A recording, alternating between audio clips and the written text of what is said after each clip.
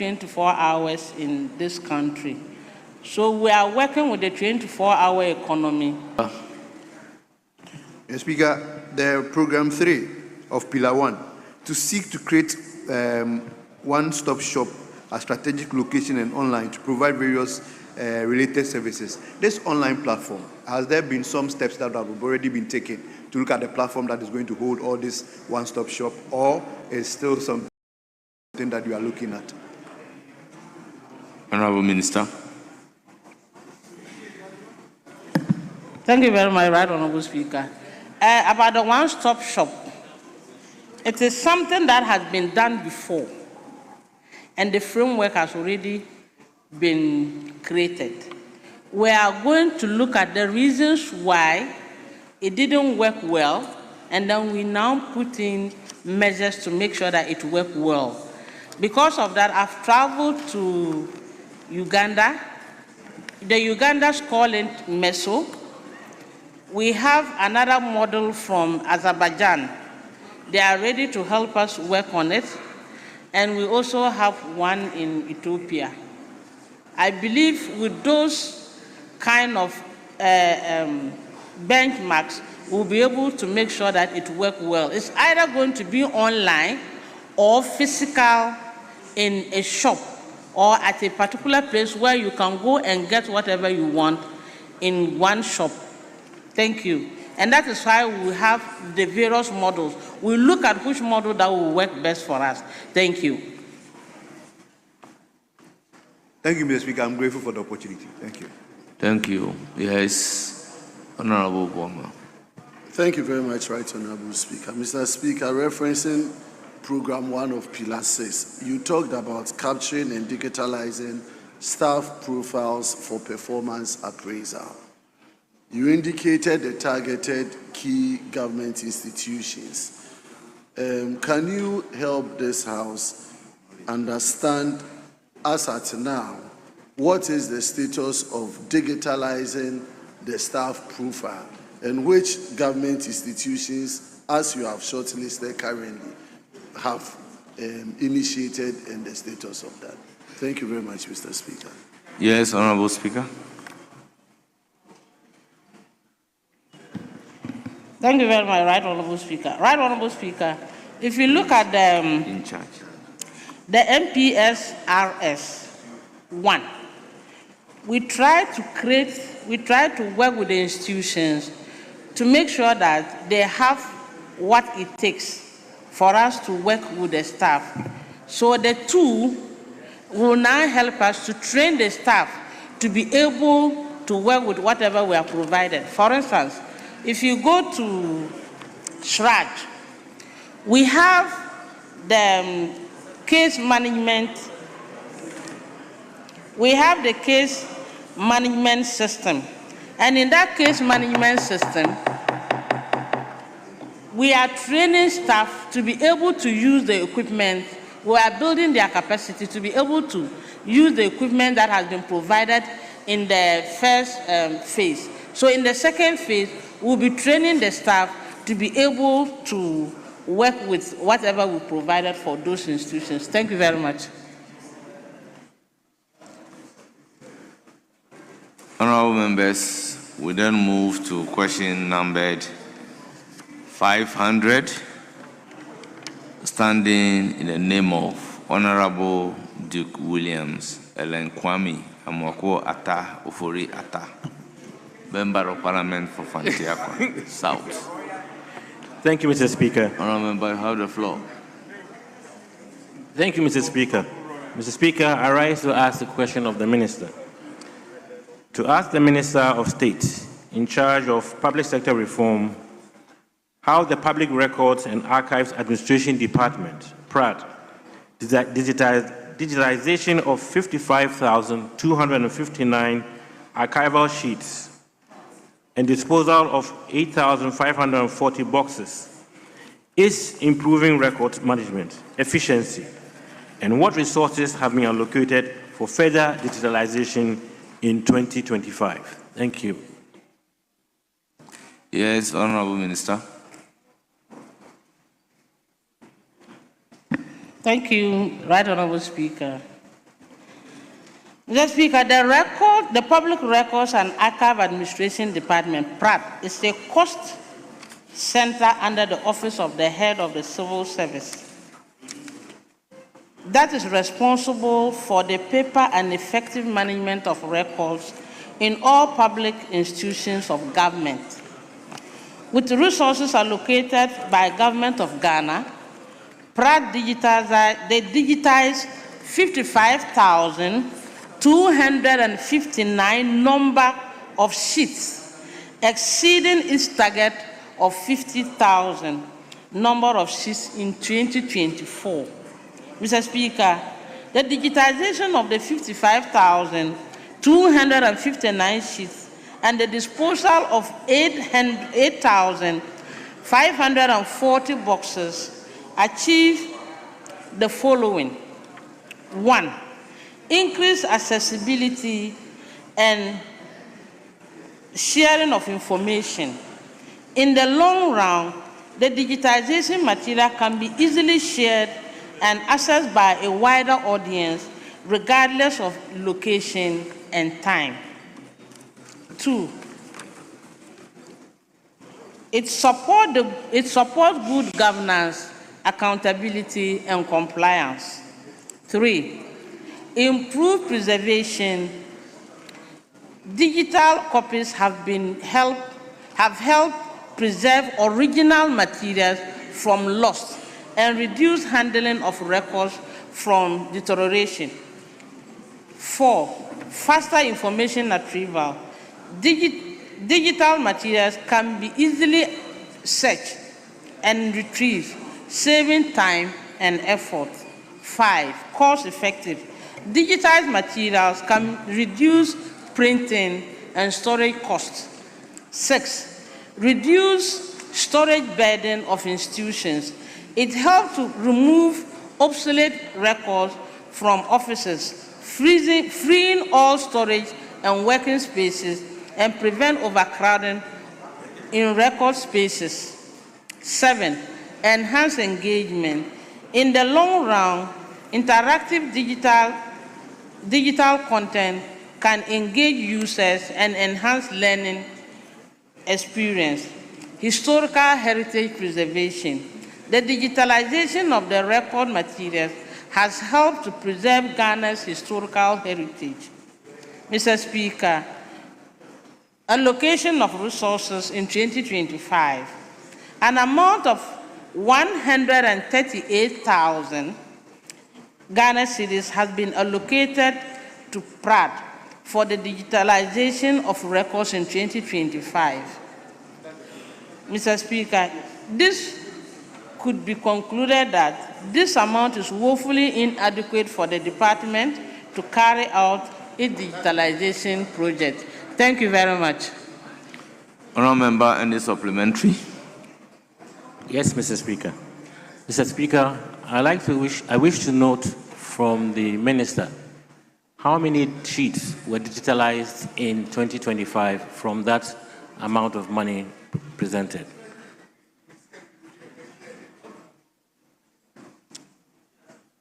Yes, Minister.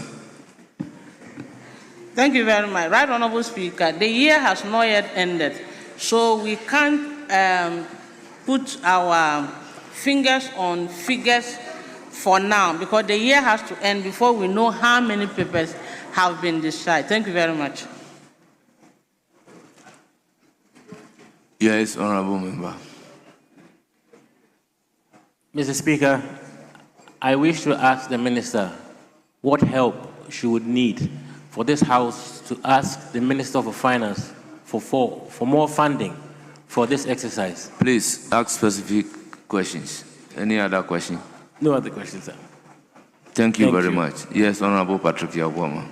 Honourable Minister, in your answer, you said that an amount of 130-something thousand was allocated to PRAD in 2025. I want to find out from you if you took into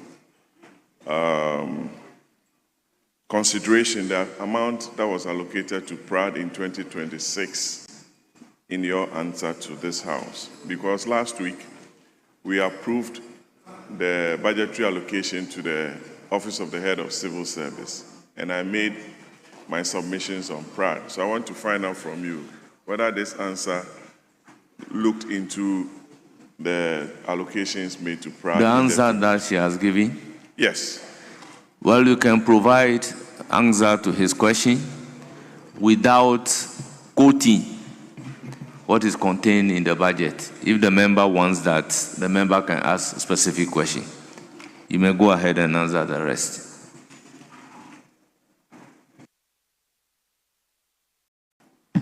Thank you, Right Honorable Speaker, and thank you, Honorable Member. I looked at the figures, but looking at the figures that has been quoted will not necessarily give us an idea of how much is going to be released to the department or to PRAD. So you cannot for now just say that this is the amount that they are going to give them, because the release has to come from the Minister for Finance.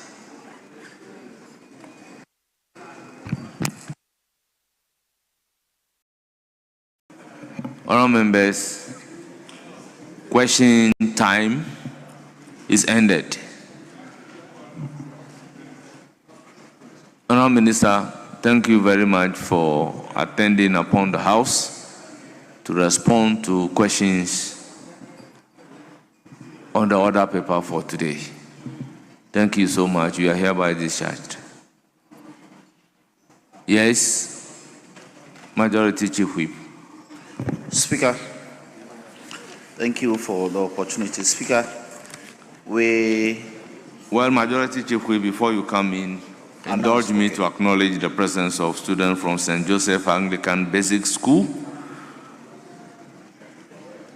who are here with the leaders, Solomon Na, Enes Dako, Agbama Biesa Isaac, and Kwasidan Wisdom. Teachers, they are from Okaikwe South constituency, member of Okaikwe South constituency. Are you here? They numbered 66. We also have Ampa Basic School, led by Benjamin Boche, teacher.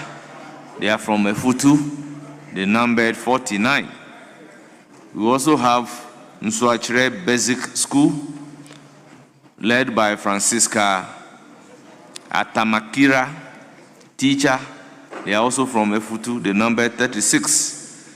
We have National Commission for Civic Education, led by Araba Etiwa Sena Bossen. Amadenu teachers, they numbered 18. I guess they are from various constituencies.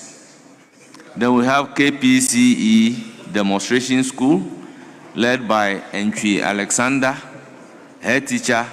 They are from Ebuakwa South. They numbered 66. On your behalf, honorable members, I welcome our dear students to Parliament of Ghana and wish them a fruitful visit. We also have in our midst Reverend Father Andrew Neil Lante Campbell, founder of Lepers Aid Committee, in charge of Weja Leprosarium, former priest of Christ the King Catholic Church. Reverend Father, you are most welcome to Parliament of Ghana. Enjoy your visit to Parliament. Yes, Majority Chief Whip. Speaker, may I pray that we take motion number 24, Mr. Speaker. This report has been outstanding for some time. So we agree that we take it off the way and then we can deal with the BOG report, Mr. Speaker.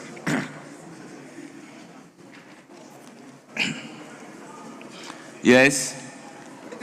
Speaker, I think we can proceed. Very well. Chairman of the committee. Thank you, Mr. Speaker, for giving me the opportunity to present your committee's report. Oh, yeah, bringing it, of course.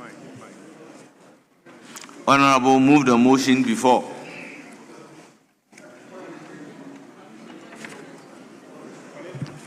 Yeah, Mr. Speaker, I rise to move that motion number 24 be taken today. Thank you, Mr. Speaker. And in doing so, I would like to present your committee's report, if I am permitted. Please do. Yes. Mr. Speaker, unfortunately, this report was supposed to have been taken last week. So copies were shared to members last week, but I've instructed that, yes, you have to have. So if you check on your system, you'll find the copies. Mr. Speaker, I want to ask that the table office capture the entire report as having been read. Mr. Speaker, a few months ago, your committee, as part of our oversight responsibility, took it upon ourselves to tour some selected regions in the country. Mr. Speaker, your committee touched base in about 5 regions to look at the sanitation and water resources issues across the country. Mr. Speaker, it will interest you to note that what your committee found out at the various MMDAs. Mr. Speaker, we have a serious problem as a country. Mr. Speaker, it is important to state here that sanitation is a critical issue globally. If you look at WHO standards, an environmental health worker is to about 700 people. One environmental health worker is to 700 people. But unfortunately, in our country today, an environmental health worker handles over 8,000 people. So you can imagine how terrible it is in our country. Mr. Speaker, when we went round, we've noticed that the issues and the challenges were virtually the same in almost all the regions that we've touched base. And one of the critical challenges we found out in almost all the MMDAs visited was that almost every district assembly, metropolitan, municipal, and district assembly is lacking technical staff. There is inadequate environmental service staff in almost all the MMDAs. Mr. Speaker, fortunately, a few weeks ago, we had the opportunity to meet with the Environmental Health Workers Association here in Parliament. And the issues they brought forward were serious. So, Mr. Speaker, as the chairman of the committee, I want to call on this House and the government to try as much as possible post all the environmental service graduates across the country. Yesterday, you may have heard that the environmental service past students were picketing at the Ministry of Local Government because they have not been posted for the past 5 years, Mr. Speaker, and that is serious. Because, Mr. Speaker, without environmental service workers, Mr. Speaker, without adequate environmental service workers, I don't think this country will make progress as far as sanitation management is concerned at the various MMDAs. Mr. Speaker, if you recall those days, some of us were very young kids then, during the PNDC, early days of NDC era. We used to refer to them as town castle, that is town castle people. You remember the fear anytime you heard the town castles were coming to your house. Remember Honorable the fear Chairman, and the discipline in the system. the Hansard has captured all the reports. So, in conclusion, Mr. Speaker, I have a few more to say, Mr. Speaker. Let me touch on the critical issues briefly. One of them has to do with non-payment. Mr. Speaker, we all know before a prophet can give accurate and good prophecies, he must be fed properly. Mr. Speaker, the Environmental Health Service Providers Association visited your committee that they have not been paid for some time now. Mr. Speaker, as a country, if you visited, excuse my language, a war-torn country like Rwanda, if you go to Rwanda and you see their practices, what they are doing in sanitation, Mr. Speaker, it tells you that Ghana will have a long way to go. So, Mr. Speaker, with your permission, I want to call on governments and those who matter to try as much as possible and pay environmental service providers. in Mr. conclusion, Speaker, they are doing a very good job for this country. Mr. Speaker, if you want me to conclude, Mr. Speaker, I had a Honorable few more to say, member, but if you want me to conclude. once you ask the Hansard to capture the entire report as having been read, there is no point reading the report for the Hansard. Mr. Speaker, I'm just making brief points because I am not reading the entire report. If I want to read the entire report, it will take us over almost an hour. But Mr. Speaker, in conclusion, I want to appeal to governments and especially our good brother, Atu, who is doing so well so far, to try as much as possible and make payment to these environmental service providers to enable them to do a good job, continue to do a good job for this country. Mr. Speaker, I thank you so much for giving me the opportunity.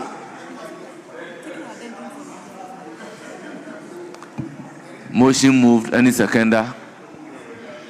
Yes, Honorable Zuera.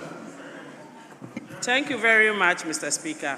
Mr. Speaker, I rise to second the motion on the report presented by the chairman of the Water and Sanitation Committee. By seconding the motion, Mr. Speaker, I just want to add that if we going around and listening to all the stakeholders, government agencies, private people involved in the effort to clean up our country, there was one feature that was very constant and which was resources, financial resources, to enable the effective activity of all these stakeholders.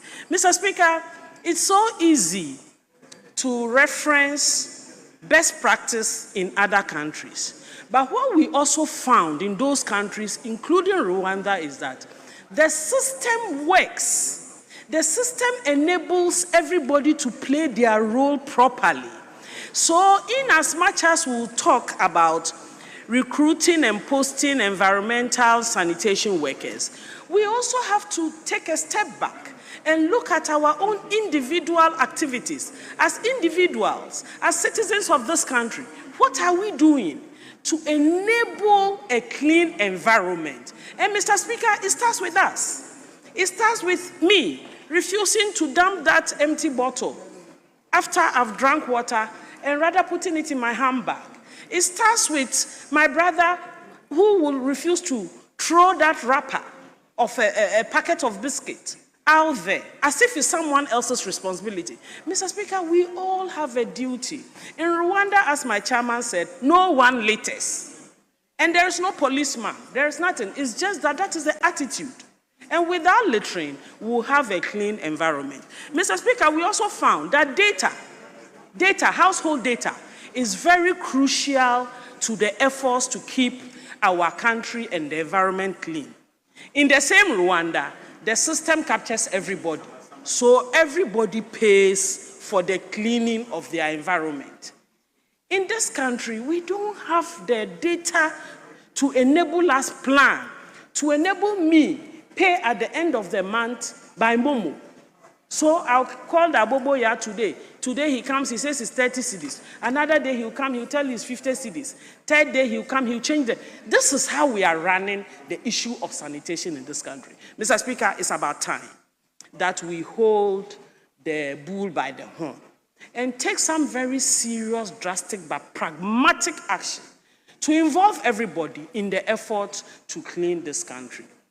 In Rwanda, they told us they cleaned their portion of the lake between them and Congo, because they say the Congolese dirty the water. So they have permanent patrol on their side. It costs a lot of money to keep a patrol on the water to make sure that the water is clean. This is a system that is responsive to its citizens. Mr. Speaker, with these few words, I second the motion. Thank you.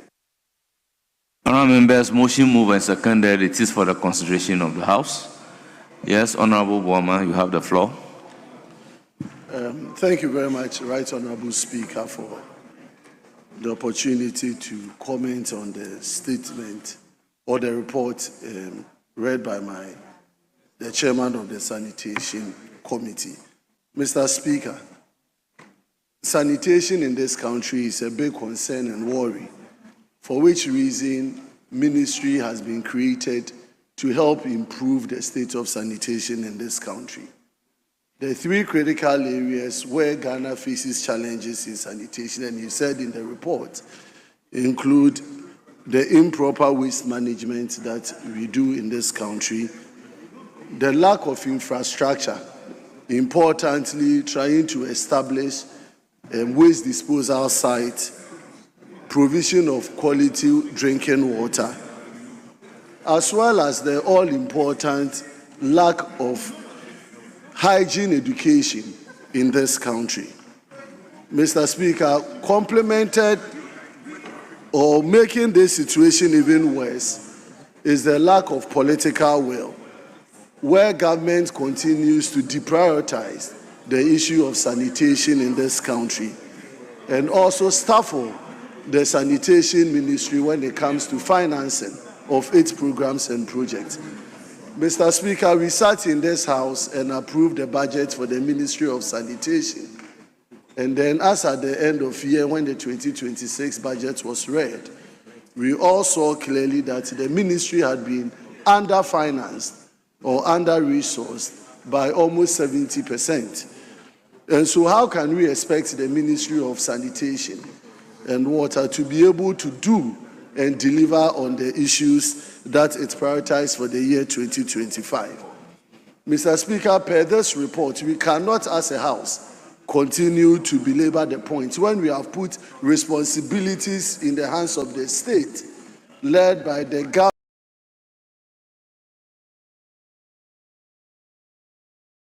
government, led by the president, who also has a minister responsible for water and sanitation, to be able to lead the charge and help us improve the sanitation. He talked about the town council practice. We all know about it, but what resource are we giving the assemblies to be able to deliver in improving the sanitation situation? People are dropping rubbish and garbages all around our country. How have we provided the needed waste bins across very, very key areas in our cities or in our towns to be able to minimize these issues of dirt and insanitary conditions? Mr. Speaker, I would like to make this recommendation, and it is in tandem with what they said. One, government should prioritize the issues of sanitation. Prioritization means they should make available adequate resources for the ministry to be able to manage and improve on our sanitation. We talk about making Ghana one of the cleanest countries in Africa. But what are we seeing? Continuous deterioration in our sanitation condition. Read your manifesto. So, Mr. Speaker, I would want to join on all fours with our colleagues that we improve on the sanitation condition in this country. Government should release funding to support the ministry so that at the end of the day, we can all see a better and a clean country. With these few words, Mr. Speaker, I want to thank you for the opportunity.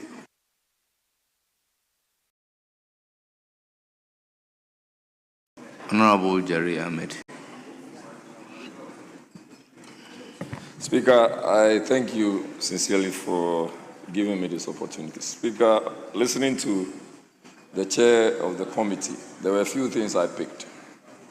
And one is a matter I'd had the opportunity of raising here. Speaker, it has to do largely with mindsets. The way and manner we believe that we can litter there is no caution whatsoever when it has to do with littering. People see drains, and they actually dump refuse into drains. And Speaker, people actually do so when it's just about to rain or the rain is about to fall. As Speaker, we watch them, and the kind of black polythene bags and the content of those polythene bags. Speaker, if we do not take steps, as we speak today, there is some sort of surge in COVID again. And why? It's because of the way and manner we deal with issues of the environment. Speaker, the chair raised a very salient point on staff numbers. The number of people we call them the MEHO or DEHO, Municipal Health Officer or Environmental and Health Officer or District Environmental and Health Officer. Speaker, the numbers we have in the respective district assemblies, as in people who are operating as DEHOs and MEHOs, Speaker, their numbers are a matter we would have to deal with. Seriously understaffed. When you go to Accra Metropolitan Assembly, you would not have more than 2 MEHOs. Metropolitan Health, Environment and Health Officers, you have. And when they have some sub-districts, then it means that those sub-districts are being run by people who are not the right staff. And Speaker, this is what happens when the mindset is not the right one. Because for someone, he or she choose gum. There have been instances even in this chamber. You would end up trampling upon chewing gums. And you're asking, even if we are doing so around this area, what do you expect my people, wherever they find themselves, to be doing? So we need some sort of revolutionary education on health and the environment. We should know that dumping at the wrong places. Because when you come to my constituency, there is a whole place that is now being covered by garbage. When he said it was a Ramsar site.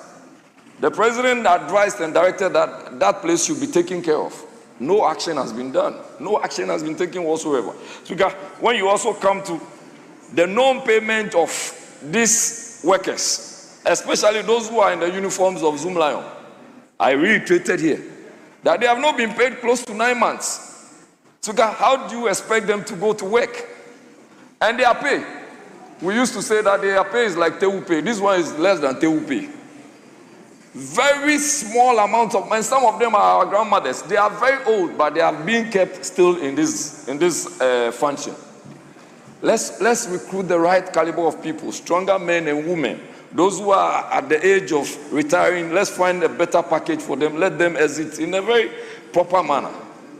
And pay them properly. Speaker, with all of this, we should also open up for the issue on sanitation to be catered by a larger group of people, not one company. Speaker, if it is one company, just go. Now, even within the airport surroundings, garbages are not being lifted by the sanitation service providers. And it is because there is no competition. There is the belief that one person is able to do it. Meanwhile, that one single company is unable to perform. Speaker, if we are able to take this up seriously, these days, people prefer traveling to Ebri because it has a better environment.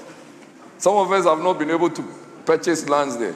But Speaker, if that is going to be the situation, we'll all round up to Ebri, and that place will also be congested. And the mindset will start there again. People will start littering, they will start pulling down, felling trees, and all manner of activities, which will then end up affecting our environment. Speaker, today you are healthy. I'm healthy by God's grace. And so, it should be a proper position for this house, this August House, to consider, just like the majority leader once said, charity begins at home. To begin from our homes, to lead lives that are environmentally friendly so that we can call ourselves legislators, people who think about the environment. Speaker, with all of this said, I want to thank you very much for giving me the opportunity. Thank you, Deputy Minority Whip. Yes, Honorable Asandari. Thank you, Mr. Speaker. The name is Honorable Sandari. Thank you, right? Not Asandari. Thank you very much, Mr. Speaker. I just also want to add my voice in support of the report taken by the chairman of the Sanitation Committee. Mr. Speaker, there's a direct relationship between the environment and the health of the people. Mr. Speaker, no matter how nice a man dresses, if his or her environment is dirty or not clean, that man is not clean. Mr. Speaker, environmental health is something that we should take seriously because, like I stated, it determines our health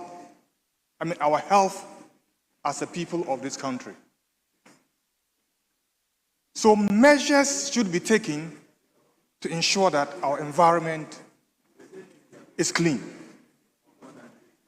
Mr. Speaker, one thing I want to add is that our monthly or quarterly sanitation days, yes, it's a good measure, but we should go beyond that, and for me to have daily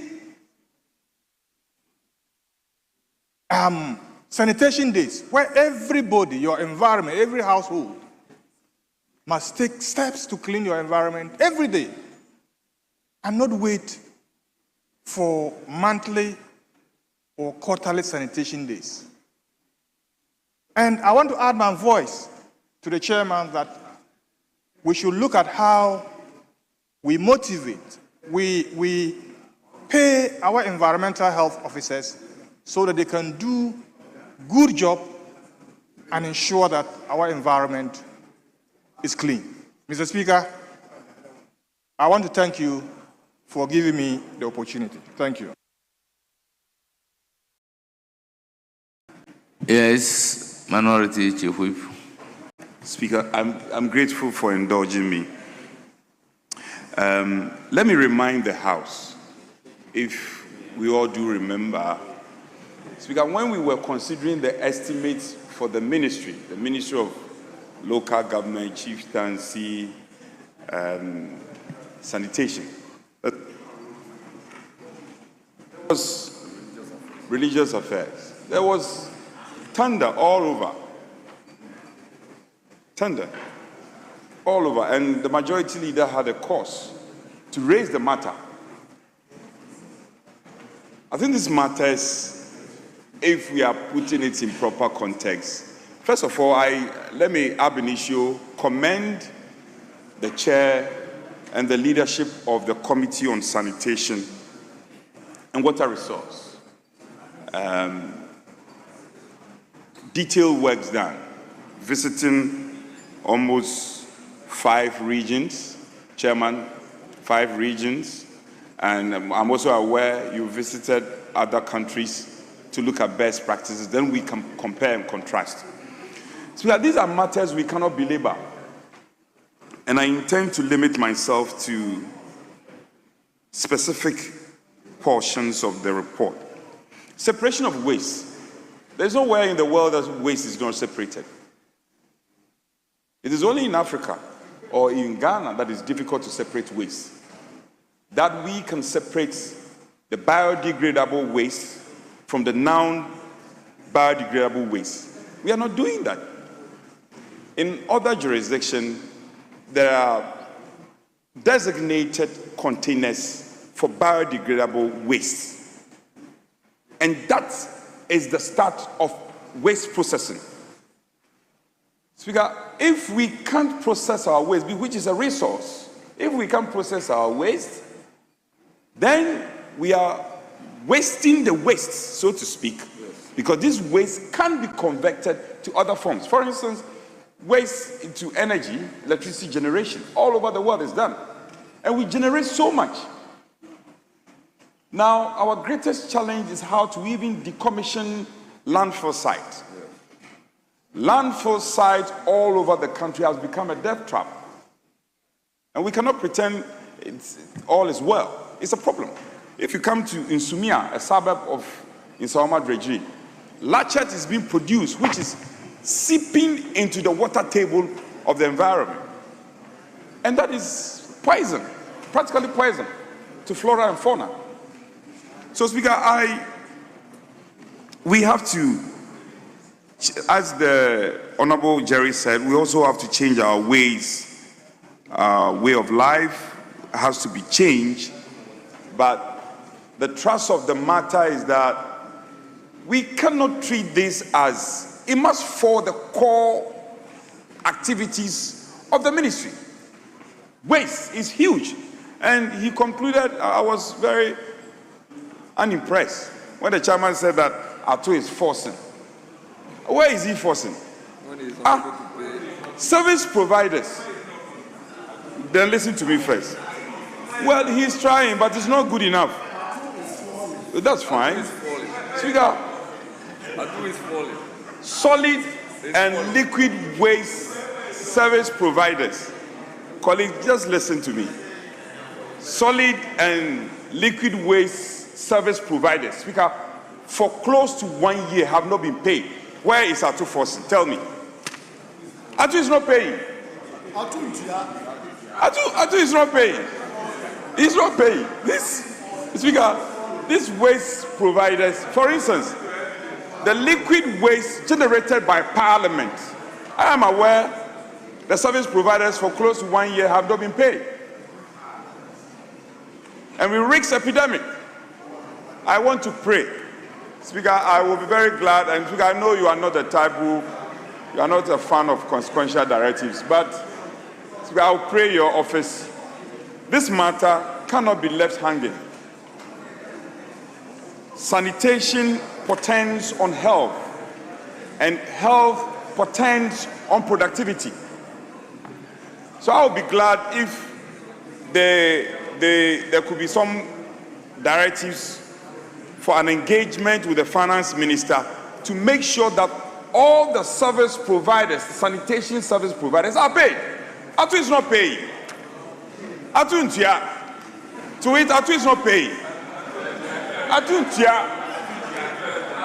And the service providers are crying. So I see my good friend wants to speak. If it's the case that he wants to support, I'll yield to him. He should support me so that we'll get the finance minister to Tia. When the finance minister Tia, the service I believe strongly he's up because you've converted the house into a tree speaking platform. That is why he's up. So if you can refrain from speaking tree and stick to the official language,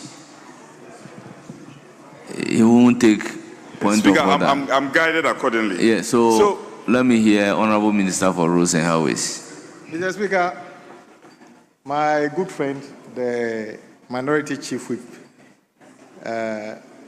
is giving the impression that the current finance minister is not paying, and he said it in tree. Mr. Speaker, the fact is that this finance minister, within the past few months, has paid more than any finance minister within 1 year. Mr. Speaker, today, Mr. Speaker, he is up to date with common fund to the extent that Adaklu Assembly has got money sitting in our accounts to pay for services they are procuring. Mr. Speaker, NHIS is fully up to date. Get Fund is fully up to date. Mr. Speaker, the truth is that sanitation is a very important issue. But Mr. Speaker, let me give you an example. When I became an MP in 2013, a service provider was taking money at source from the Adaklu District Assembly Common Fund for providing certain services. I wrote to that service provider and said that you've taken money belonging to Adaklu Assembly and you did not provide the services. That service provider agreed, and today, Mr. Speaker, if you go to Adaklu and you see a water tanker there, it's a compensation for taking money from Adaklu Assembly and not providing the service. All we are saying is that, yes, sanitation, and I agree with my colleague Jerry, when he says that, why do we actually not tackle the issue at source? I drink sachet water and then open my vehicle window and then throw it onto the street because there's somebody who is supposed to clean it and then how do you call it, and be paid for it. What about us saying that we should be a cleaner country? Doesn't mean that we should pay for the cleaning. Rather, we should say that we will be more cleaner in our attitude towards the environment, that we don't litter things around. But it's always about pay sanitation workers, pay sanitation workers. What about actually stop littering so that we can reduce that? So, Mr. Speaker, I agree. But all those who are providing services in sanitation across the country must also be accountable. There's no free money in this country. That every time people actually are insisting that it is their right to take public money and pretend that they are cleaning places. Mr. Speaker, as of the time, one of them was supposed to be cleaning Adaku. My district capital didn't even have 1 inch of tarred road or anything. When you go to the district capital, there's no litter. Yet, they were still cleaning when there was no litter to clean. When there was, in fact, the place was clean, they were still doing so much fumigation. When we never saw anybody doing any fumigation anywhere. Mr. Speaker, reset means that it's an accountable time. There's no free money for certain service providers to be taken for doing nothing. If Adaplo Assembly want to engage anybody to do cleaning there, let them engage them at the district assembly level.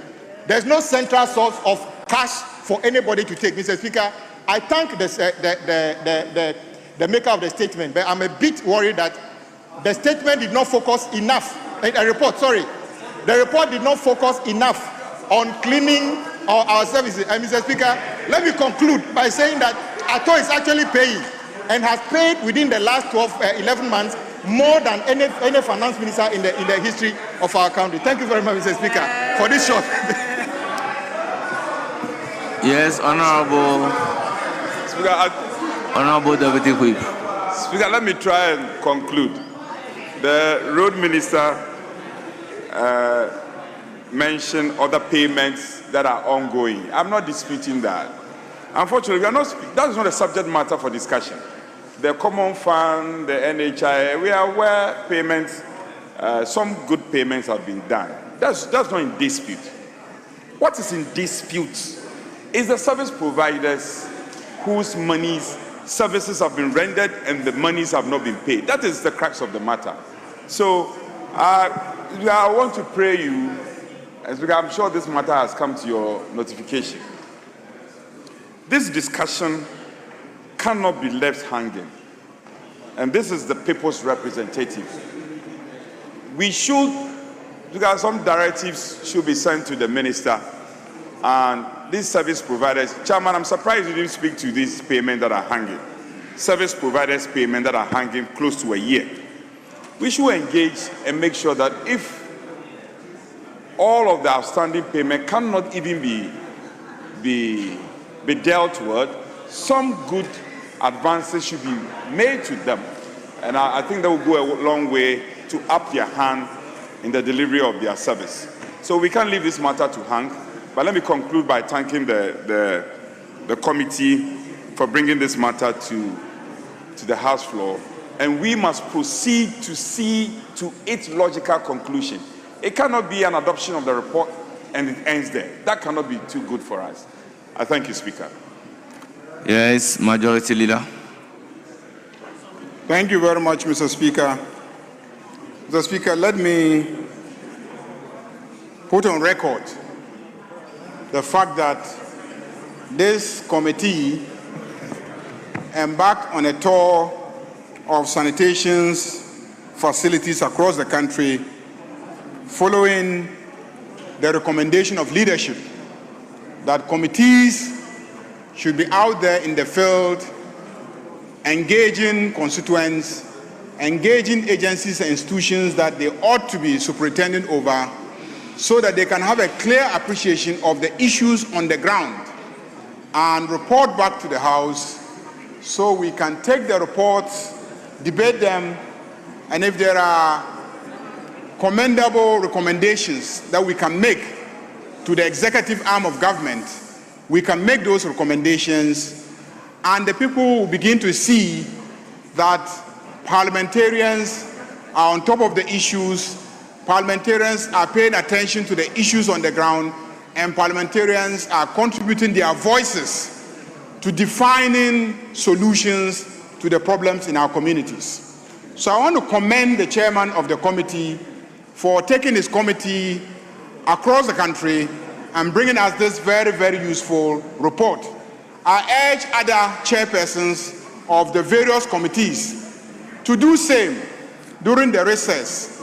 I know during recess you're supposed to be in your constituencies with your families and etc. and taking time off to rest, but also take time to tour the country and find out what the situation is, so that when you resume, we can take these reports and try and deal with them. Mr. Speaker, on the substance of the report, let me indicate that what I see is quite a scary situation.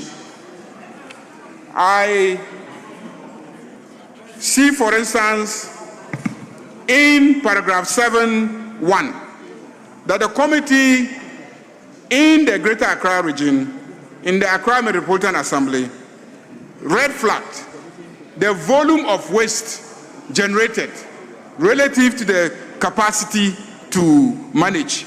And it says that the metropolis generates about 4,000 tons of waste daily. 4,000 tons of waste daily. Existing facilities can only support the management and processing of only 2,000 tons. Mr. Speaker, leaving the remaining 2,000 tons. Mr. Speaker, this is a national crisis. This is a national crisis. If the foremost metropolis in our national capital generates 4,000 tons of waste daily and has only the capacity to manage 2,000 tons, half of it every day, where is the other half going to? Where is the other half going to? That is why I say this is a national crisis. We must sit up as a people.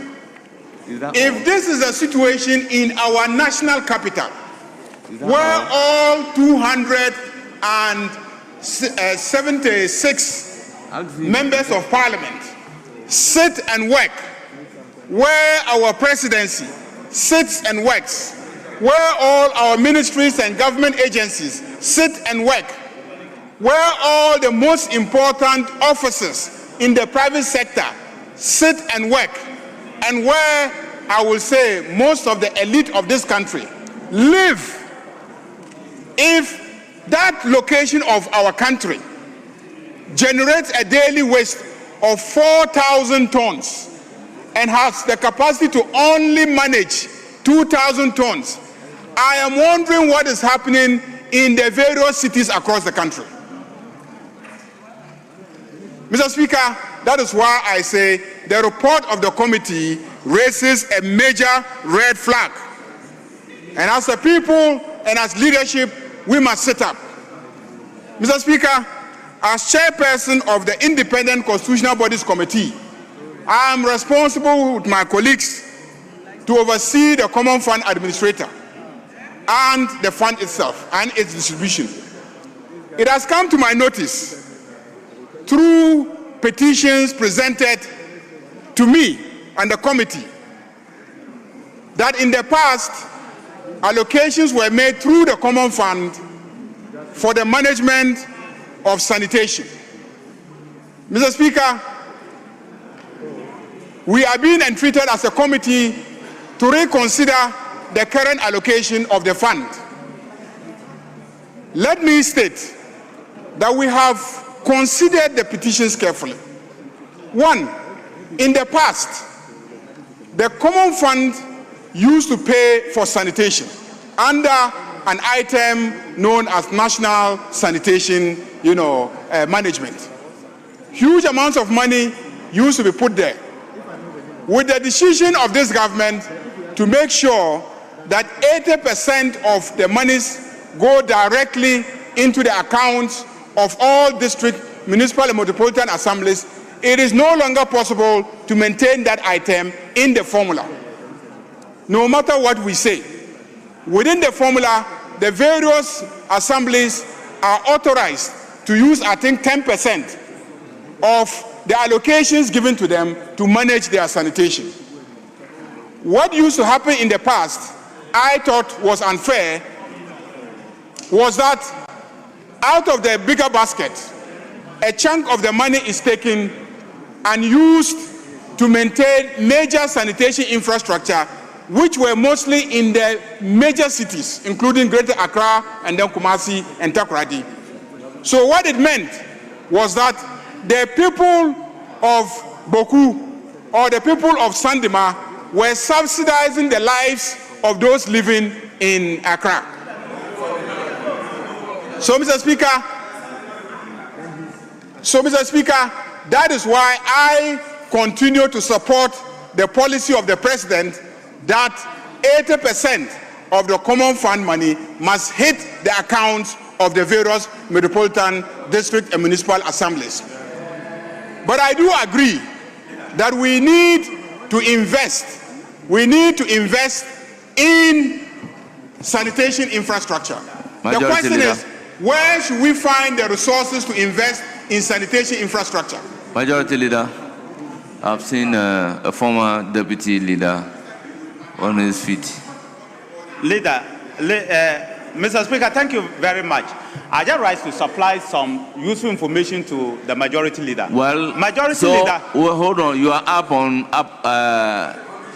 information. Yes. Well, the rule is that if it is information, are you willing to yield? But Mr. Speaker, are you willing to yield? Majority Leader, are you willing to yield? Majority Leader? Majority Leader, are you willing to yield? I'm not yielding to him, Mr. Speaker. Very well, very well. He's not willing to yield, so you can supply him the information. I need to run. Yeah, Majority Leader, you have the floor. Mr. Speaker, so the question then is, there is a critical need to finance sanitation infrastructure in the urban centers. The assemblies in the urban centers on their own and based on the allocation made to them cannot afford to maintain those critical sanitation infrastructure. You cannot say that Greater Accra Metropolis should manage the waste treatment plant in Greater Accra because it's woefully inadequate to maintain it. The question then is, what should be the solution? Mr. Speaker, property rates is the solution. Those who have their property in Greater Accra, those who have their property in Ashanti, those who have their property in the urban cities, it is those properties and the occupants of the properties who are causing the waste problem. So those properties and the occupants of the properties must pay for the waste that is generated by them. That is the basis of the polluter pays principle.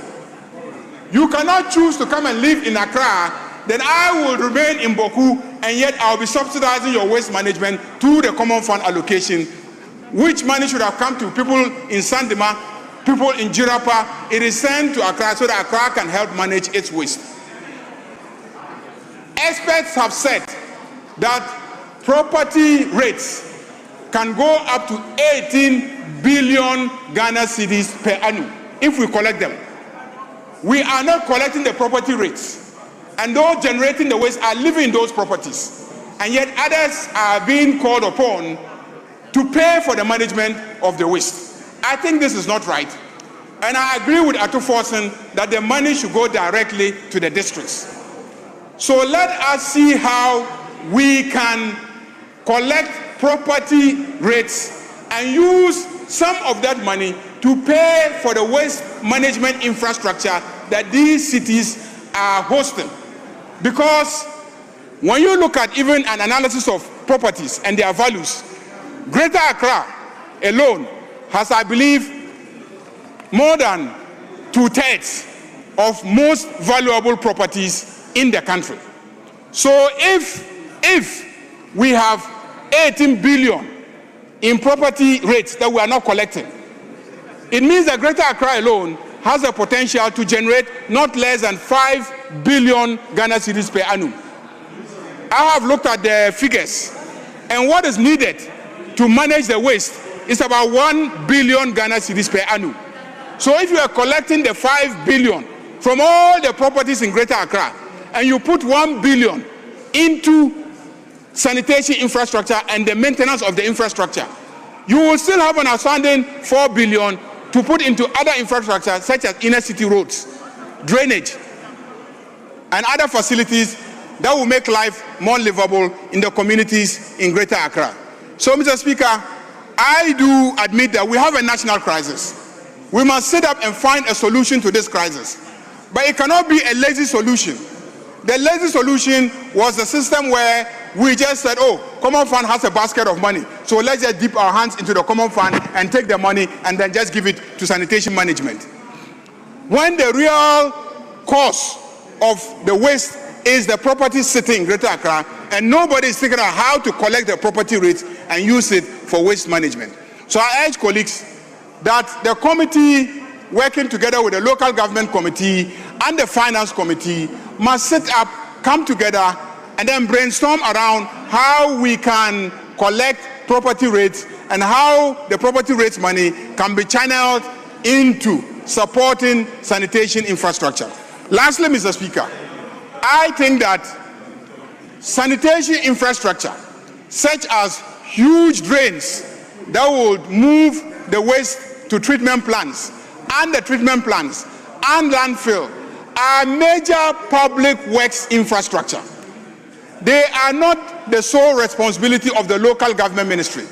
In many countries, such infrastructure are the responsibility of the ministry responsible for public works. So the Ministry of Works and Housing must be given adequate budgetary support so that they can construct and maintain the sanitation infrastructure. It cannot be the sole responsibility of the local government ministry or even the various district assemblies who clearly don't have the capacity to invest in such massive public infrastructure. So I think that as a house, we must advocate for the ministry responsible for works and housing, which generally oversees public works, to be given adequate budgetary allocation to be able to construct the needed sanitation infrastructure in the various municipalities that are very populous and need additional support to manage their infrastructure. Mr. Speaker, there are many issues that have been raised and flagged in this report. I cannot delve into all of them due to the constraints of time, but I want to conclude by once again commending the chairman of the committee for such a diligent job and encouraging him to continue to tour the various facilities, bring the issues on the floor, let us debate them, let us find amicable solutions and make recommendations to the executive. On that note, Mr. Speaker, I thank you for the opportunity.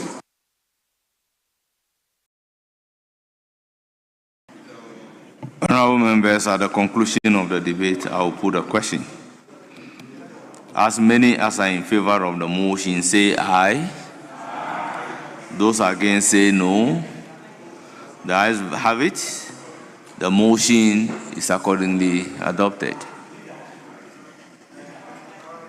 Yes, Majority Leader.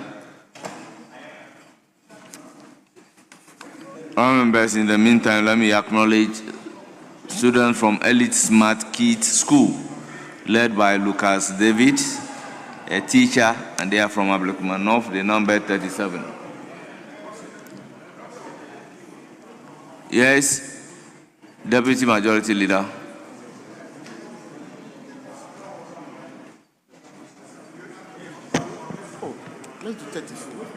Speaker, may we take motion number 34?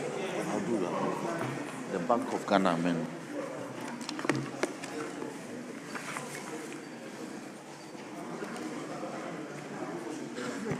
Speaker, the Minister of Finance is unavoidably absent, so I pray that we humbly request the Minister responsible for roads and highways to take this on his behalf, Mr. Speaker. I know the minority chief whip says it's Minority not Chief Whip. I don't know why they always set traps for me, but no problem. Speaker, I will not object to that. The road minister should go ahead and do the needful. Very well.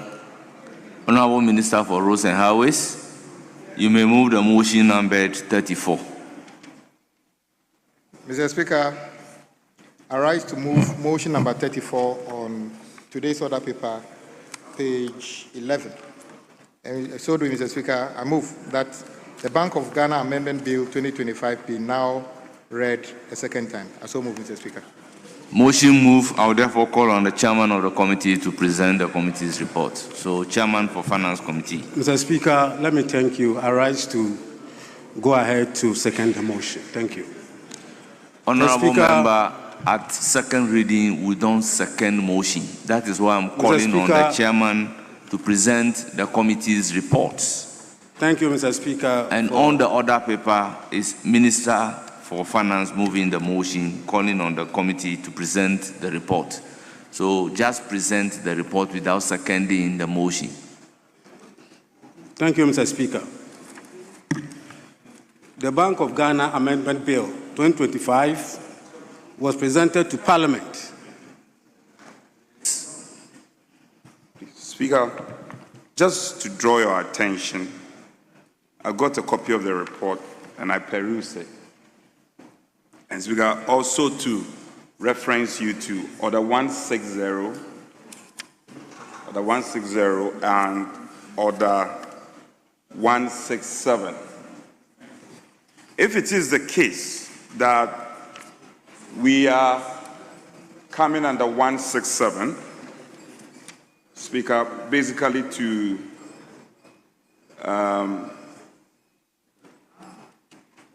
look at a full debate, that's fine, and it's in compliance with 167. However, so if you look at the report, page 1 of the report, item 2.0, it also talks and references Order 160. Two fused together, 160 and 167, being put together in one report. That is not our practice. That is wrong. So what he should do, because the report captures the two in one, he should seek the leave of the House, or Speaker, your leave, and either stick to 167, which is second reading, after which we can look at 160, which is about the agency, taking it under certificate of agency. But as it's now, the report puts the two together, and Speaker, that's not right. Chairman of the committee, may you present the committee's report? Thank you, Mr. Speaker.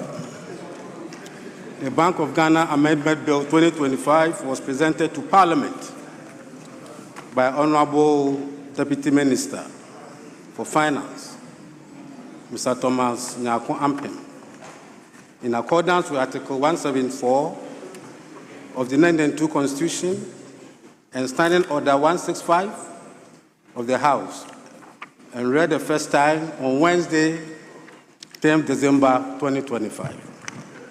Mr.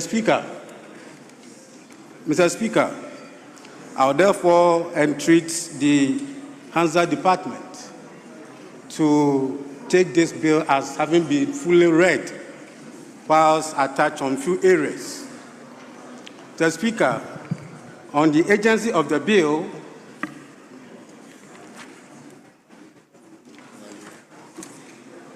in response to the need to pass the bill urgently, the minister indicated that the bill was one of the International Monetary Fund, IMF program with government, and it was also conditioned precedent for the drawdown of the next tranche of IMF support to the country. The next drawdown is expected to be released by late December 2025. The minister also indicated that the bill, if passed, will enable the bank improve monetary efficiency, enhance the bank's operational and institutional framework, and help to restore confidence in the financial system of the country. Mr. Speaker, In view of that, the committee proposed a lot of amendments, which we want the House to assist us to consider them.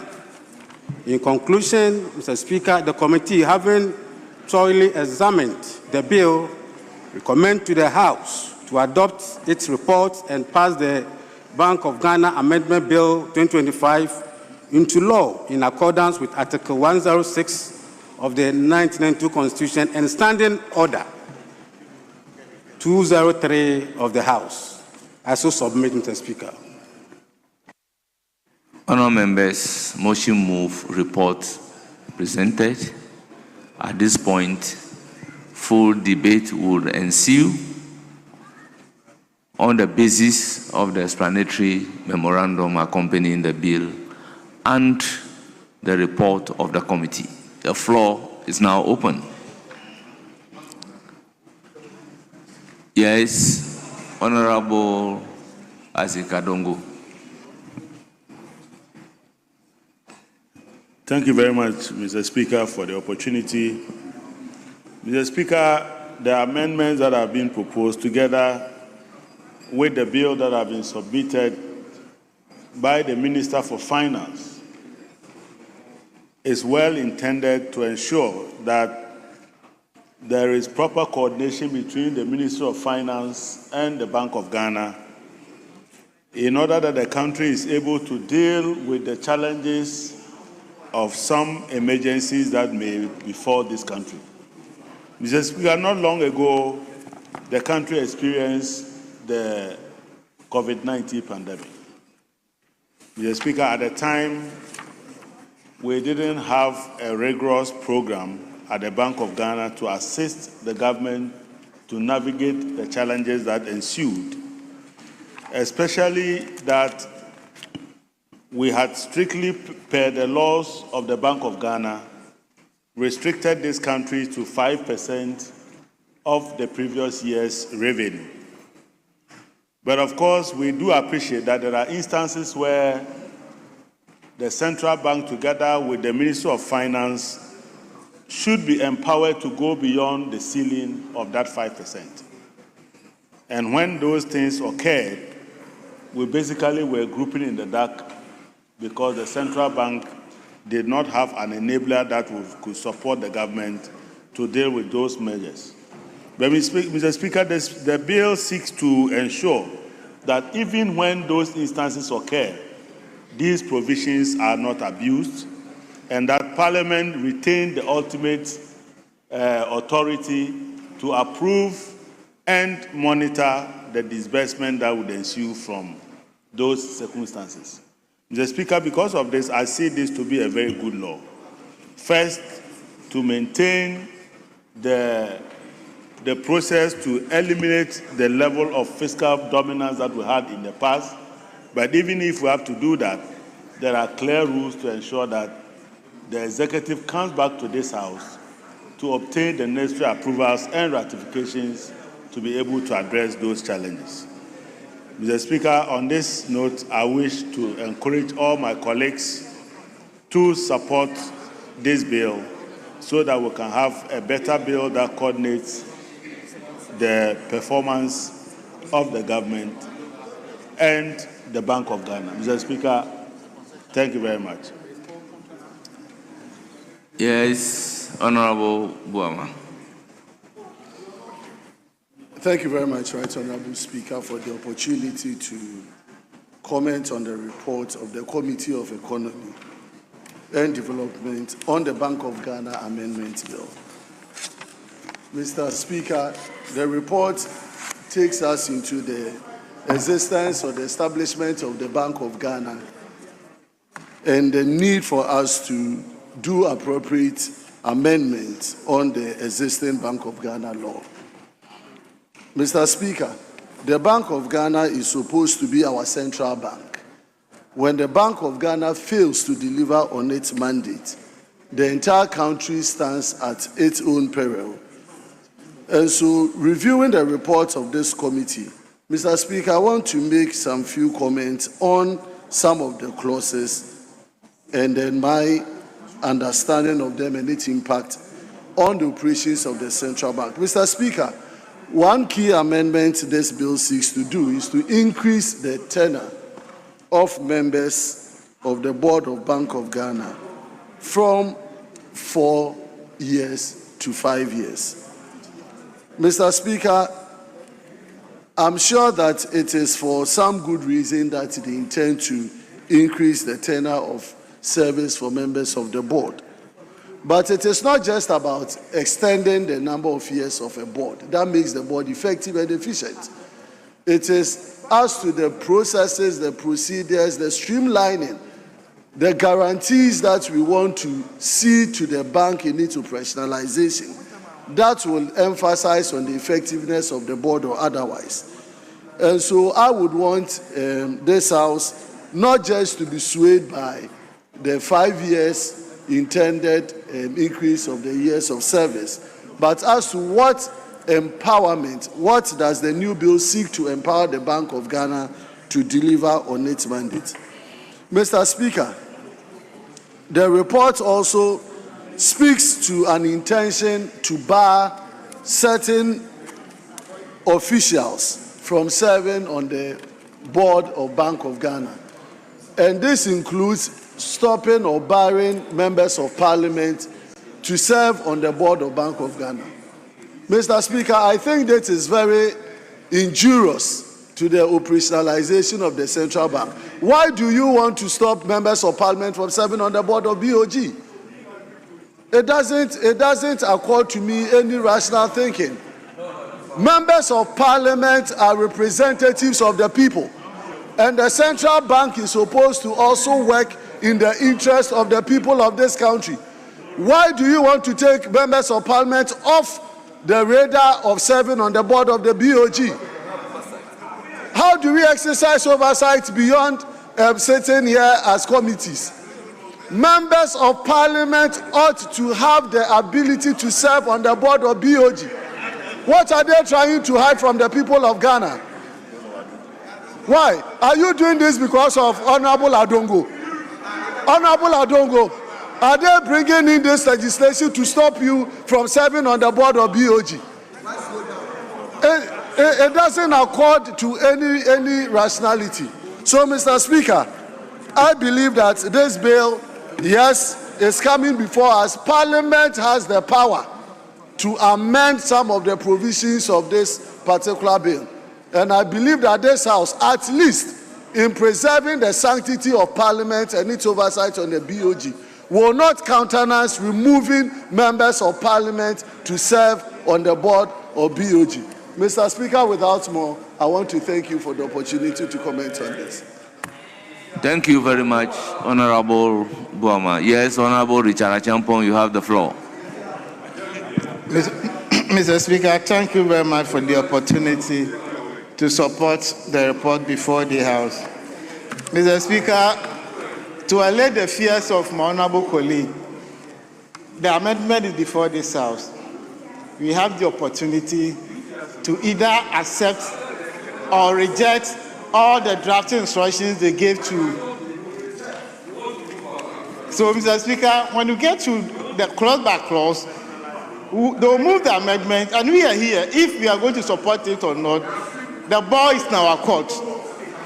But, Mr. Speaker, trying to enhance the autonomy of Bank of Ghana, I think is a good thing all of us must support. We were in this country where we were told that there are a crisis in the financial sector, and we needed some 15 billion Ghana cedis to deal with the financial sector crisis. They ended up spending 25 billion. The last report that we have from the Ministry of Finance quoting 33 billion. In the 2026 budget, we need an additional 3 billion Ghana cedis to deal with the financial sector cleanup. In all this, the Parliament was not aware. Nobody was giving information to the House. They only come and report the expenditure to us. So, by the end of the day, what is the role of Parliament? So, this amendment is saying any decision that they will intend taking within 30 days, they have to report to Parliament. So the Parliament will see the opportunity to know what is happening. Even if they want to exceed the 5% threshold, they have to come back to the House, and the House will grant that. It's not like the minister and the executive who, yes. The executive and the Bank of Ghana will just connive, and then the finance government expenditure will that recourse to Parliament. And you see them having a negative equity. And the effect will be on all of us. So going forward, we will give them the autonomy. Whatever decision they intend taking, they have to come back to the House, report to us so that the House will be in the know and grant that approval. So I think the amendment that they've proposed is in order.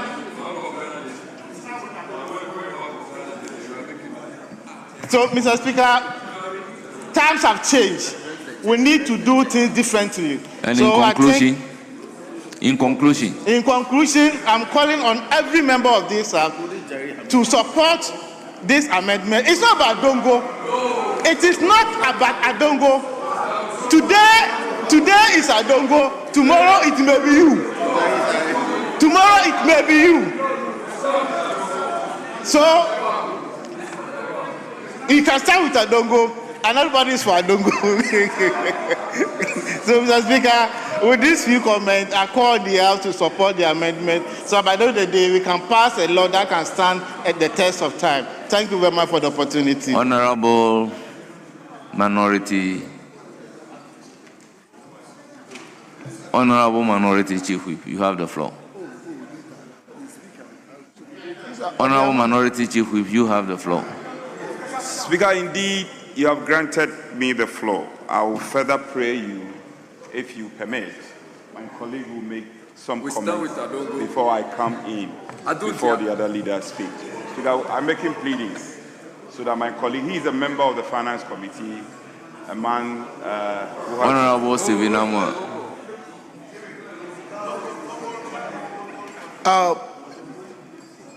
Right Honorable Speaker, thank you very much for this prestigious opportunity. Mr. Speaker,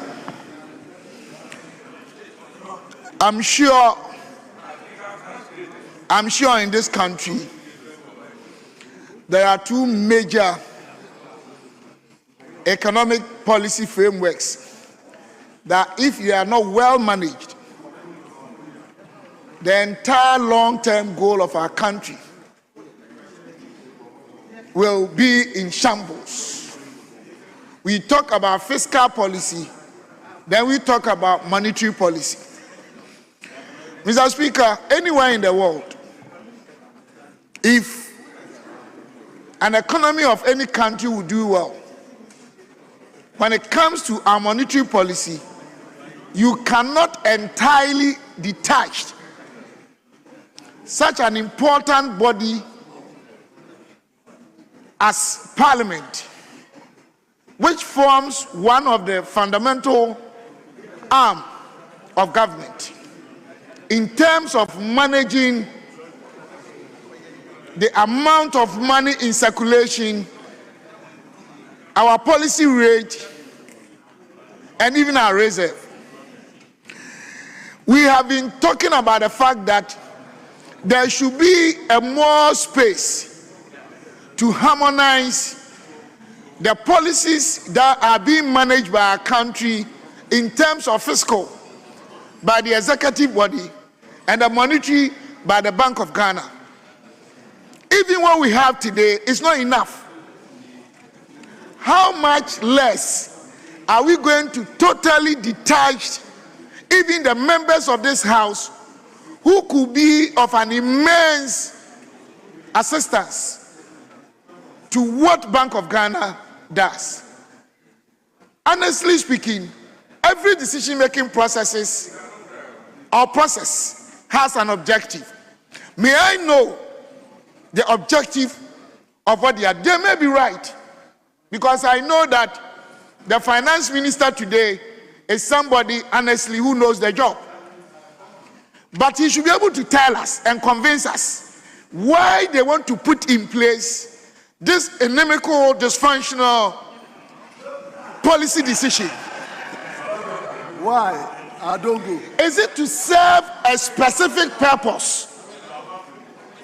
Is it to create a situation where the attempt by the government to totally control every institution in our country, because this present government is controlling entirely all the three arms of government? Is there an attempt to get this country off the radar, that others here will know exactly what is going on there? We are highly disappointed and surprised. Stephen Amwa, the law is saying contrary to what you are putting on record.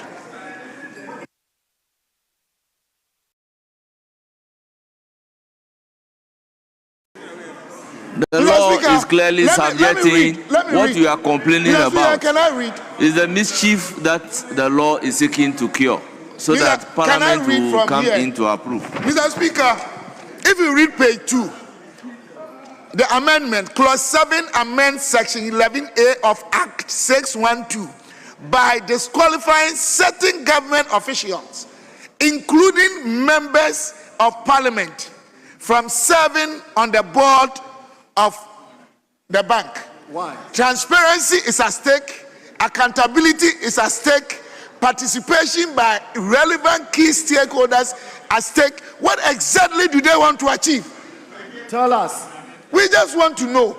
Maybe they have a better reason, but for now, they are trying to put in place element of jeopardy in attaining the resilient economy and the long-term goal that we as a country confronting us with.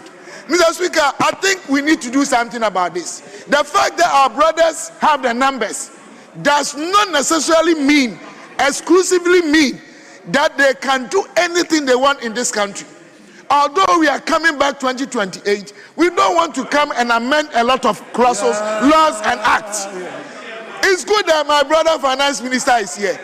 Mr. Speaker, I think we need to be notified, we need to be told, we need to understand the underlying definitional element of this amendment they want to make, because it's raising a lot of doubt. We are very skeptical. We don't know where they want to take this country to. Now, they are widening the gap between our fiscal policies and our monetary policies. Already we're having problems with that. So, Mr. Speaker, why they want to exclude us, those in Parliament, from this, we want to know. It's a question we are asking for clarity, so that we'll be sure of the needed transparency and accountability. This is all we're asking you are a member of the Finance Committee. Yes. But definitely at the committee hearing, you are not there. Come again. At the committee hearing on this bill, you were not there. But I can be indisposed, but what I'm reading here is what I'm telling you the right thing. Well, I am asking because most of the issues that you are raising has been addressed at the committee level. But go ahead. Go ahead. Mr. Speaker, I think it has been a convention in this House that even sometimes the basic pieces of relevant information and then the discussions we have at the committee level, sometimes because of disagreement, you need to carry them and get a broader base in terms of proper and effective decision-making processes. So there's nothing wrong. My brother knows that. In fact, he taught me most of them at the committee. Dr. Atufosin taught me a lot at the committee. I was new there. That the discussions we had there, he will bring it here and make it broader and make it bigger for broader consultation and broader stakeholder involvement. So I think we want this decision to be championed well, to actually champion the cause of our country. He has to explain to us. I'm not saying he's wrong or right, but we need clarity, the reason why, whether it's credible enough, whether it's tangible enough to exclude your own parliamentarians. There are a lot of experienced finance and economics and bankers here. You said they shouldn't be part of it. So who else? If we here cannot support Bank of Ghana, then who else? So we need clarity and transparency and accountability so that we can support this bill. Having said that, Mr. Speaker, I think I will leave it for now for my leadership to speak. Media, I have a lot of skeptics about this. Thank you, sir. Honourable members, I indicated that at second reading, we debate on the basis of the explanatory explanatory memorandum and the committee's reports. If you look at the committee's recommendation, the committee is recommending that the provision relating to a member not serving on the board should be deleted. That's why I am saying that you look at the explanatory memorandum as well as the report of the committee, which will form the basis of the debate in this House.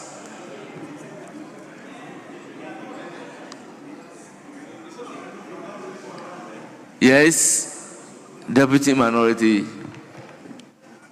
Whip. Minority Whip. Speaker, in line with Order 167, as you rightly reiterated, that a full debate is supposed to ensure on the reports of the committee, on the memorandum, and the reports generated by the committee. Speaker, I think the report set out to give us a basis for the proposed amendment, and amongst others, talking about the legal cap, also talking to automatic recapitalization of the bank, and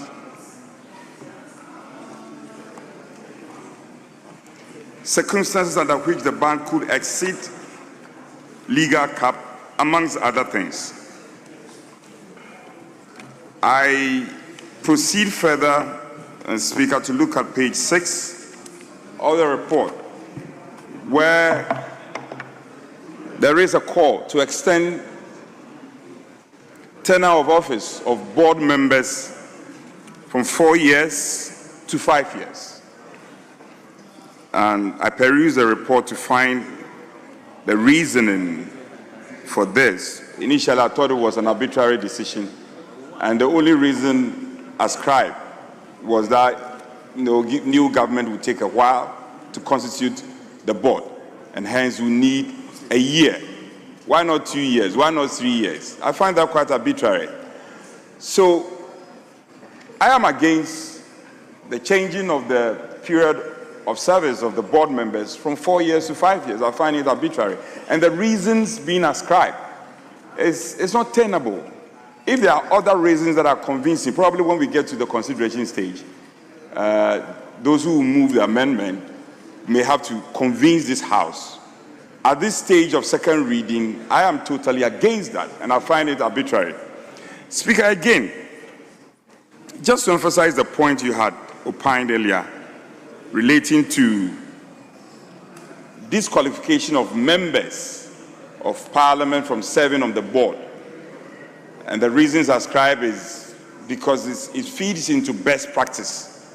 I still struggle to understand how the serving of the Honorable Adongo and many others in the future will tend or portend to undermine best practice. I don't get it.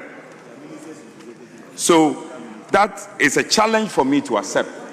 And I think that we may have to, we can amend that. And thankfully the committee rejected it outright. There was a unanimous decision by the committee to reject that proposal. That is an aspect we have to look at again. Speaker, the rationale has been well espoused, even though I have a few observations and objections here and there. In the fullness of time, when we get to the consideration, I'll make that known. But let me emphasize the point. 4 years to 5 years is not convincing. And Minister, maybe you may have to tell us more why you want to come to this House with an amendment of changing the tenure of office of board members from 4 years to 5 years. I don't get it. So having said this, Speaker, this will be my observation for now. Sorry for me to intervene again. If you read the committee's report carefully, the committee says that it should come back to 4 years, but it shouldn't be 5 years. Speaker, what I'm doing, I'm just speaking to emphasize the committee's position. Very well. And in line with 167, I'm speaking to emphasize the committee's position. Very that well. The proposal from the proposals of the bill doesn't find favor in this House, and they should do the needful. Probably if they had done some more consultation, they wouldn't have repeated this in the report, especially where the committee had said that, it should be rejected and reverted back to the 4 years. Yes. I thank you, Speaker. Thank you. Yes, Minority Leader. Do you intend to speak? Yes. Minister will conclude, so let me hear you. Speaker, with respect, I've taken the pain to read the memorandum and the committee's report. Mr. Speaker, first of all, we have to revisit the rationale behind the principal enactment. One, the object was to insulate the executive from the bank from executive interference. I want to emphasize one more time. The objects underlining the enactment of 612 was to insulate the bank from executive interference. Mr. Speaker, the clause 1 of this bill and same contained in the memorandum accompanying the bill defeats this completely. How can we now say that the principal enactment is being amended to state that support of economic policy of the government is to be prioritized? Mr. Speaker, you will see clearly that when this House passes this bill, the minister is going to have some unfettered intrusion. Mr. Speaker, I appreciate the zeal of the minister. I appreciate his patriotism. But the Minister of Finance, who is introducing this bill, must know that the Bank of Ghana is supposed to have a full independence. The very complaints they make in the past, when they said, oh, there was interference. I remember when we had the cedi dollar, situation. The minority leader, Honorable Kasiel Atufosen, as he then was among those who filed a censure motion against the finance minister and contended with some force that the minister had interfered in the activities of Bank of Ghana when there was no such express enactment that allowed the Minister of Finance, Ken Ofori-Atta, to have anything directly to do with the Bank of Ghana. Mr. Speaker, in this bill, the Finance Minister is indirectly going to take away the executive mandate of the governor. Mr. Speaker, he doesn't need to state it black and white, but if you have eyes, you can read. You need to have eyes to see what the Minister of Finance is trying to do. The Minister of Finance should not introduce this bill by personalizing it. An enactment lives beyond the tenure of a minister. He can be made the Chief of Staff tomorrow. He can be made Defense Minister tomorrow, bona fide. Would he say that because of his passion? You don't use passion to enact laws. Ato, with respect, you may have disagreement with me But let it be said. Let me tell you, I won't just get up. I have my aid memoir and I've done reading of this. So please, you may disagree with me. Don't say that I've not read and I'm just saying anything. Please, with respect. You know how much I respect you, my respected brother. Minority leader, address the chair. Mr. Speaker, I will not get up on the floor when I am not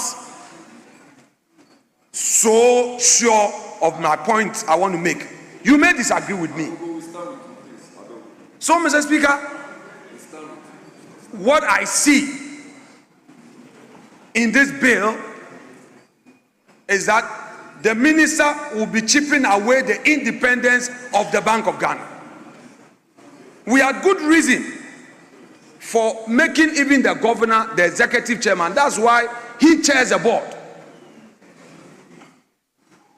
That is why the governor is supposed to be very independent.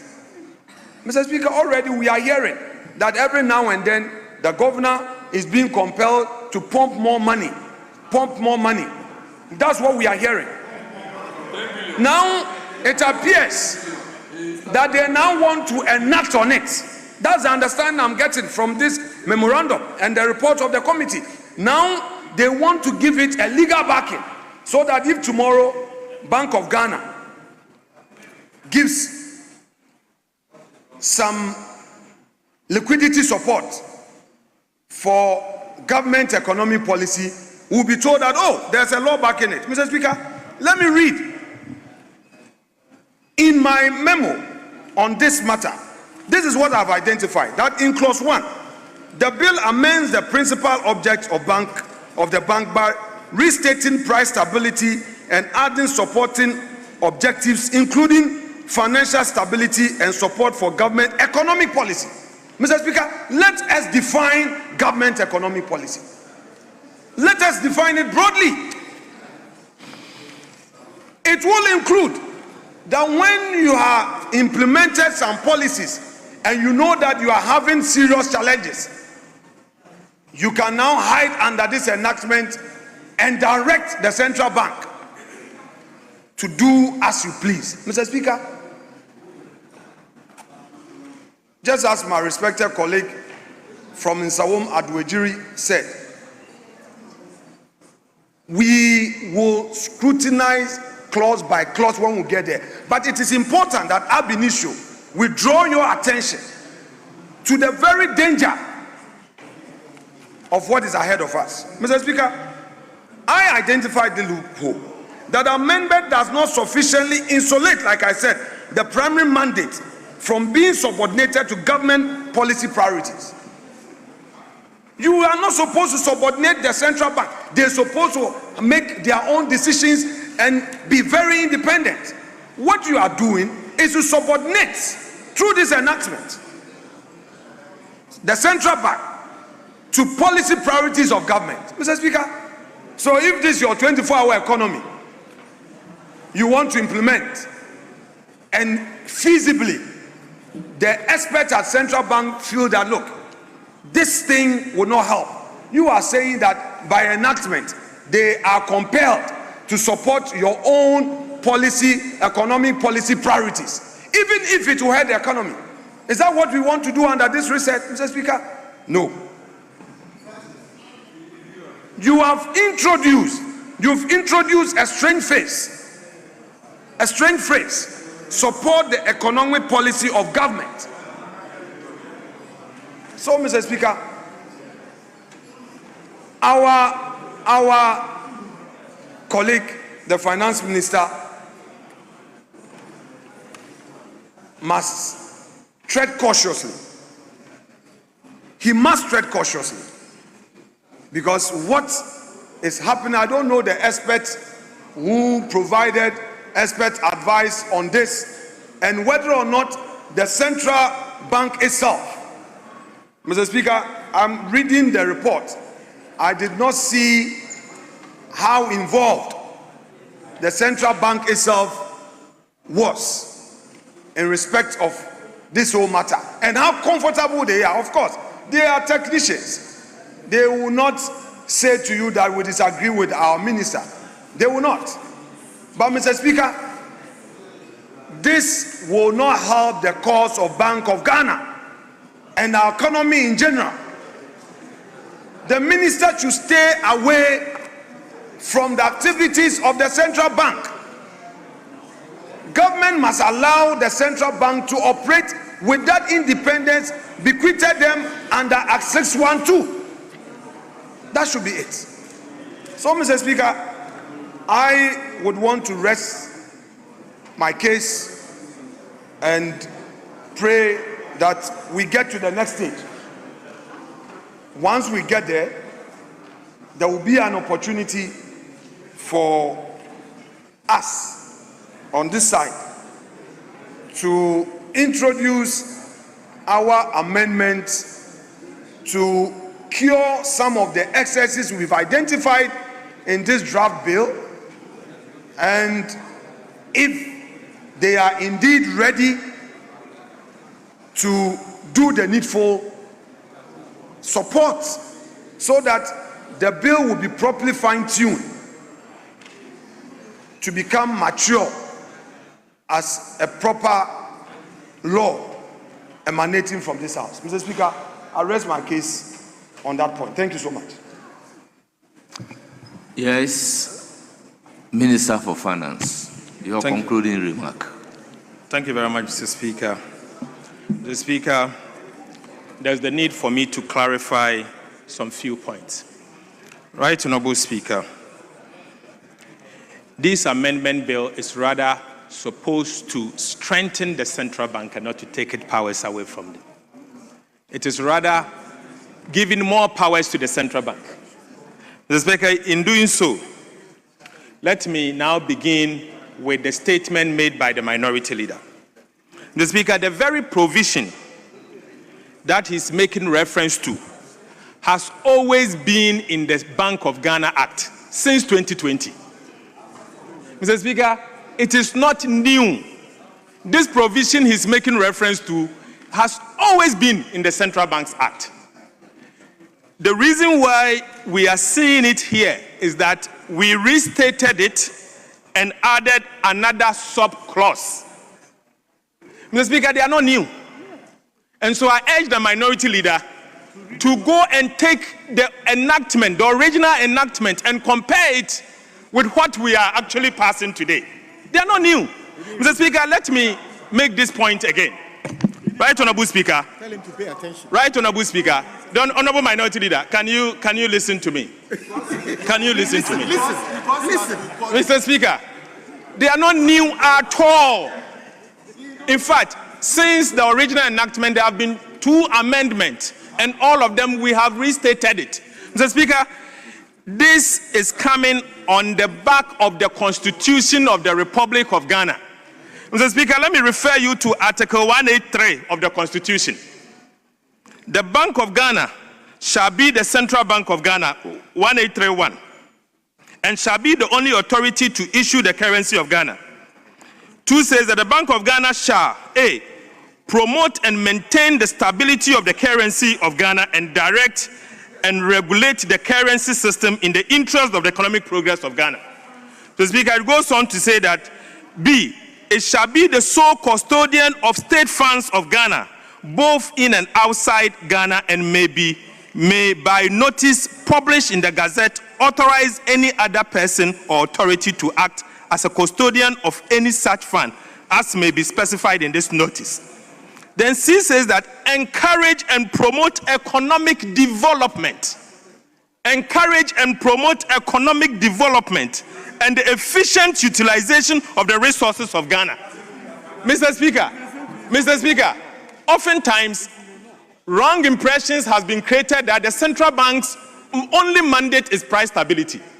They have a constitutional mandate of economic development. And Mr. Speaker, and that is actually in Article 1833 of the 1992 Constitution. I am not the one who wrote this Constitution. It is the responsibility of the central bank to promote economic development. Mr. Speaker, all what we are seeking to do here is to lift what is in the original enactment because of the new amendment that it contributes to the promotion and maintenance of financial stability in the country. That's all. It is not new. It is not new. It was in the 617, it was in the 917 Act. All of them, the same thing. So, Mr. Speaker, it is not new. Right, Honorable Speaker. Rather, what we are seeking to do here is one, to strengthen the provisions against monetary financing, to stop, in quote, the printing of money. That is what we are seeking to do here, so that tomorrow another government will not come and print money in excess to be able to create excessive inflation. That is what we are preventing. Mr. Speaker, we all know that monetary financing is against the progress of a country, and there should be some form of breaks in an act, and that is what this act seeks to do. Mr. Speaker, what we have done here is to mandate the minister responsible for finance to brief Parliament as soon as we reaches the threshold of 5% against previous year's revenue, and to assure the House remedies that they are putting in place to correct those monetary financing. Mr. Speaker, that is all what we are seeking to do. Mr. Speaker, we are strengthening the hands of Parliament in the law to mandate the minister responsible for finance to appear before you and to account and to tell us the reasons behind the monetary financing, recognizing that monetary financing bleeds unnecessary inflation. Mr. Speaker, that is what we are seeking to do. Mr. Speaker, aside that, today we have a central bank that has negative equity. Mr. Speaker, we are putting in place measures to compel the government of the day to automatically recapitalize the central bank from 2034. Mr. Speaker, this is because it takes a while to move it from negative equity. And so we will gradually move it from negative equity to positive equity and enshrine it in law, so that anytime the central bank reaches negative equity position, the government of the day will be compelled to recapitalize the central bank, because this is the central bank of the state. Mr. Speaker, this is best practice. It is done everywhere in the world. Mr. Speaker, let someone challenge me that that is not the case in other jurisdictions. That is what it is. And so, Mr. Speaker, this bill is rather strengthening the central bank, not to weaken it. Mr. Speaker, again, let me make this point.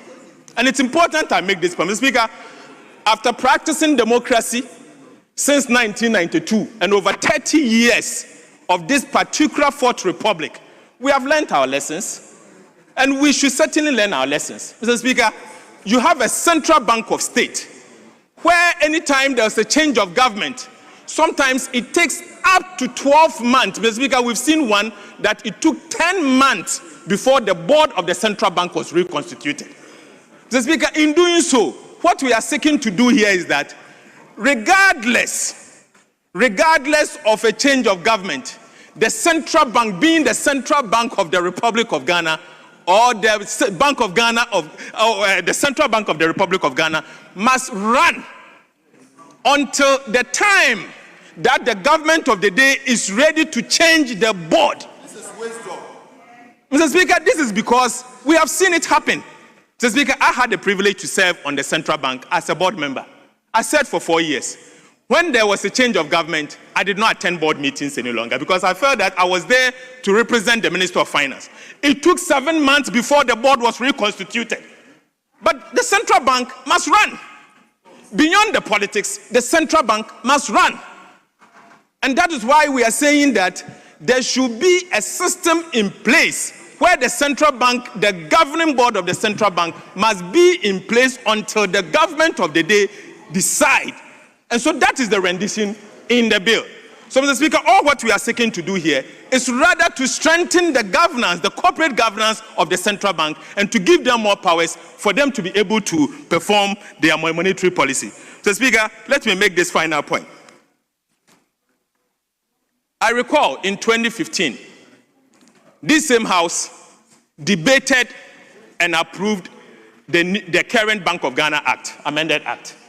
Mr. Speaker, the significant difference between what we approved in 2015 and what existed then was the fact that in the past, the Ministry of Finance nominate someone to serve on the Monetary Policy Committee.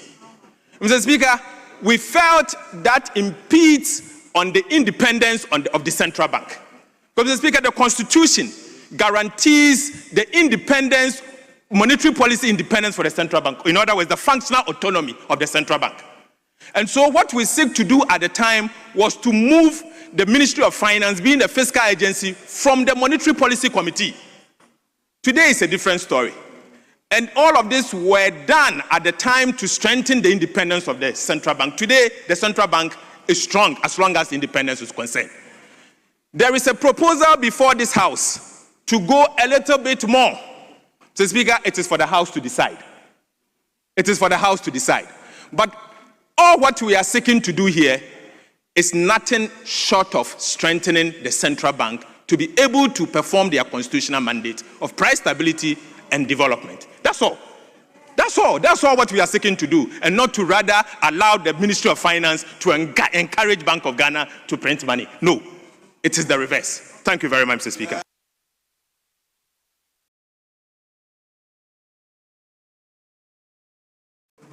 Minority Leader, I can hear you. Speaker, with that special leave granted, I was trying to draw my respected colleagues' attention to an important matter, that the issue of the tenure of the board is a matter that has received judicial pronouncement in the Donko case.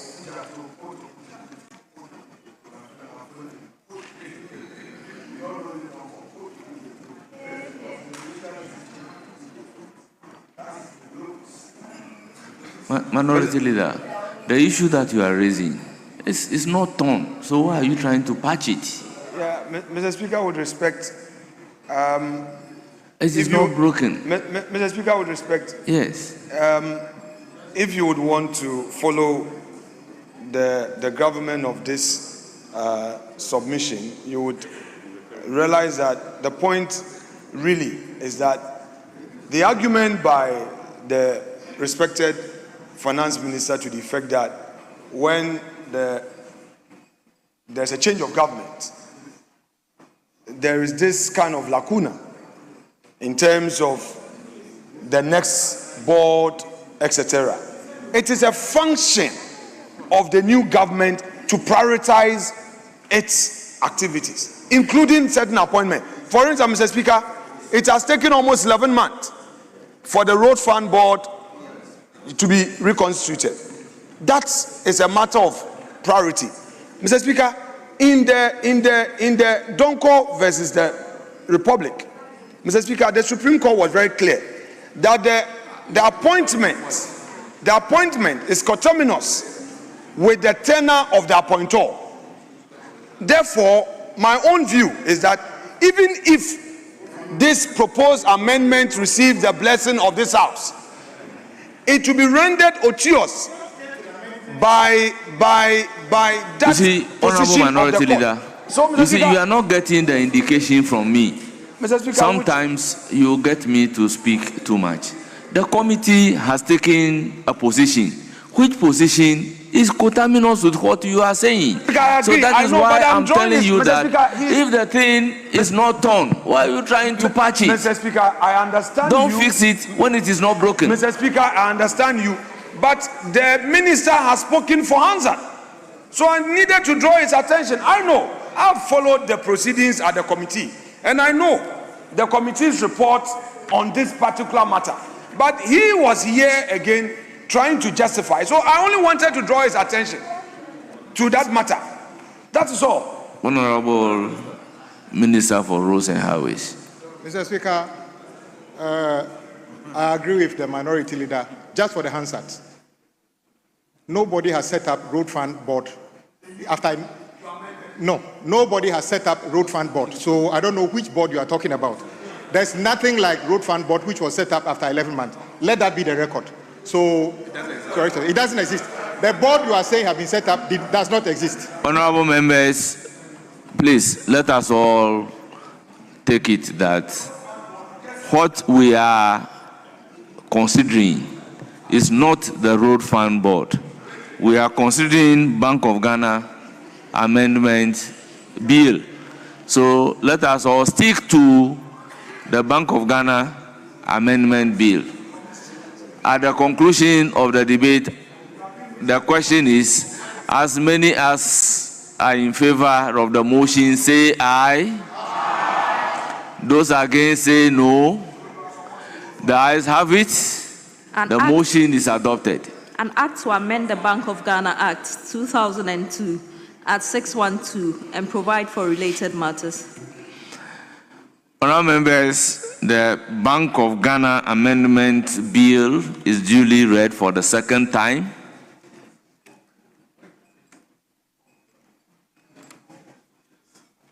Yes, can we turn to order paper addendum, a commencement of public business presentation of papers? Yes, Mr. Speaker. We'll turn to order paper addendum, item 1A, B, 1A and B. Order paper addendum, item 1A. Minister for Roads and Highways. Contract agreements between the government of the Republic of Ghana, represented by the Ministry of Roads and Highways, and the Contracting Authority and Accra Kumasi Expressway Limited as the concessionaire. Honourable members,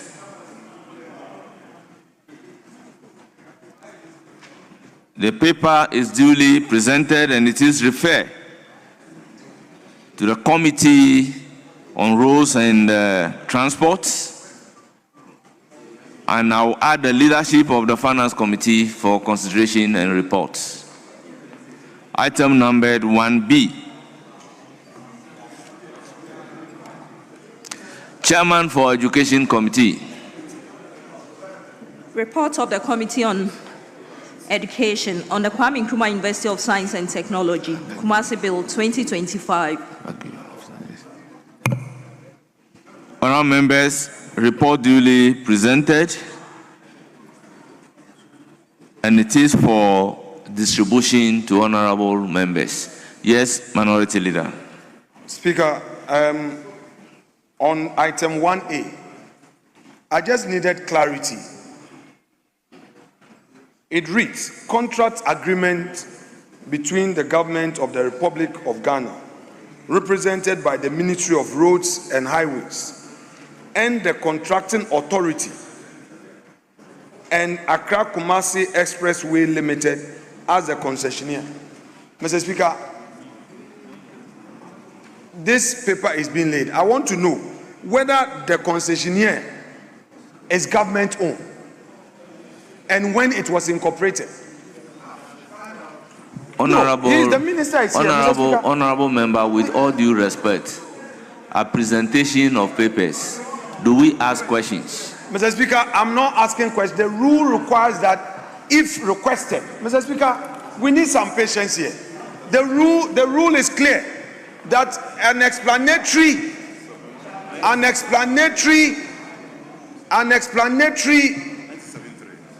position on the minister, from the minister, can be made. As a member, I can ask of him. Mr. Speaker, our 97.3 is clear. For the avoidance of doubt, I may want to read that a short explanatory statement shall be made by the person presenting a paper where requested by the House or a member upon presentation. Yes. So if I'm asking for clarity, Honourable Minority Leader, if that is what you are asking, I would have allowed the minister to give the short explanation. But in this case, you are asking questions. No, Mr. Speaker. That is why, Mr. Speaker, that is why I indicated that at presentation of papers, do you ask questions? Mr. Speaker, don't let us have a back and forth. Let me put it in proper context. Yes, please do. Very well, that's okay. That's okay. Mr. Speaker, I rise on order 97.3 to request the minister to provide a short explanatory statement in respect of the paper. Mr. Speaker, I say so because some introductions are being made. One, Honorable Minority Leader, the rules are clear. So once you have stated your position, let me offer the opportunity to the Minister. Mr. Speaker, I need to state clearly what I want. Honorable Minority Leader, it doesn't lie in your mouth to indicate this is what you want or this is what I do not want. The rules state that you have the right to ask the Minister to give an explanation to the paper being introduced in the House. So therefore, I'll ask the Minister in 2 minutes, give your short explanation. Mr. Speaker, thank you for the opportunity. Mr. Speaker, indeed, this is a concession contract between the government of Ghana and a concessionaire. Details of the incorporation and everything will be available to the committee during consideration, and the report will duly be presented to the House. So I agree with him. The details of the concessionaire and everything will be out. It's 100% owned by the government of Ghana. Thank you very much, yes. Honorable Minister. The referral still stands to the Committee on Rules and Transport, and I'm urging leadership of the Finance Committee to join them and consider the contracts agreement and accordingly report to the House. Yes, Honorable Richard Achampong. Mr. Speaker, we'll take item 2 on order paper addendum.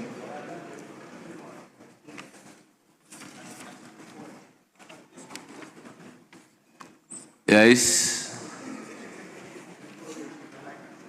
Minister for Finance. Motion number 2 on order paper addendum.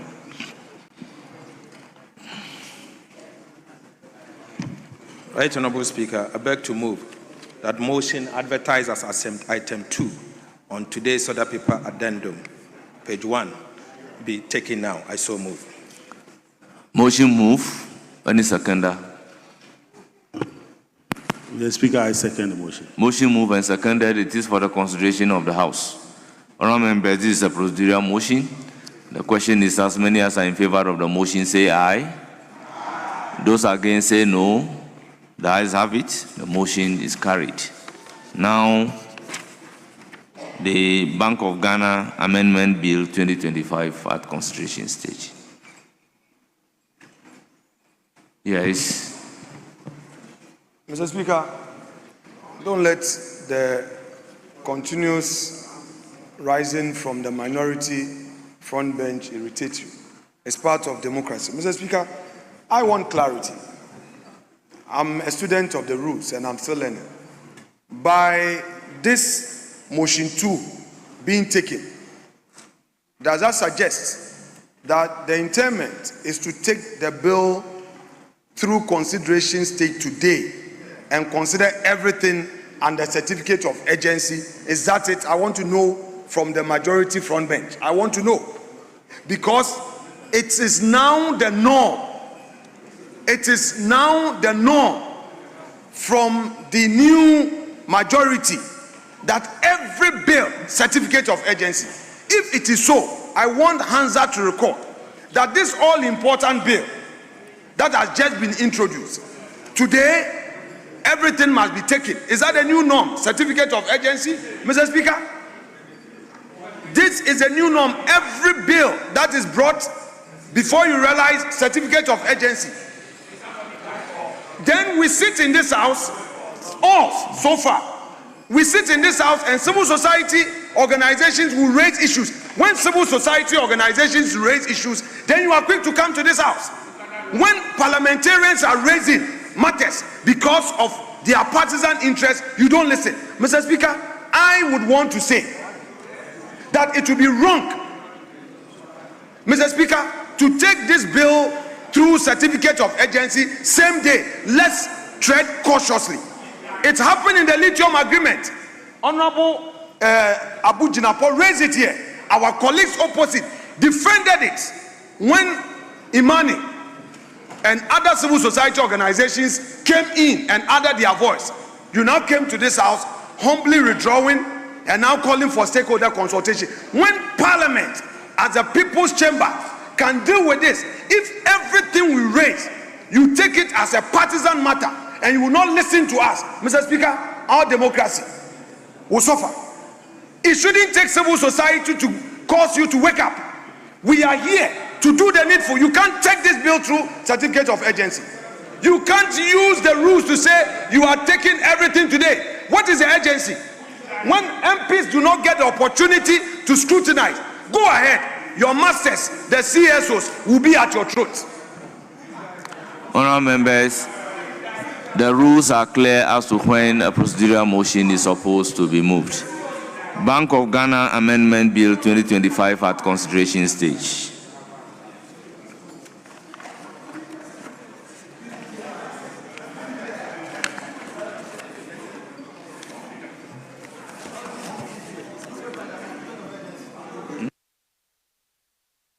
Yes, once the maze has been tilted, please let's proceed. Clause 1. Section 3 of Act 612 yes, amended. Hold on.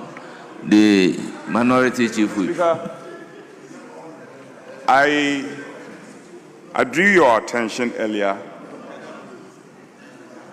in context 160 order 160167. No, 160.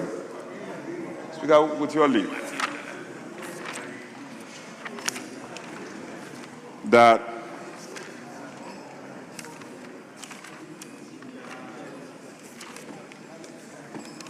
Speaker, if you may bear with me, 160.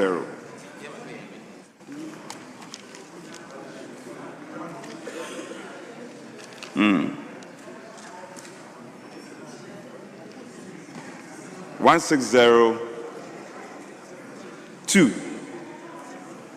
The Speaker shall refer a bill to appropriate committee for determination of the agency or otherwise of the presentation as first reading. And then if you proceed further, 167 basically talks about second reading. As I am saying, the practice of this House has been that the two are determined independently. We don't fuse the two together. The earlier report that was submitted by the chair, we had 160 incorporated at 167, where we were basically doing second reading of the bill. And I tried to draw your attention that that is an anomaly. It's not done like that. The determination of the agency of the bill should have been done independently of the second reading. We fused the two together. It's not done. No, example, no. Nobody is against the bill. We want to Honorable Minority Chief Whip, can you read Standing Order 1691?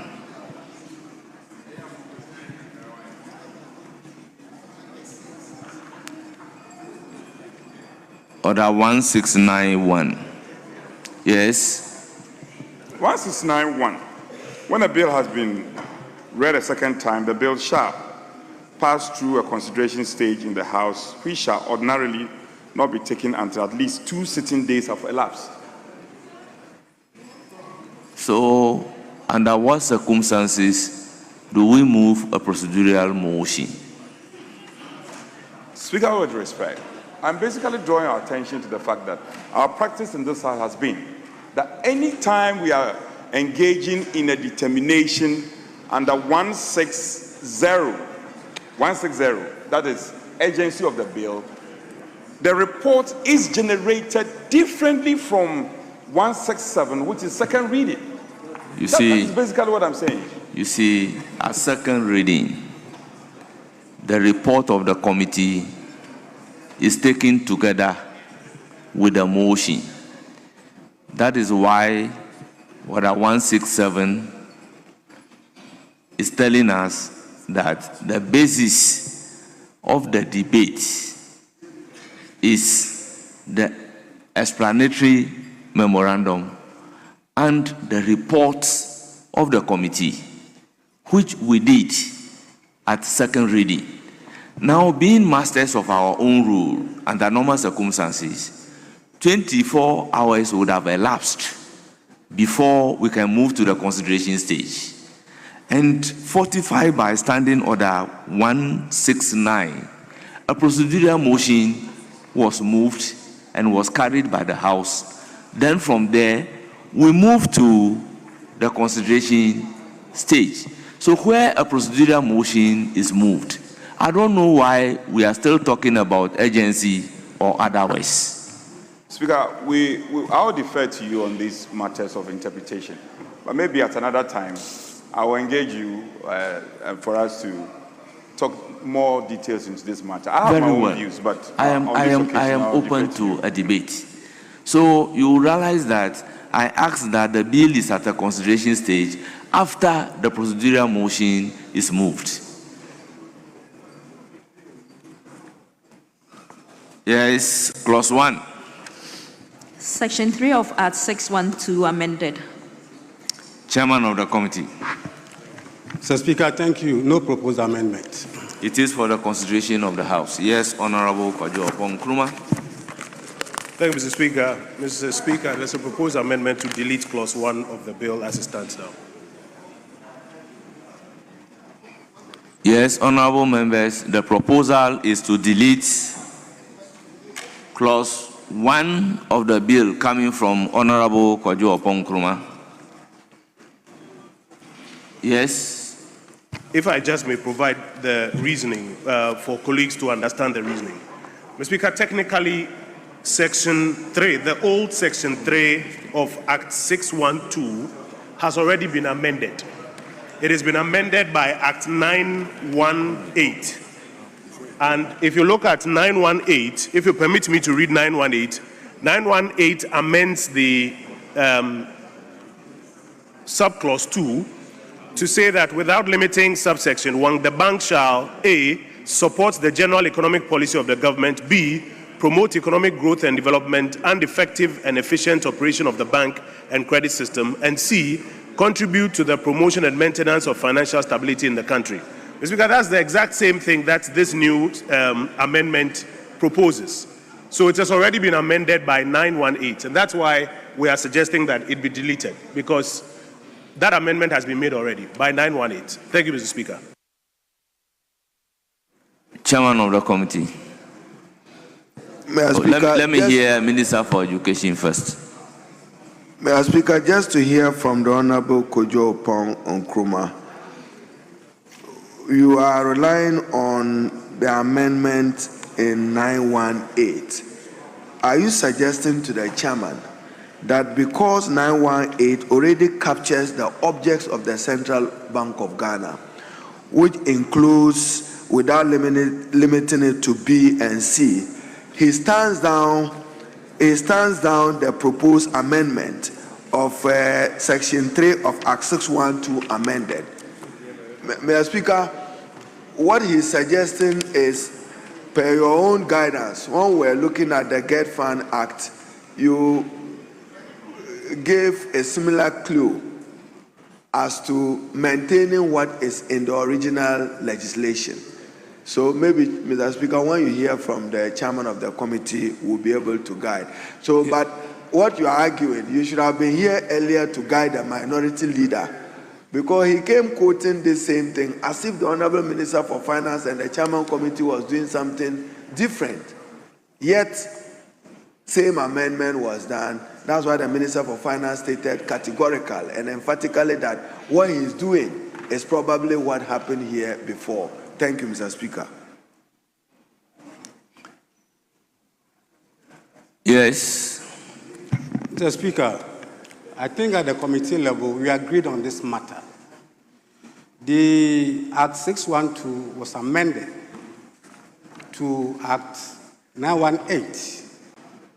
And that particular clause was earmarked to be changed. But later, we saw that we have to bring it back to the earlier, proposition of Act 612. So I don't know where the amendment is coming from. Thank you. So, Mr. Speaker, the original Act 612 had two sub-clauses under Clause 3. The first was the omnibus provision, if I just may read the original provision. You see, honorable members, to get a better understanding of this particular bill, you need to take the original act, Bank of Ghana Act 2002, Act 612. And you must again put the Bank of Ghana Amendment Act 2016, Act 918 together. Now, Bank of Ghana Amendment Act 2016, Act 918. In Section 2, amended Section 3 of Bank of Ghana Act, Act 612. And these were the amendments to the law. The principal enactment is amended in Section 3 by the substitution for subsection 2 of 2. Without limiting subsection 1, the bank shall A. Support the general economic policy of the government. B. Promote economic growth and development and effective and efficient operation of the banking and credit system. And C. Contribute to the promotion and maintenance of financial stability in the country. Honorable members, the amendment which is being proposed is the principal object of the bank is to maintain stability in the general level.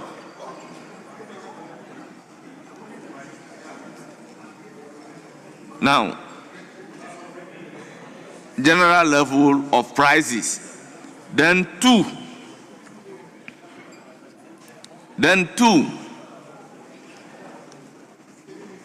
without prejudice to subsection 1, the bank shall A. Support the general economic policy of the government, which is the 2A here. And then the 2B is also the same. The 2C is also the same. What I am not seeing in the Act 918 is the primary object of the bank is to maintain stability in the general level of prices. So, Mr. Speaker, let me help you. In the amendment of 2016, which is the Act 918, that amendment did not deal with the subclause 1. It maintained it. And then it amended the subclause 2. So today, if you read the two pieces of legislation together. The subclause 1 exists, and the subclause 2 in the original 612 has now been amended by 918. There's not a single word that is different from this and what Honourable members, being proposed. I'll put a question. That's why we propose that let we me hear it. from the finance minister. Mr. Speaker, yes, what Honorable Kojo Oponkroma is talking about, Vincent is talking about, is the case. But Mr. Speaker, the drafters felt that it's a bit it's not neat if you are to read from two different amendments, and so they are deleting it and restating it by consolidating it. So that is what the drafters felt it should be done. Yes. So nothing has changed. Yes. It is the same, but they are just consolidating. Honorable Minister, you see, if this amendment is carried out, what it will mean is that to understand the object, you would have to pick Act 612, 918, and this amended Act. Now, as it is, once this one is not bringing anything new, let the provision as it is in 612 and 918 stands. That's the basis of the proposal, that this clause 1 is needless, so it should be deleted. So, honourable members, I'll put a question. As many as are in favor of the proposal to delete clause 1 by Honourable Kojo Oppong Nkrumah, say aye. Aye. Those against say no. Honourable members, I'll put a question again. As many as are in favor of the proposed amendment by Honourable Kojo Oppong Nkrumah to delete clause 1 of the proposed bill, say aye. Aye. Those against say no. No. Honourable members, the noes have it. The amendment is then ordered to stand. Honourable members. Mr. Speaker, I think this thing, we will need to subject it to more interrogation, because based on your argument and what the minister stand, it was clear that this was not needed. And if they continue in this order, Mr. Speaker, I will invoke order 1513 on this matter, because yes, 1513, Mr. Speaker, on this matter, there must be clarity on that. And if the minister is speaking in support of a proposed amendment, of which the minister is the minister responsible for finance, and then we are subjecting it even without listening to any kind of voting, then we will scrutinize every part of it and vote on every clause of this bill. It shouldn't be the same. Honourable Deputy Minority Whip, you know the process of making the law. We put a question and then we decide the votes. So one thing that I say is that at consideration stage, there is always an opportunity of second consideration if you feel so strong about your position.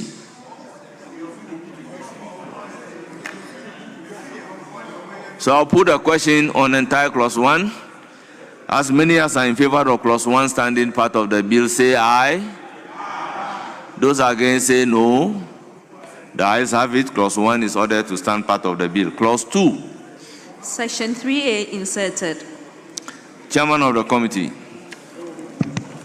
Speaker, no amendment here. Thank you. Yes. Honourable Kojo Oppong. Mr. Speaker, we have a proposed amendment. Mr. Speaker, please give me some latitude. This is a very important piece of legislation. The House has agreed to take it through one day by the suspension that was done earlier. But the least we can do is to take our time and go through it so that we don't create any problems for ourselves. This first one, we'll bring it back at second consideration. Mr. Speaker, there was a question of the independence of the central bank that was raised by the respected minority leader earlier.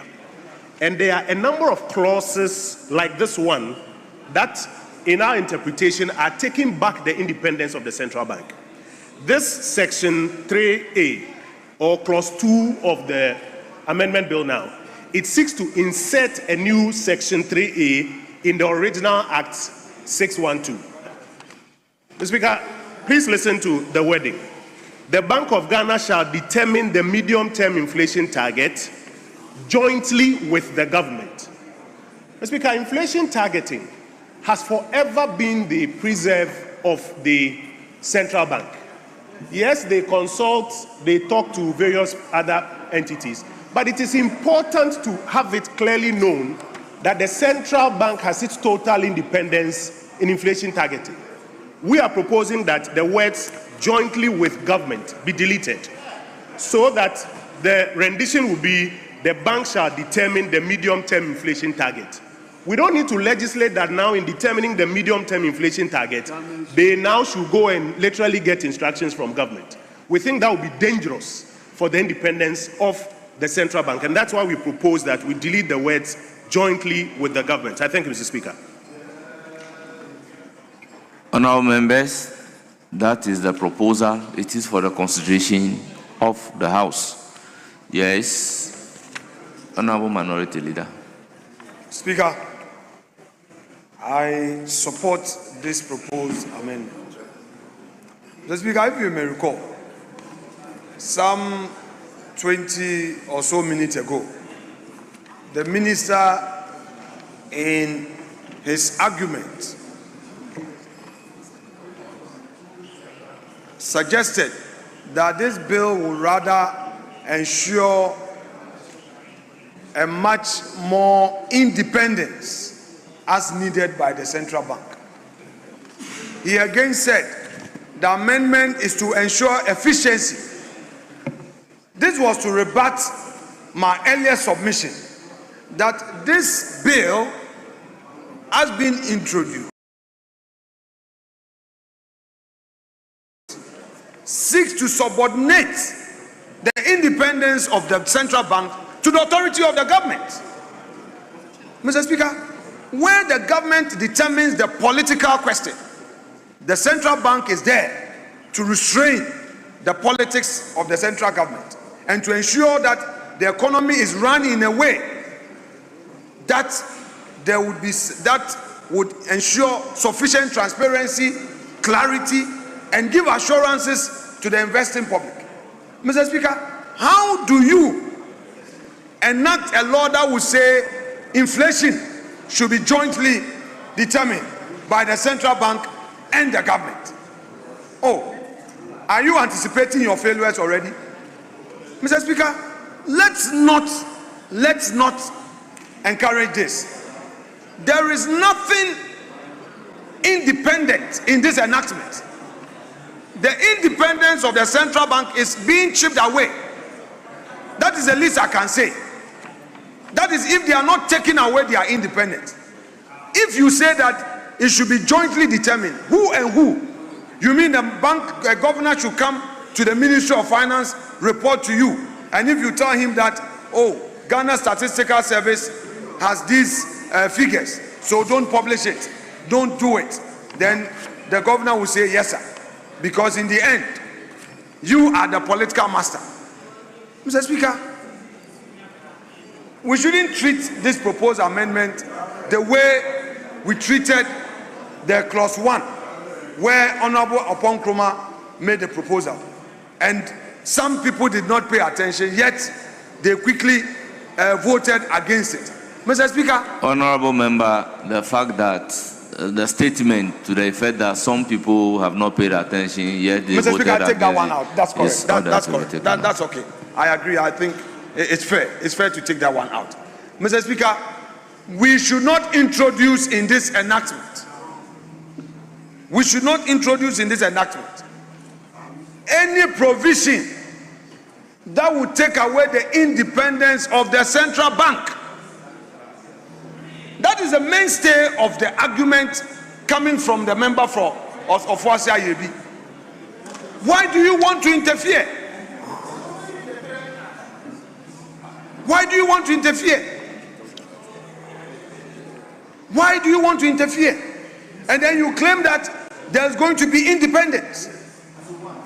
Mr. Speaker, we should support this amendment. We should support this amendment.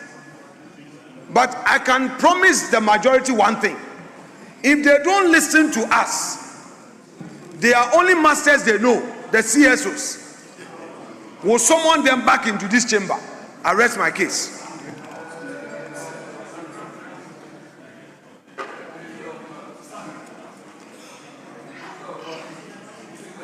Yes, let me hear. Minister, just take it easy. Let me hear. Don't go. I'll come back to you. I've heard. I'll come back to you. Oh, you come back. Yes. Honorable Adongo. Yeah, Mr. Speaker, I think it has to be made very clear that inflation targeting framework is a methodology. And therefore, it is not about somebody summoning somebody to a particular location. It's a methodology, and the government statistician is the one who reports the actual inflation that is delivered. So it is not as if you want to define your methodology and you identify a key stakeholder whose activities impact on the methodology, and you say that it is important for you to create a mechanism that allows you to share information so that you can improve the framework. That amounts to somebody taking away somebody's independence. That is just far-fetched. So, Mr. Speaker, I personally don't think that by jointly doing the framework and identifying the methodology is in any way an attempt to take away the independence of the central bank. Everybody knows that a key tool of the central bank is the Monetary Policy Committee. That is where the technical work is done. And at the Monetary Policy Committee, there is no executive representation on that committee. Therefore, the independence of the central bank is not in question at all. And therefore, you may have your views, but you see, this idea of almost blackmailing everybody with CSOs is unacceptable. It's unacceptable. And we cannot tolerate that posture. That everything your masters are CSO, please. We were in this country when the central bank printed 80 billion. Was the laws of our land supporting it? Were they supported by the laws of our land? Please. We kept quiet when you were talking. I listened to you in silence. You see, the intolerance is too much. The intolerance is just too much. Anytime you say something and somebody has a contrary view, you feel jittery. And that is not fair. There is nothing about somebody taking away the independence of the central bank. And that the Monetary Policy Committee's work is not being hijacked. Neither is the financial stability function of the Bank of Ghana being hijacked. But the central bank works with other stakeholders. And one of its key stakeholders is the government of Ghana. And if the two have to work together to ensure that they develop an appropriate framework, so be it. So, Mr. Speaker, I oppose the new amendment that is being proposed. Yes, let me hear Boma, then I'll come to you. Thank you very much, Right Honorable Speaker. Mr. Speaker, we are making an amendment to a bill, an act. And then in it, we are saying that the central bank should determine the medium-term inflation target jointly with government. Why are we making an express provision in a Bank of Ghana Act that the decision to make a determination of an inflation target should be done jointly with the government of the Republic?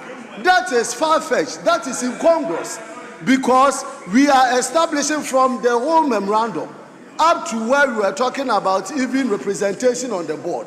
We're saying that we want to establish a central bank that is independent. So why are you legislating an independent body to take a decision in conjunction with the government? This is, the independence must be seen in substance, not in the form. So, Mr. Speaker, I believe that this particular provision is not supposed to be accepted by this House. And please, let's take note. We are not passing this bill for the majority. The Central Bank Act is not an act for the majority. We are passing it for the good people of this country. And we should be very careful in the decisions we take today. The central bank ought to be independent, and we cannot legislate for central bank to make a determination of inflation targets with the central. They can consult. Why? The central bank has always been in consultation with government, with other stakeholders. But why are you legislating a joint decision? Then let's do everything jointly in it. So, Mr. Speaker, this provision that the banks are determined shall, and this is supposed to be mandatory. Why should it be mandatory? The central bank shall. This bill is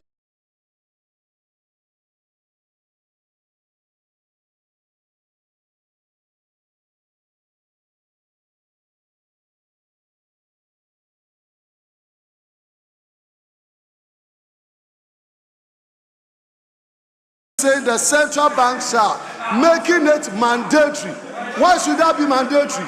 For them to make a decision in jointly with the bank, with government. This should not be, and as I'm saying, this bill is not for the majority. It is for Ghana. And Ghanaians are saying the central bank cannot take a decision jointly with the government. I so submit, Mr. Speaker. Honorable Minister, let me hear from the Education Minister, then I'll give you the last bite. Mr. Speaker, may I urge them to take their time to read the head notes and then the substance of the provision. It reads medium-term inflation. Medium term, not short term. And Mr. Speaker, the economists, they stated monetary policy, the domain of the Bank of Ghana, fiscal policy. Honorable members, where are we doing this? Speaker, let's have the patience to listen to each fiscal other. Policy. Habib, tell him that in year past, my name was synonymous to economics. Tell him. Habib, tell him. So I'm saying that, Mr. Speaker, fiscal policy, monetary policy impacts inflation. All that this provision is saying is that in determining the medium term inflation targets. So when the minister comes here and he says, when the minister for finance, including your previous ministers for finance, when they stand here and read inflation target, how do they determine it? So I do not think that there is anything wrong with saying the bank shall determine the medium-term inflation target jointly with government. No, it's a medium-term determination of inflation target. It is not only monetary policy which affects inflation. Fiscal policy, monetary policy affects inflation. In any case, it's the Minister for Finance who comes here to make a determination. Mr. Speaker, maybe they should be guided well. How come that in England, in the US, what is the rate of inflation? It has stayed reasonably 2%, 4%, because they are keeping the pursuit of monetary and fiscal policy to meet the inflation target. That's all the minister. Absolutely. So that is all this minister is seeking to do. Thank you, Mr. Speaker. They should read it well. Medium-term targets to determine a future target, so that both in the pursuit of monetary policy and fiscal policy, you work towards the attainment of that medium-term target. I thank you. Mr. Speaker. Honorable, wait, you have the last bite. Honorable Minority Leader, you are up again. Yeah, Mr. Speaker, we had consideration sake. Yes, I've heard you on this matter already. That's why I'm using the word you are up again. Mr. Speaker, am I wrong in saying Mr. so? Speaker, I appreciate it. Mr. Speaker, I have heard the Minister of Education using some very technical terms in an attempt to confuse this House. But Mr. Speaker, the matters are simple in language. The contention of the minority is on the express language used, that there shall be a joint determination of medium-term inflation. Simplicity. All these economies, monetary impact, fiscal impact, that is not the mainstay of the call. The burden of Honorable Opon Kroma's submission is to the effect that by introducing this mandatory provision, you will be chipping away the independence of the central bank. That is all he's saying. You've not addressed that. All those who spoke on your side could not address this very important point. And that is the issue. Why would you introduce a mandatory provision?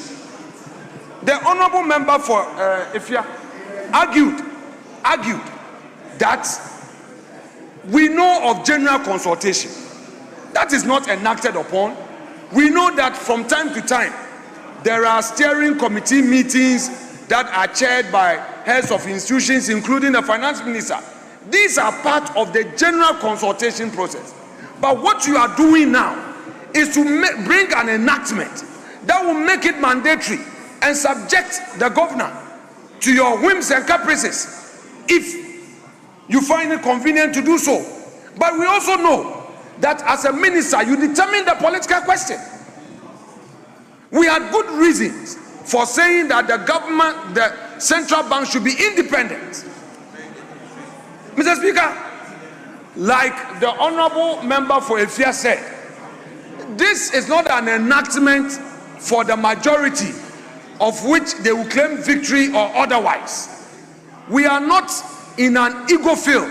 It's an enactment to regulate an important sector of the economy for the people of Ghana. Our duty from this side is to draw your attention to some of these errors, some of these overlooks, some of these excesses. It is us who must tell you. You can't legislate to subordinate the authority and independence of the central bank to political authority. You can't do that. Then that amounts to state capture. That the political authority is capturing every independent authority we have in the country. Mr. Speaker, medium-term inflation, that is even what makes it more dangerous. Medium-term inflation, that is what makes it more dangerous. You didn't say may. If it was may, we could accommodate that. But if you say shall, Mr. Speaker, our friends must listen. And when I say it is the CSOs you listen to, I say so on good authority. Because the CSOs themselves published their engagement with the executive and said that what they told the executive is what has been accepted. It's a matter of public record. It's not a phenomarking who is concocting this. Meanwhile, these things, the very things that the CSOs have been telling you and you listen, are the very things we tell you from this side of the house. So why don't you avail yourself to listen to us? Rather, you throw us away, dismiss our views, look down upon our views and think it's political because we don't share the same ideology with you. No. If you go outside, the CSOs will say the same thing. You cannot say that the Bank of Ghana should determine medium-term inflation jointly with you, the finance minister and the government. You can say that. If you say may, we will accommodate. Even in that may, that means a level of consultation. We can, because the essence of governance is to engage. We accept it. But if you say mandatory, do it. So if they don't do it, you won't allow them to make certain public announcements. Mr. Speaker, I have a problem with that. I think that yes, Honorable Amabua, the let me hear you. Must be accepted by the House. Honorable Amabua, let me hear you. Thank you, Right Honourable Speaker. Right Honourable Speaker, this debate is not about the independence of the Bank of Ghana. And it's already been explained, it's very clear. But Right Honourable Speaker, it's important that as we debate, we make sure that we do not confuse the people of Ghana and put up facts that are incorrect, as the minority leader is trying to. He has made 3 points consistently that we withdrew the lithium agreement because of CSOs. And let the record be clear, and this is the House of Record. I've been in this house for 5 terms, long time. I've seen ministers lay bills here, and for very good reasons, they withdraw the bills to bring it back strengthened. And that's exactly what we did. We've been working on an area of regulations to support that bill that was laid. And it was wise for me as a minister to withdraw it, work on the regulations so that we can bring the bill back with the regulations together. And that's a decision. It has nothing to do with CSOs, even though CSOs are very important stakeholders. And there's nothing wrong with engaging CSOs. But for you to be making this point consistently on this floor is factually wrong, inaccurate, and gets your facts right. Yes. Oh, honorable members, I think we have debated this clause enough. I want to give the opportunity to the finance minister to do his conclusion on this matter. Honorable members, let's concentrate on the bill at stake. Finance Minister, you have the concluding. Thank you. Thank you, Right Honorable Speaker. Mr. Speaker, I vehemently disagree with the amendment as proposed by the Honorable Kojo Oponkroma. Mr. Speaker, in doing so, let me state for the records that today Ghana is in an IMF program. The IMF, as we all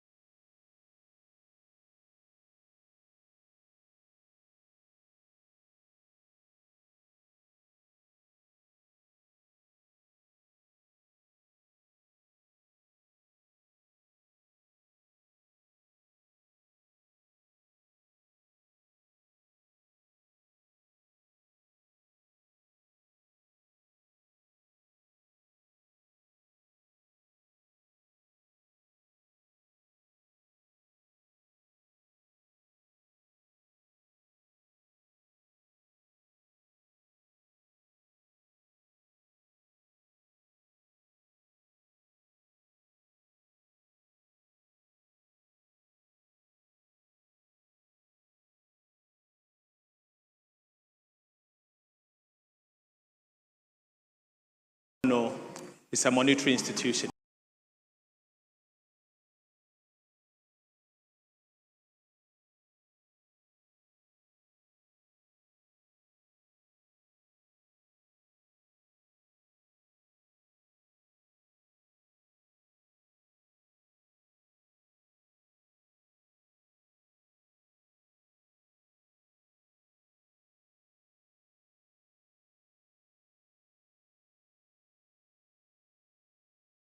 Goods and services does not get out of hand, Mr. Speaker. And so, if today I am seeing food inflation, Central Bank cannot anchor food inflation.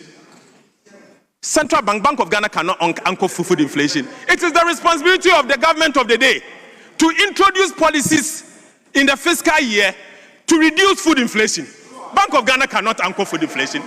What's the role of Central Bank? If prices of food and services, foodstuffs are expensive, what can Central Bank do? Are they Ministry of Agriculture? Are they the one planting cassava and yams? No!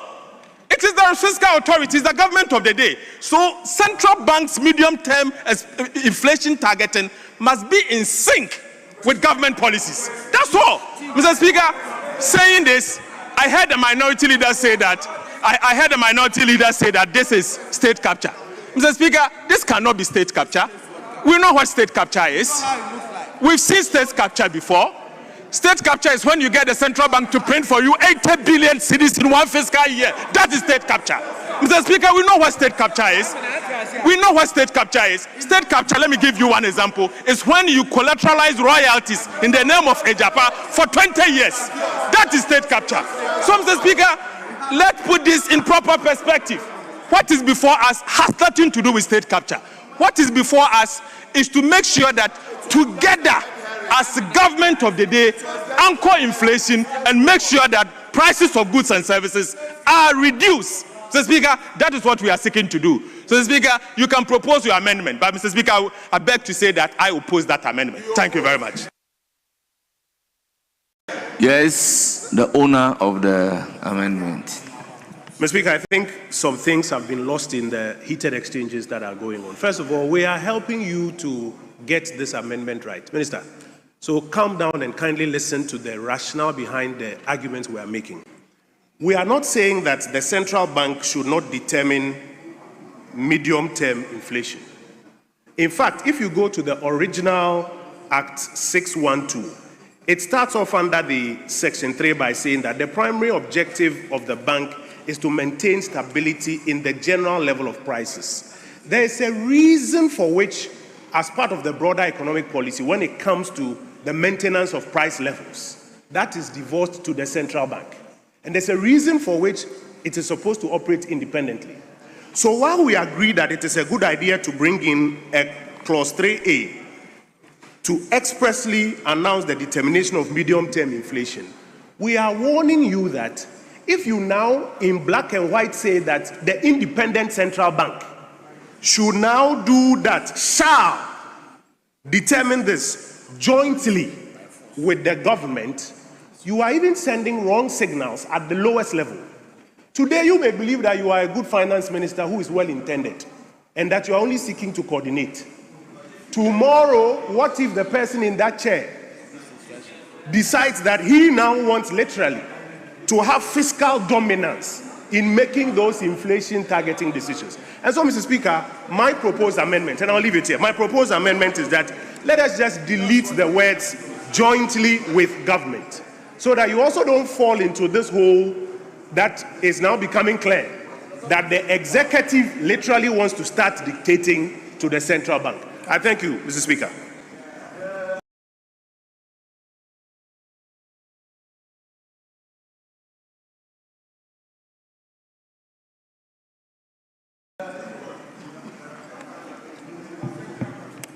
So now the proposal for the consideration of the House is not to delete the entire clause 2, but to delete jointly with government.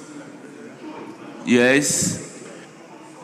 Mr. Speaker, I've been reading the Bank of England Act of 1998, United Kingdom. And Mr. Speaker, government sets inflation targets, not the Bank of England. What the Bank of England does is to operationalize the target. That is all he's doing, so that for purpose of responsibility, how come that Ken Ofori-Atta as minister came here and said inflation target? Then after a few months, he came and said, I'm revising my inflation target. It was not the governor who came here. It was no, if you want us to improve jointly, I have no problem. But them working together to set a medium-term target, you can go to the Bank of England Act of 1998. Even, I say, the government sets the inflation target, and then the Bank of England operationalizes the target. So, Mr. Speaker, even along the line, if the government is deviating from the inflation target, the governor will write to remind him. So that's what the governor will do. If, for instance, Honorable Atuforsen says a target of 11%, and the pursuit of fiscal policy is not geared towards achieving the 11%, the governor of the Bank of Ghana will remind him. Thank you.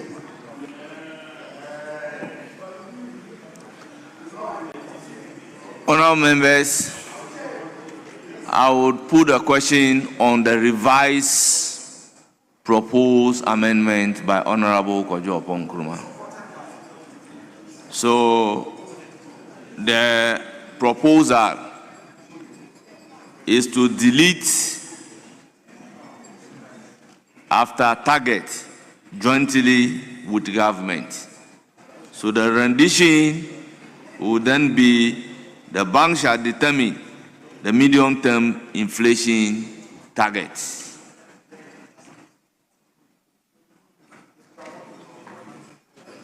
Mr. Speaker, I want to propose a safe landing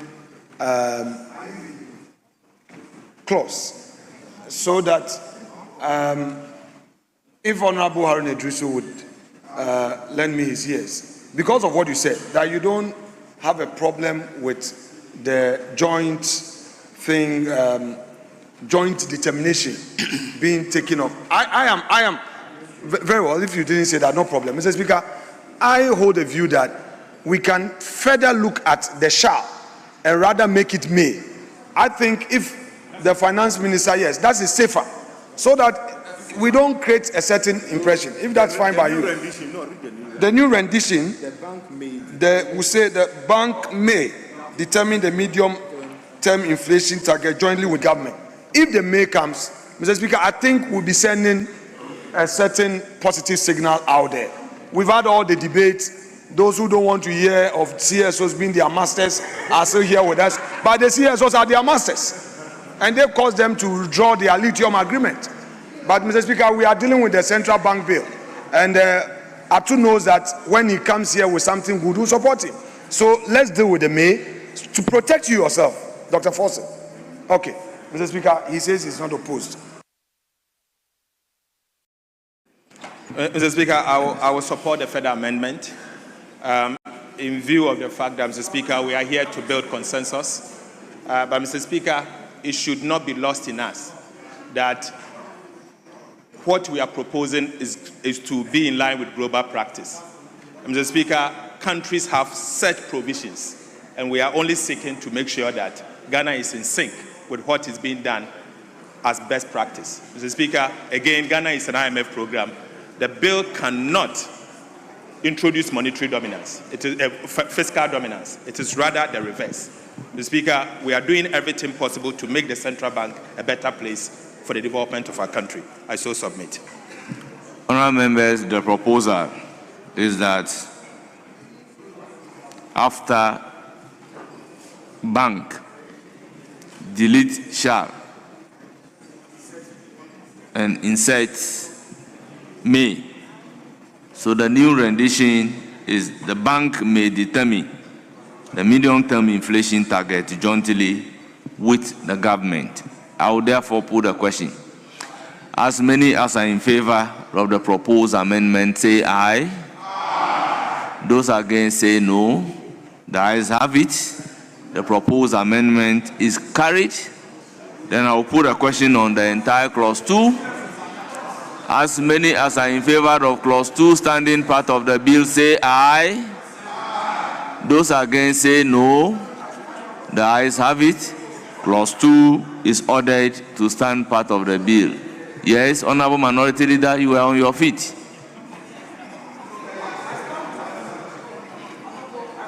Clause 3, Chairman of the Committee.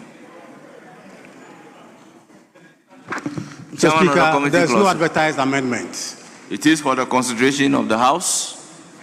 Honourable members, yes, Honourable Kwajo Opon Nkrumah.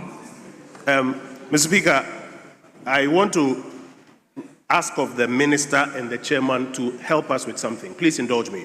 There was a problem with this clause at committee meeting, and they were supposed to look at it and get back to us. I'm the ranking member. I don't have an answer yet. So it would be good that as we're considering this, we get it.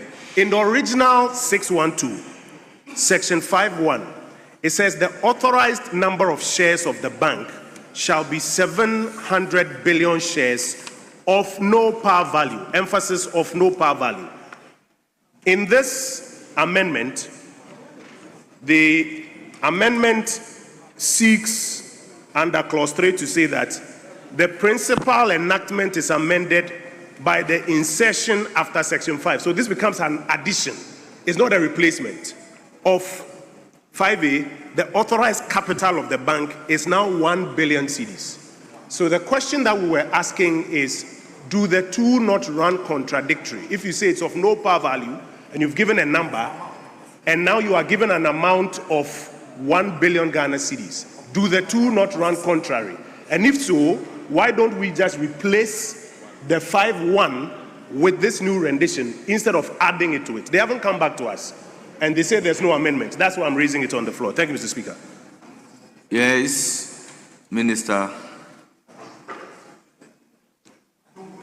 Mr. Speaker, what we seek to do is to make sure that the central bank has a minimum of 1 billion Ghana cedis as a minimum stated capital. Today, the central bank has 100,000 Ghana cedis as their stated capital. Mr. Speaker, the amendment is to give a minimum share capital. And so the drafters that we work with are the ones supposed to guide us in terms of how to situate it in law. Right, Honorable Speaker, again, this 1 billion Ghana cedis is a conditionality in the previous one. But they of no power value, Mr. Speaker, if I may consult with the drafters to see how the drafting was done. But the intention is to make sure the 1 billion is there. But of no power value, I'll do some consultation with the drafters, the Attorney General's Department, and I'll revert. Thank you. Yes. Mr. Speaker, I would want to yield to the respected chair of the committee. After his explanation, I can come in, if you don't mind. Please, you have the floor. Very well. Mr. Speaker, I think the point being made is very clear, that the principal enactment makes provision for the minimum shares to be held by the Bank of Ghana as its capital.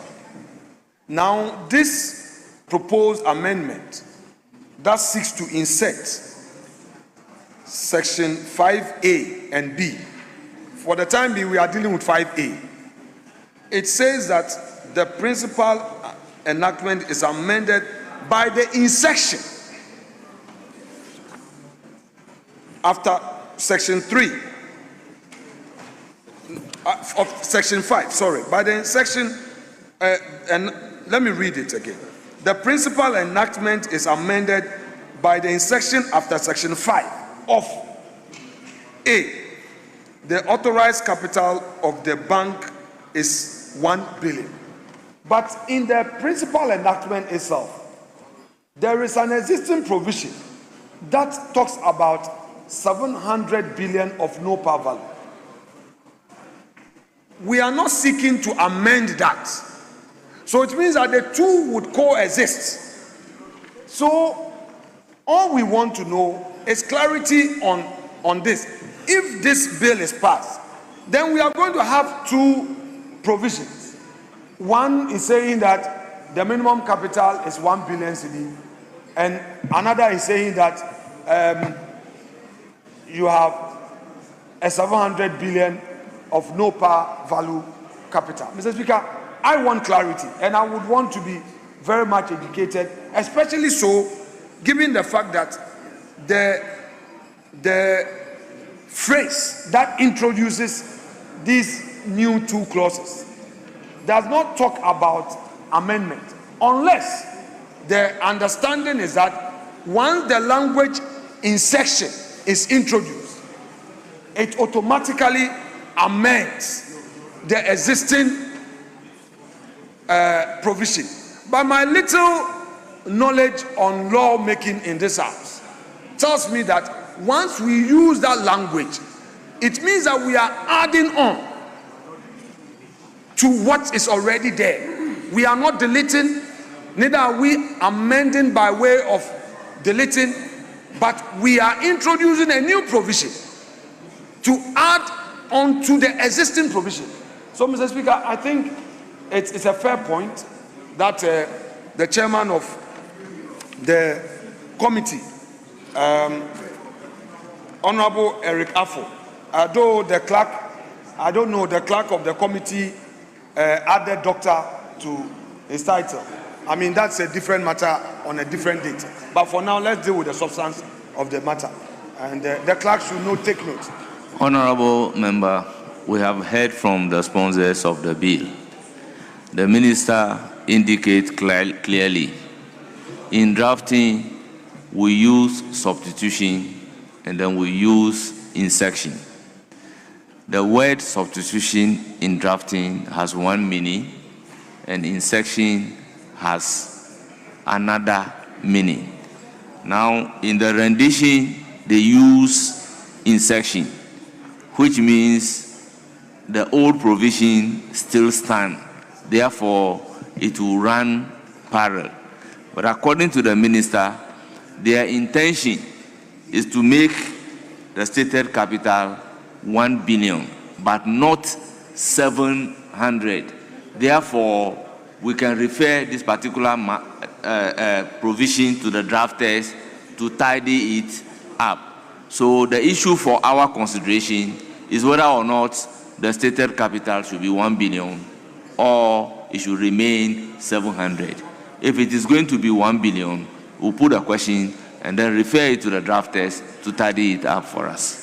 Mr. Speaker, perfectly right, and I appreciate your guidance. But Mr. Speaker, this is nothing controversial for us to refer to the draft person. Mr. Speaker, we can deal with it.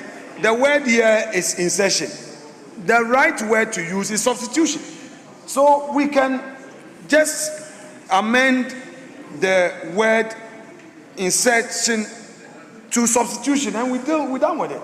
I don't think we should have any difficulty at all. If you use substitution again, you are going into the realm of running it parallel. So the appropriate word, if you use insertion, then you are running parallel. So the proper word is we substitute this for. Mr. Speaker, that's exactly what I'm saying. Yes. That let us do it by substituting. Yes. So instead of saying that we are referring it to the draft person. Mr. Speaker, yes. You get my point? Yes. Yeah. But Mr. Speaker, I don't understand why the minister is rather too busy on the report of the chairman of the.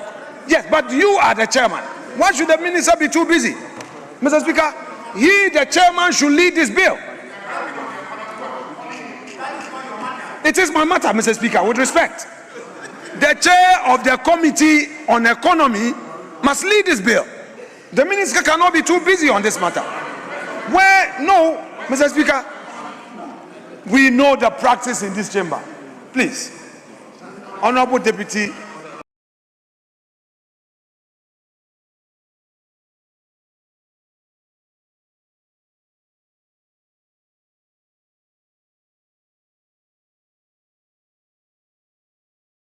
Minister for Tourism.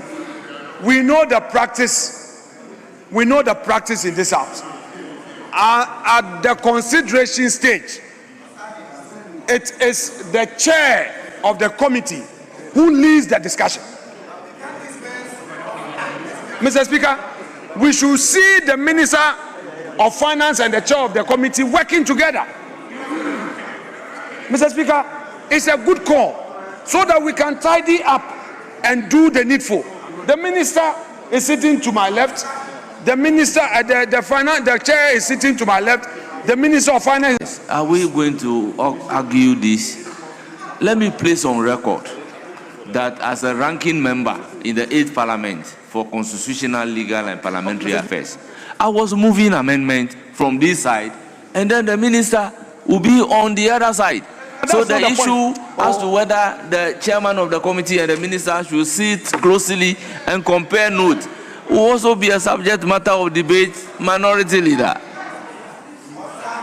Mr. Speaker, new king, new law. Now you are sitting in the chair. New king, new law. I don't intend to depart from the previous position. Mr. Speaker, now Gojidi now, Madam Kuku now. Gojidi now, Madam Kuku now Gojidi. Mr. Speaker, you know it.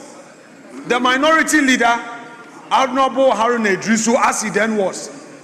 Mr. Speaker, he knows that at consideration, it is either the ranking or the chair who will lead discussions. All I am saying is that the government, the principles of government business must be seen to be working together. The chair of a committee is sitting elsewhere, the Minister of Finance is sitting, they are working across purpose. The two of them should work together. Then whenever we ask critical questions, instead of the chairman leading discussion, he's far away. So far, the chairman has been loudly silent, and the minister is more or less trying to dictate the pace of the committee, which is not right. Mr. Speaker, this is a house of rules and practice and procedure. You are leading the charge. So the Minister of Finance should take it easy. When we are done with everything, then you come in. But don't take away the powers of the chairman. Yes, Honorable Minister. Right, Honorable Speaker. I had earlier on indicated that there's the need for us to consult the drafters and to make sure that we don't get it wrong.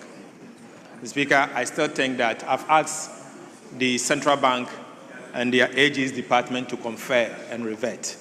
So whilst we go through the other clauses, I suggest we still stand this down and then continue. But Mr. Speaker, it is also important for me to give further information. Right, Honorable Speaker, whilst on the floor and discussing the inflation targeting, I asked the office to send me the data. Mr. Speaker, in Australia, inflation is set by government and central bank. In Brazil, inflation target is set by the government alone. Speaker, in Canada, the government and the central bank set inflation target. Colombia is only the central bank. Chile is only the central bank. In Czech Republic, it is the government and the central bank. In Hungary, it is government and central bank. In Iceland, it is only the government. Israel is only the government. Mexico, the inflation target is set by the central bank.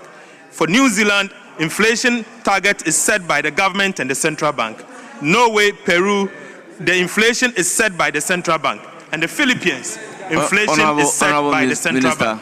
Mr. Speaker, UK and Philippines all set by the central bank. And I just want to put it on record for our use. But we have dealt with that particular clause. Thank you very much. Honorable members, if we look at the clause 3 very well, I believe clause 5, which is clause 3 is seeking to amend, in the original rendition, that is Act 612, has the provision in 5.1 and 5.2.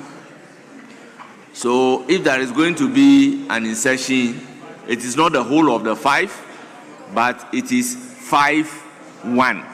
So the correct preposition here should be the principal enactment is amended by a substitution after section by the substitution of section 5.1. Then the new rendition would come.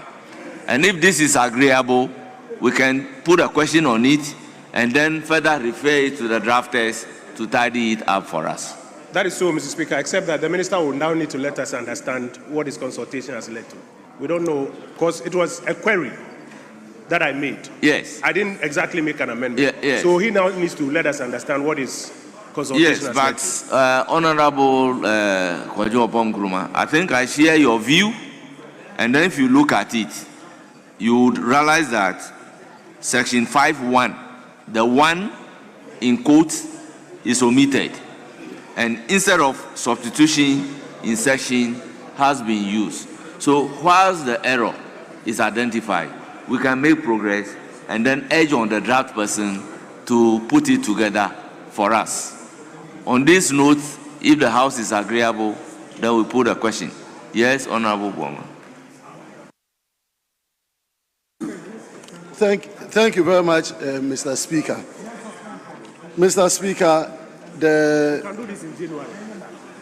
minister in this proposal is asking the central bank to keep a minimum balance of 1 billion cedis. Minimum authorized capital of 1 billion cedis. I just want to find out from you, because I believe with time, this minimum capital of 1 billion, as we are doing the amendment today, may be low again for the central bank to keep. So what are the steps, or what do you think, or I'm looking at ways in which we're going to make this amendment such that the central bank, the minimum capital that it's keeping, doesn't keep changing within the shortest possible time? So that is my worry for the minister. Mr. Speaker, for the records, today the central bank's minimum capital is 10 million Ghana cedis. We are moving it from 10 million Ghana cedis to 1 billion. Mr. Speaker, the intention is that from now till 2034, the government will have to first clear the negative equity of 55 billion Ghana cedis that the central bank owes, and then capitalize it adequately by 1 billion. Mr. Speaker, when we do that, is the first step. I believe in future, another legislation can up the minimum stated capital from, say, 1 billion to, say, 10 billion. The 10 million was set many, many years ago. Today, obviously, it is of no value, or very little value. 10 million then maybe was a very big thing. But so gradually we want to move it to 1 billion, and in future take steps to capitalize it properly. But it is very ambitious considering the hole they already have. Without the hole, we could have gone to, let's say, 20 billion. But they have a bigger hole that we need to use taxpayers' money to seal it before you move to another 1 billion. So I think it takes some time, and I think that we should make sure that that is done. Mr. Speaker, when that decision is made that we will use taxpayers' money to capitalize the bank, obviously Parliament will have to appropriate that. And we'll come to Parliament and get Parliament to appropriate that. Thank you very much.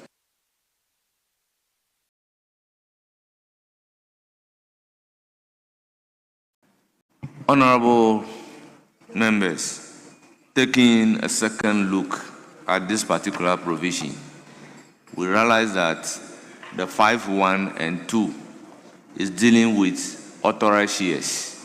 And then the insection here is dealing with authorized capital. There is a difference between authorized capital and authorized shares. That is why they are saying the share should be with no par value. So I think it is proper that it should be insertion but not substitution. Honorable Nkrumah, you realize that the 5(1) and 5(2) is dealing with authorized shares, which is 700, which they are not seeking to amend. And the 2 is saying that the shares are not transferable. But the new insertion that they are bringing is talking about authorized capital to be 1 billion. So it's really an insertion but not a substitution. Yes? Mr. Speaker, I support your view, and what probably the committee chairman could do to help this consideration of the matter is that we are not shifting from share quantity to capital. So that's why I agree with you that we are inserting so that we have authorized capital. It's never the same thing as shares at par value. The two are not the same, and we shouldn't confuse the two. So we just needed an explanation that there is no nominal value per share in the original provision of 5(1) and 2. And now he wants authorized capital, which is a stated amount of 1 billion, to correct a certain imbalance. But we shouldn't treat it as if we are deleting 5(1) and 2. So I share your position, Mr. Speaker. Thank you. Yes, Chairman of the committee. Speaker, let me thank you so much. Speaker, we need to make the two so that we can correct things here. So, Speaker, when you say a share of no par value, it means that the price cannot be determined. You determine the price within the through the price mechanism, demand and supply. So you will not have the right value. But here you want to bring in a stated capital which is quantifiable. So I think we need to bring in the two and make progress. Thank you. Yes, Honorable Habib.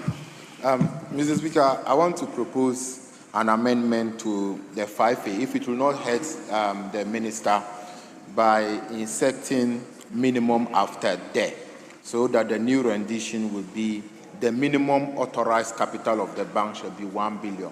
Because if it is his intention to raise it in future up to 10 billion, as he's saying, then we can just insert the minimum after there, so that it can be able to cure his intention for the future.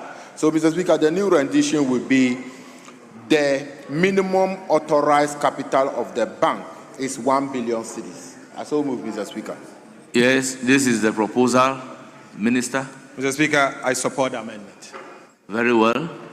Honourable members, with this background explanation, in view of the fact that the proper terminology should be in section of after clause 5, and then I'll put a question to the proposed amendment by Deputy Minority Whip, Honorable Habib.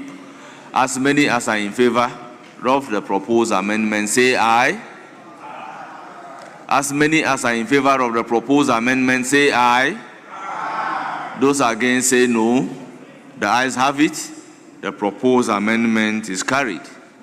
The new rendition will be the minimum authorized capital of the bank is 1 billion cedis. I will then put a question on the entire clause 3. As many as are in favor of clause 3 standing part of the bill, say aye. Those against, say no. Clause 3 as amended is ordered to stand part of the bill. Clause 4. Section 6 of Act 612 amended. Chairman of the committee. Mr. Speaker, there's no proposed amendment. Thank you.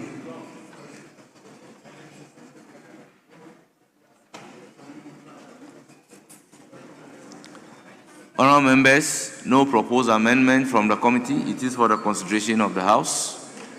Any amendment? In the absence of any amendment, I'll put a question.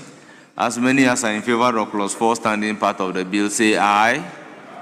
Those against, say no. The ayes have it. Clause 4 is ordered to stand part of the bill. Clause 5, Chairman of the committee. Section 8 of Act 612 amended. Thank you, Mr. Speaker. Mr. Speaker, there was advertised amendment. What we are saying that Section 8 of Act 612 amended, delete the entire clause. Thank you, Mr. Speaker. Honourable members, the proposal is to delete entire clause 5. It is for the consideration of the House. Yes, Honourable Boama. Thank you very much, Right Honourable Speaker. Mr. Speaker, I would want to know from the chairman of the committee why he's asking for the entire deletion of clause 5. Mr. Speaker, I'm asking that because if you look at the governing board of the Bank of Ghana, where we have the governor chairing first and second deputy governors so appointed, and a rep from the Ministry of Finance, not below the rank of the director, and 9 other members, including a chartered accountant, appointed by the President in accordance with Article 70 of the Constitution. I find it consistent with the provision. So if the chairman can explain to us why he wants an entire deletion. Yes, Chairman of the committee. Thank you, Mr. Speaker. The committee is of the view that the voting right of the director was part of effort to ensure accountability of the institution, but does not affect the autonomy of the bank. So that's the view of the committee. You see, honorable members, if you look at Act 918, which earlier amended Act 612 of 2002, has the same provision as it is in the clause 1 proposed here. The only difference is that the new amendment is seeking to take the voting right. And the committee is of the view that the voting right was there. It doesn't cause any problem. So if it is not broken, why are you trying to fix it?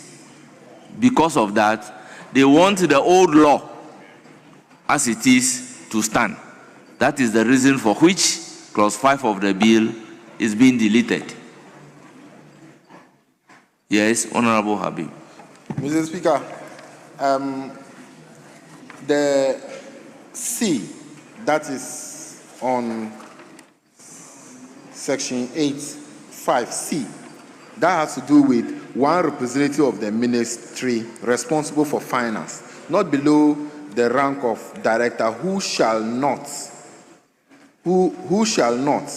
at the meeting, who shall not vote at the meeting of the board. Mr. Speaker, is that the only reason why the chairman is proposing that the entire clause should be deleted? Because, Mr. Speaker, this will cure a lot. Because many a time the Minister for Finance, who was once a member of the board, will now be serving as a referee and a match commissioner at the same time, if allowed to have that authority when representing in the board. And Mr. Speaker, many a time when you check those above the rank or below the rank of a director, normally it is either the deputy minister or the minister of state who normally sits in that board. Because if I can just trace back about 12 years, the last 4 years, when the NDC was in government, he was the one there. When we MPP in government, Honorable Charles Aidubuahin was there, then Abena, then Amin Anta, and then the rest. So, Mr. Speaker, I don't think that it is going to be a serious problem by saying that that person should not have the right to vote. Because it's intended to cure something. Because you cannot be a referee and a match commissioner at the same time. No, you can't. So if that is the reason why the chairman is proposing that we should delete the entire clause, I strongly think that we should not delete it. We should rather leave it there. It will strengthen the institution. It will bring objectivity to things that they are doing. Yes, the ministry is represented. It has a supervisory order. Because when you check the bank, we are talking about it independent. But if a representative of the ministry is going to sit there and then take decisions for them, voting in other things, then where's the independence of the Bank of Ghana? So I think that we should allow this to stand, and we should, the ministry should continue to appoint somebody should be there, but the person must not have a right to vote, Mr. Speaker. So I don't think that we should completely delete this if that is only the reason why it is proposed that it should be deleted. So it should be there, but the person must not have the right to vote. Because when you listen to the finance minister, many of the first scheduled proposed amendment that we were talking about, including the inflation part, the ministry have a supervisory oversight over the bank. So if you are seated in their board meeting, not just like any other person, like Honorable Adongo has been appointed there, he's not a rep of the ministry. So finance minister, you want to control a lot of things. That will be the problem you have. You want to control a lot of things. So what you should know that is that you should not just be of the view that you should sit in the bank and still have the right to vote in the bank. You can't be a referee and be a match commissioner at the same time. So, Mr. Speaker, we should allow this to happen and maybe subject it to vote. Honorable Deputy Whip, if you have Act 918, Honorable Deputy Whip, Honorable Deputy Whip, if you have Act 918, page 3, the governing body of the bank is the board of directors consisting of, you will realize that everything in the 918 is the same as the proposal in the new bill. The only exception in relation to which they are repeating everything was the fact that the new one is saying who shall not vote at the meeting of the board. Therefore, if who shall not vote at the meeting of the board is deleted as the committee is proposing, then the rendition stands. So why then are you going to amend this particular provision? That is why the committee is proposing that this particular proposed amendment should be abandoned, so that the old law that the Bank of Ghana is working with would stand. That is the reason for the deletion.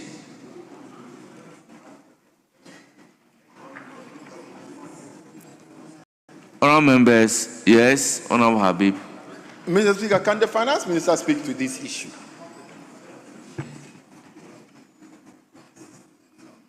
Mr. Speaker,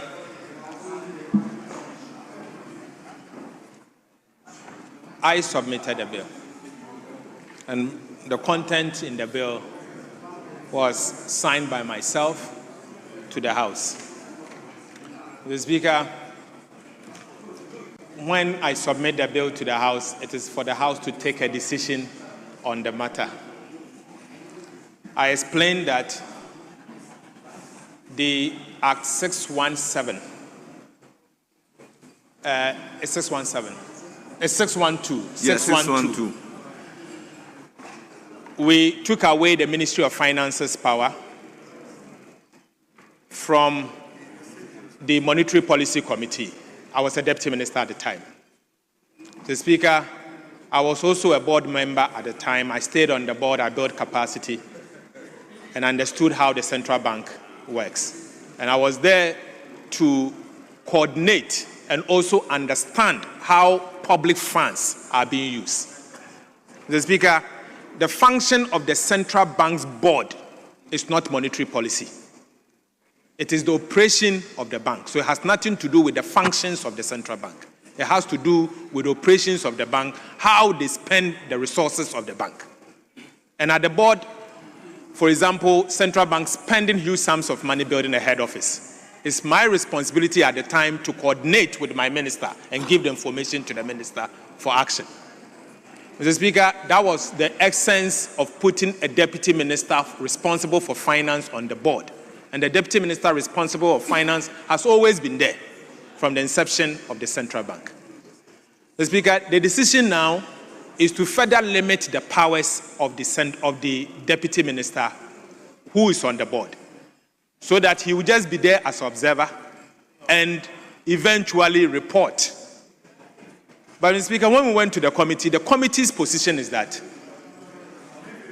the amount of money being spent by the central bank has to do with public funds.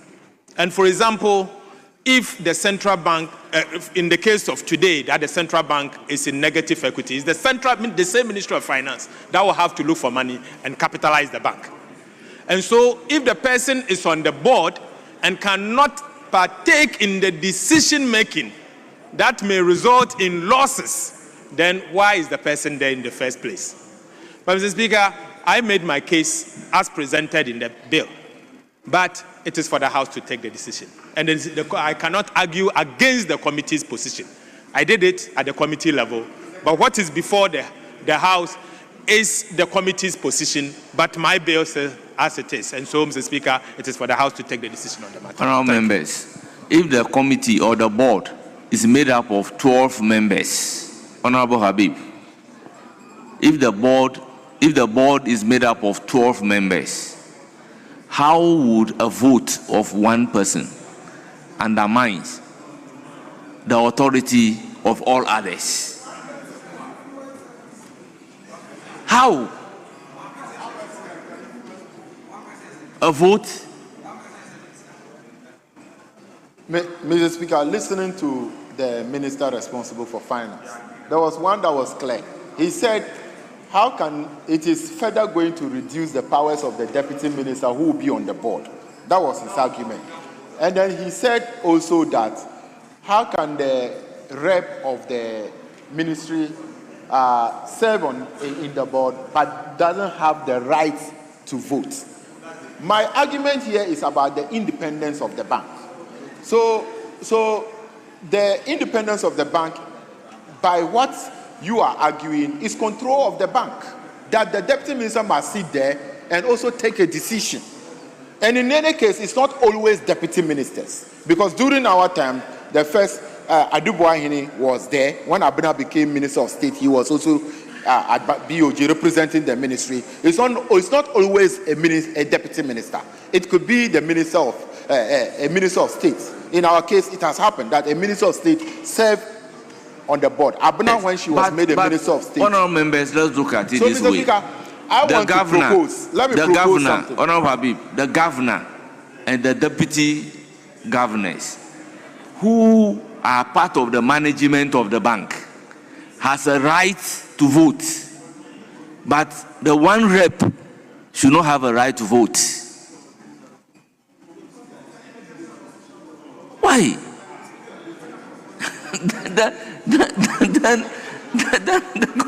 The governor and the deputy governors have a right to vote. Mr. Speaker, I want to abandon my proposed amendment. So if she stands. Honourable members, I will put a question on the proposal to delete. Very well. As many as are in favor of the proposal to delete clause 5 say aye. Those against say no. The ayes have it. Clause 5 is accordingly ordered to be deleted. Clause 6. Section 10 of Act 612 amended. Chairman of the committee.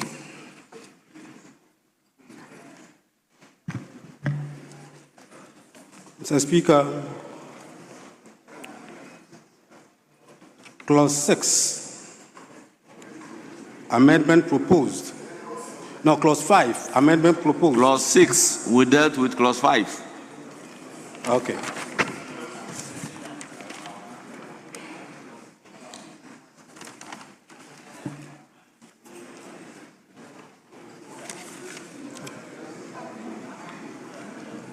Move the proposed amendment for Clause 6. Amendment proposed. Section 10 of Act 612 amended. Delete the clause. Delete all. Mr. Speaker, the reason is we want the members of parliament to be on the board and other government appointees. Thank you.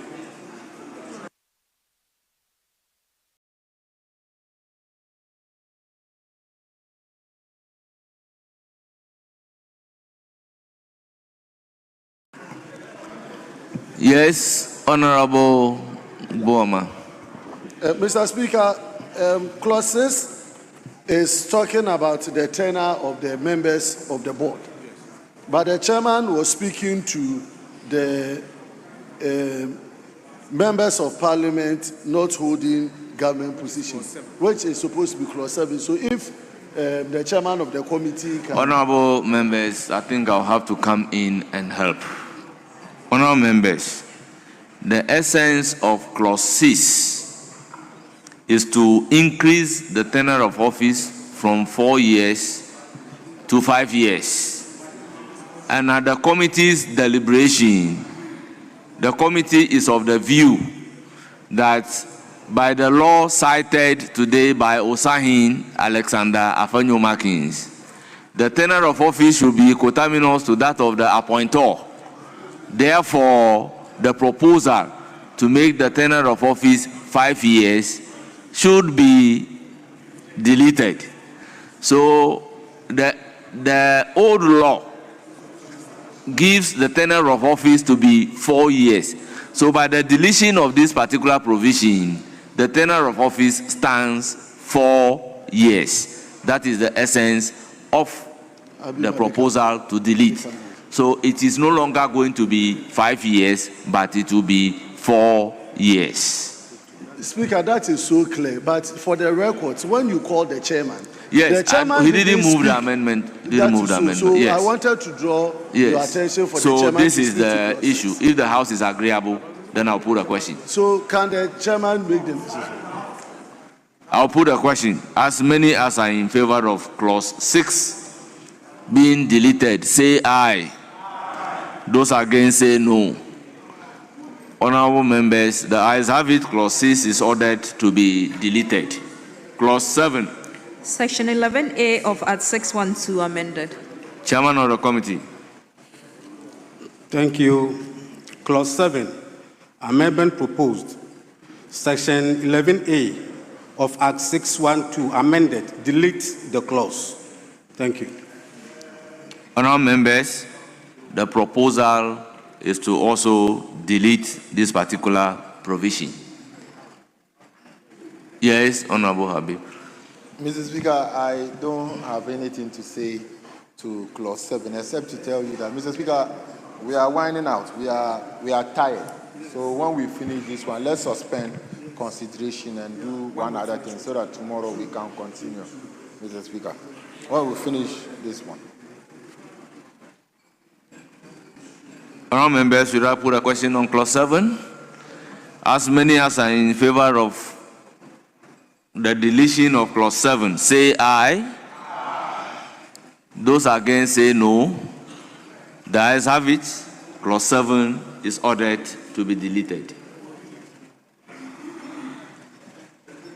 Clause 8. Section 16 of Act 612 amended.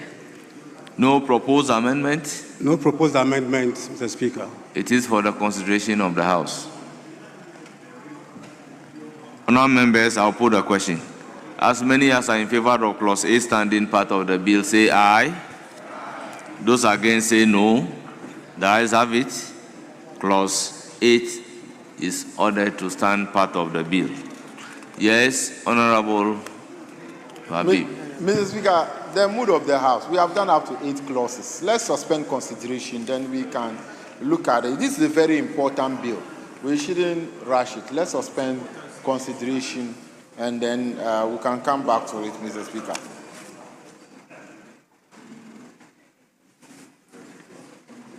Yes, Minority Leader. Speaker, earlier I engaged the finance minister, and it appears that he himself is doing further consultation on a number of clauses for policy reasons. Mr. Speaker, I support the call by the First Deputy Whip that we suspend consideration and then come back, tomorrow. Mr. Speaker, we must not be seen to be rushing this bill. I have engaged my respected colleague opposite me, and I'm sure the leadership of the majority side must accede to it. I think we need to even do some winnowing to look at certain clauses and come back and, continue, especially when the finance minister himself admits that he needs to do some further consultation on this matter. Mr. Speaker, without more, I submit. Honourable Minority Leader, with due respect, can we come halfway? No, we've agreed, Mr. Yes. Speaker. There's an agreement to suspend. Very well. Yes. Mr. Speaker, there is no difficulty from this side. So I'll appeal with the minority leader to we'll suspend the amendment, and then we'll get to motion 7. Motion 7. After that, we can call for a close of the day. So, Mr. Speaker, we'll bring consideration to an end, and they will take item 7 on the other paper. The consideration of Bank of Ghana Amendment Bill is temporarily brought to an end.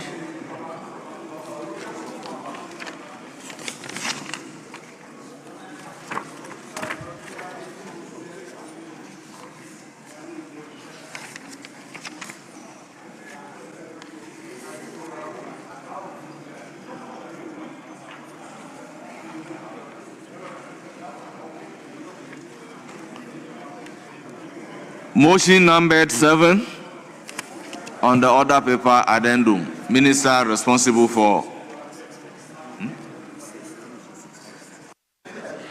Mr. Speaker. Well, let's take motion 6 first. Thank you. Minister for Education. Mr. Speaker,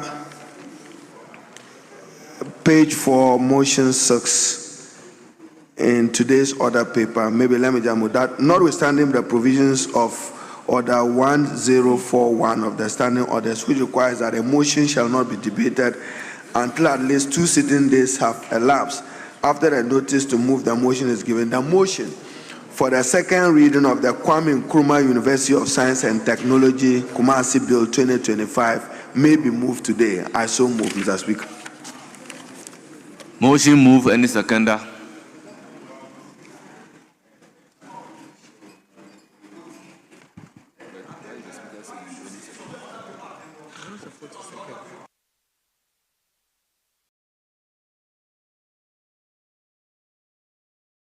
Chairman of the committee, will you second the motion? Yes. Thank you, Mr. Speaker. Yes. I second the motion. Yes, Minority Leader. Speaker, with respect, this is the order paper. The Honorable Minister said, page 4 of today's order paper, motion 6. The order paper does not have the said advertised motion. Honorable if he's referring Minority to the Leader. addendum, Yes. No. I mentioned the subject matter. You are right. And in mentioning the subject matter, I make reference to motion 7 and later corrected it to motion 6. Mr. Speaker, it's not about you and at all. that was the motion moved. Mr. Speaker, it's not about you. It is about he quoting the right motion for the record. As for you, Mr. Speaker, you are right. But what you said and what he has said are two different things. If Mr. Speaker says order paper addendum, then he gets up to say order paper. Mr. Speaker, I have the order paper addendum here.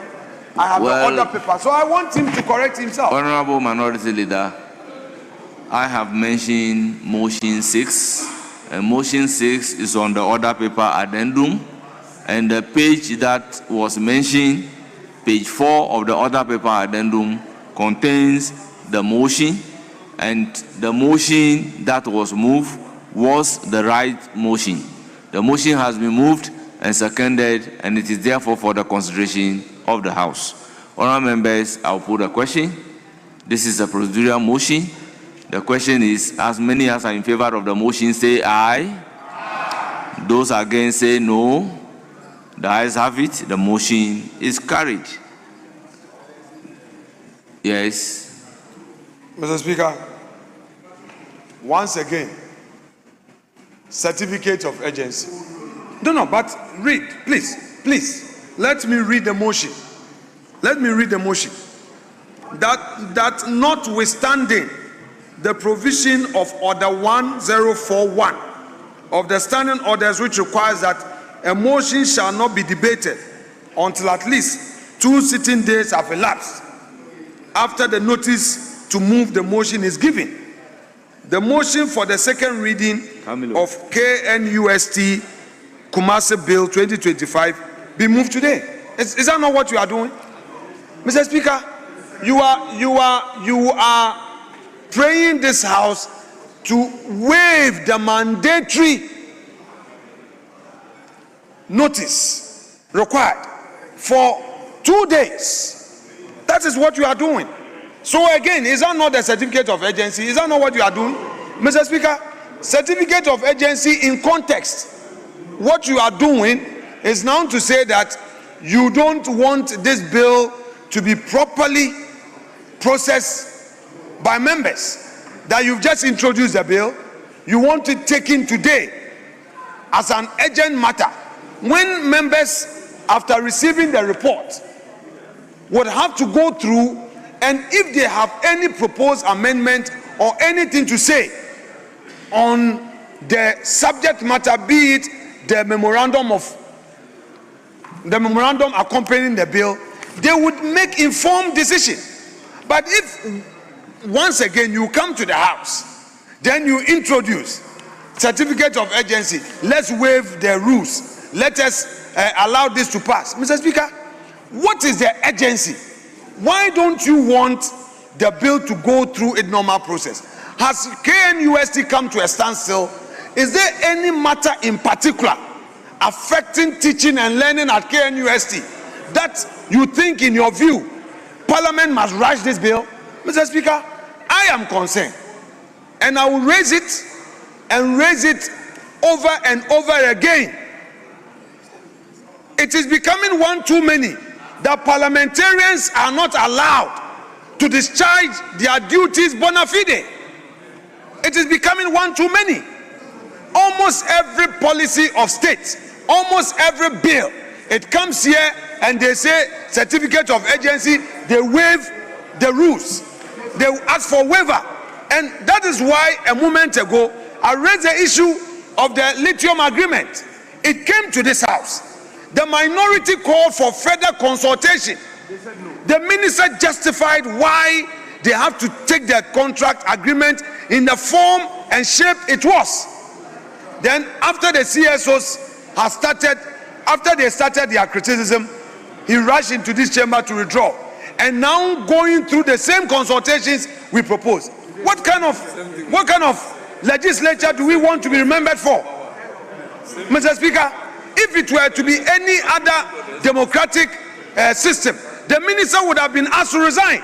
The Minister of Lands, for doing that, because it amounts to a policy failure. You introduce a policy, the minority tells you, do the right thing, you say no, you go in circles, come back, and you withdraw. And then you are now engaged in consultation.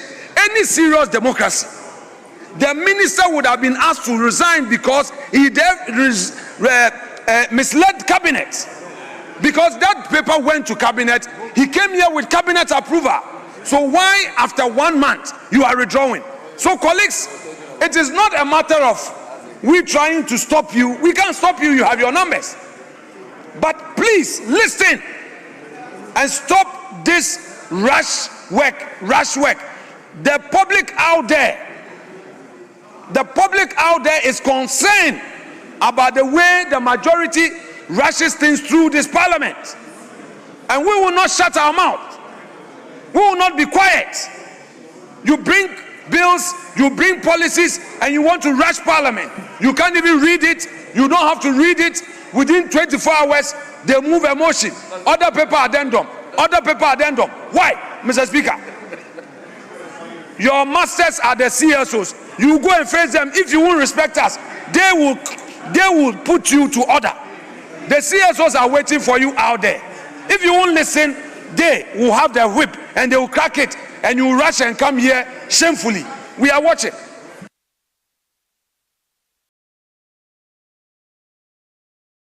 Honorable, I will give you the floor, but before you come in to speak, honorable members, order.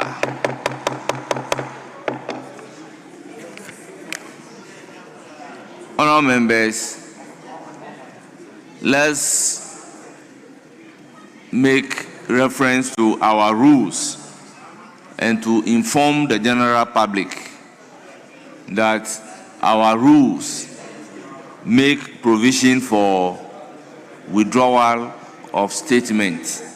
That is Standing Order 95. The rule make provision for withdrawal of papers laid.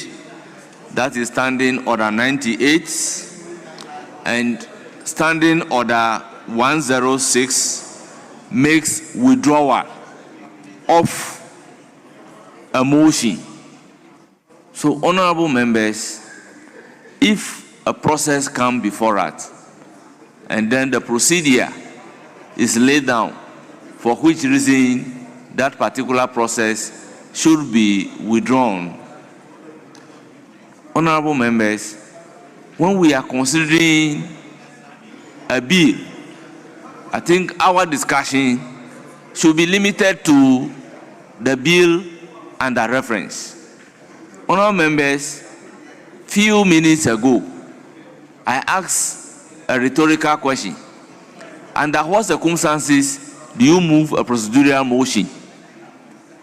If you are considering a matter under a certificate of urgency based on Article 106(13), what do you waive? Is it the orders of this house that you waive? No. It is what the Constitution says you should do. That is what you waive when you are considering a matter under a certificate of urgency. So to move a procedural motion cannot be equated to a constitutional waiver.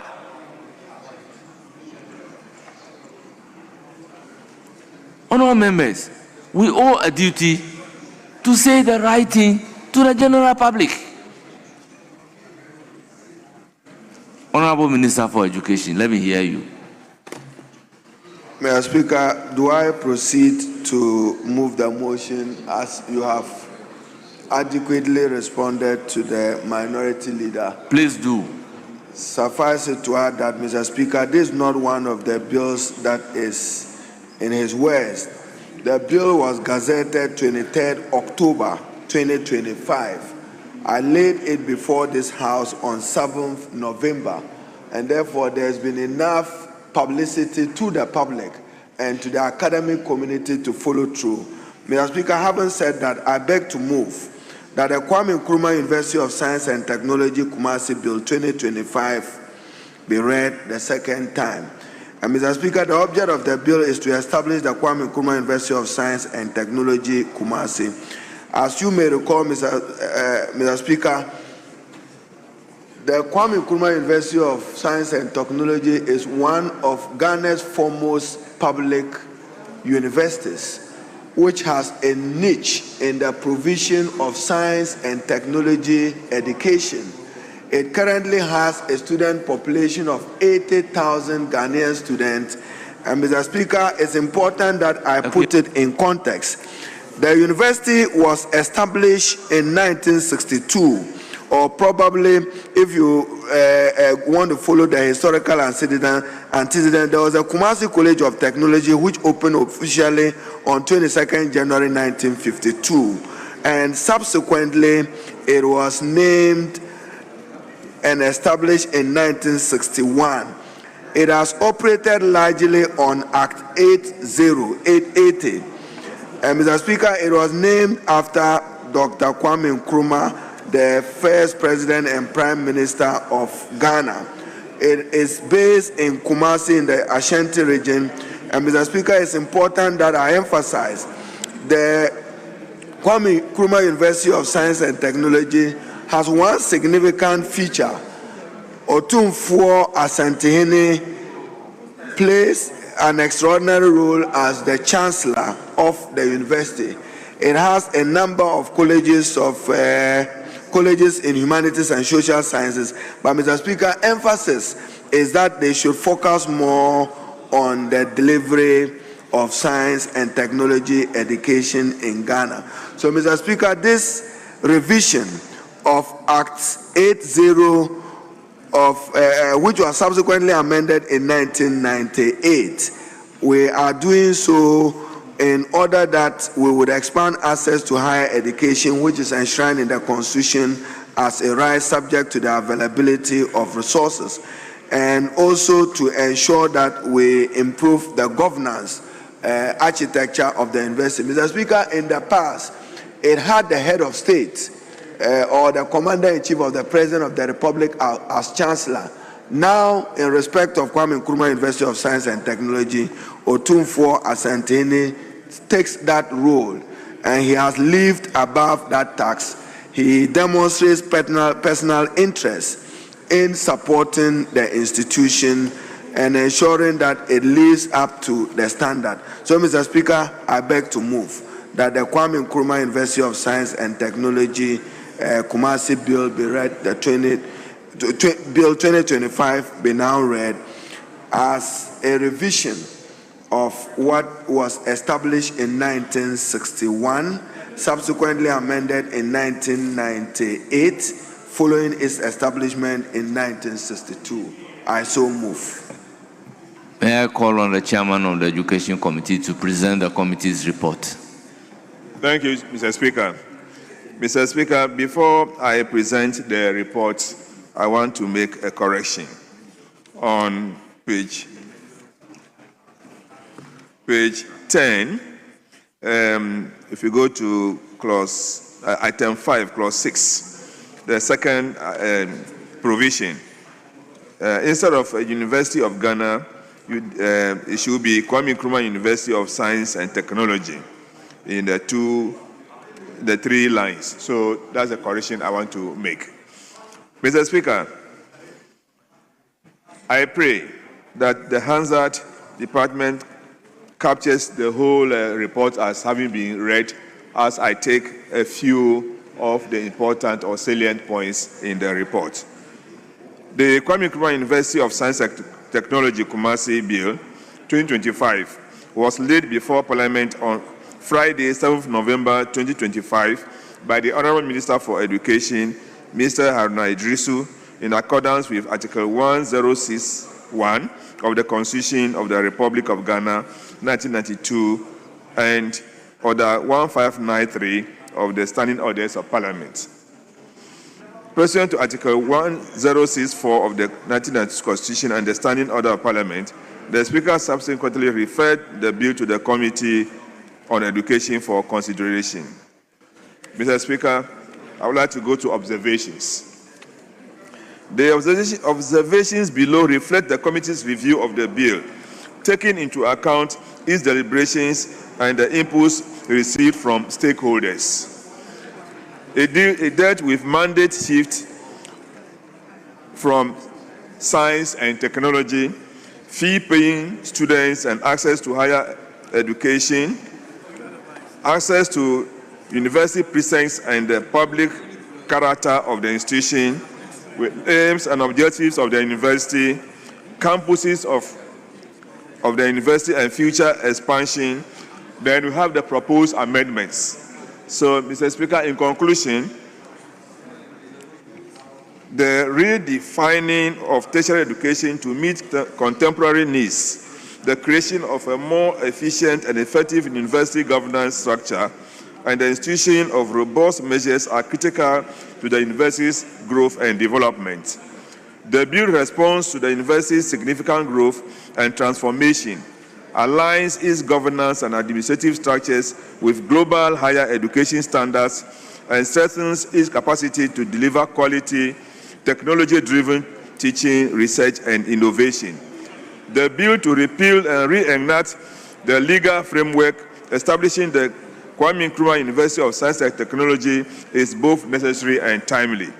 The committee therefore recommends that the House adopt this report and pass the Kwame Nkrumah University of Science and Technology Kumasi Bill 2025 in accordance with Article 1061 of the 1992 Constitution. Respectfully submitted. Thank you, Mr. Speaker. Honorable members, motion move. Report presented. It is for the consideration of the House. Honorable Asafwa. Thank you very much, Right Honorable Speaker, for the opportunity to contribute to the report of the Committee on Education with respect to the Kwame Nkrumah University of Science and Technology Kumasi Bill 2025. Right Honorable Speaker, yesterday I joined the committee to have a perusal of the bill. There's one important thing that I want to bring to fore. Right Honorable Speaker, let me take you to Article 38 of the 1992 Constitution.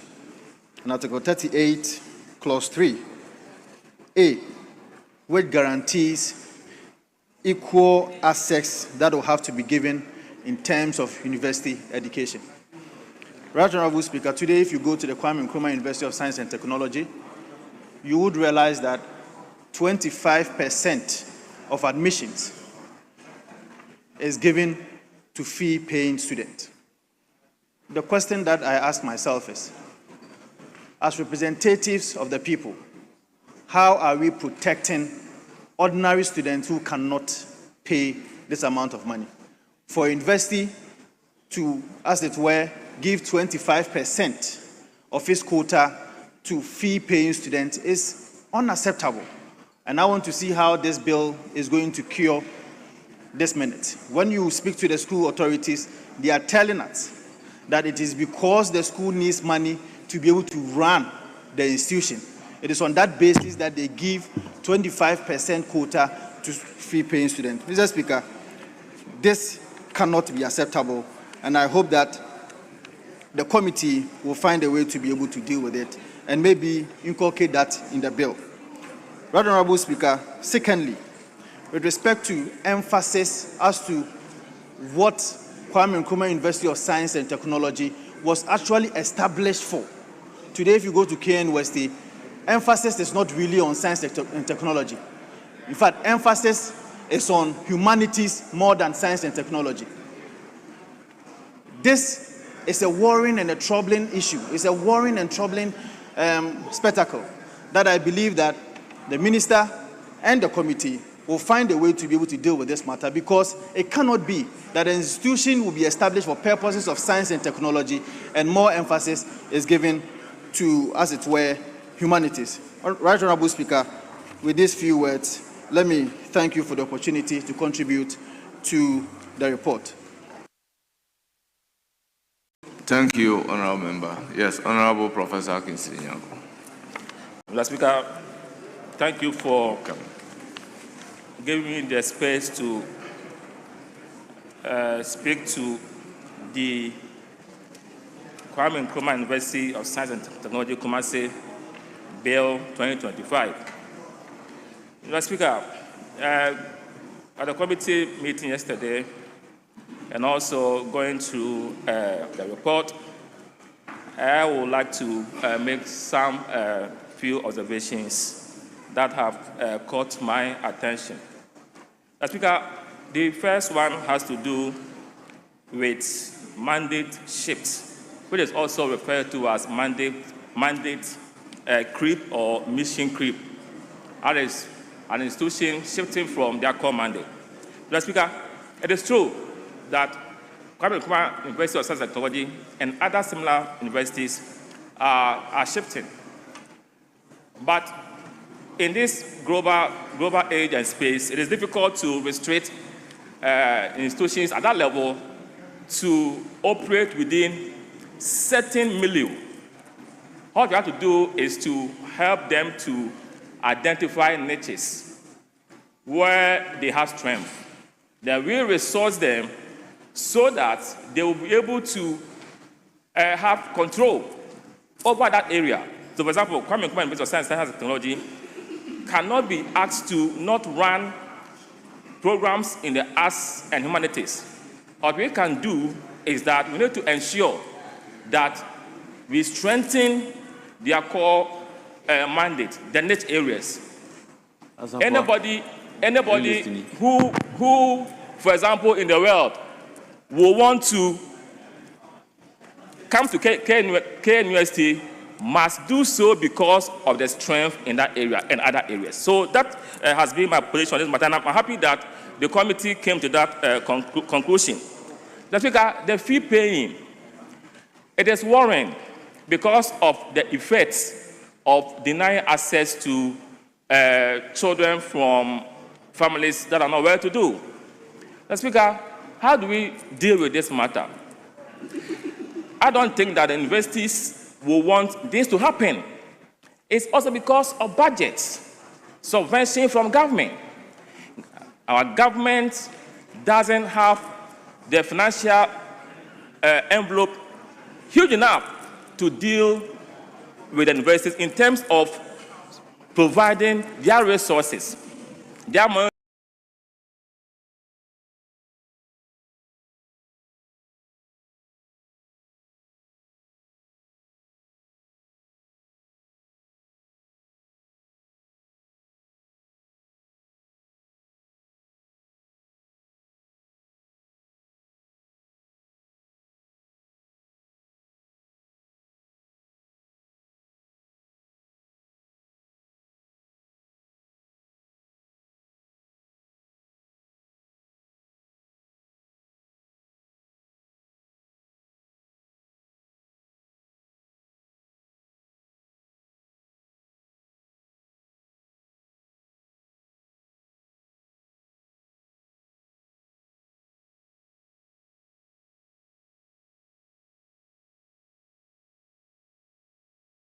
incentives, compensation, and all that.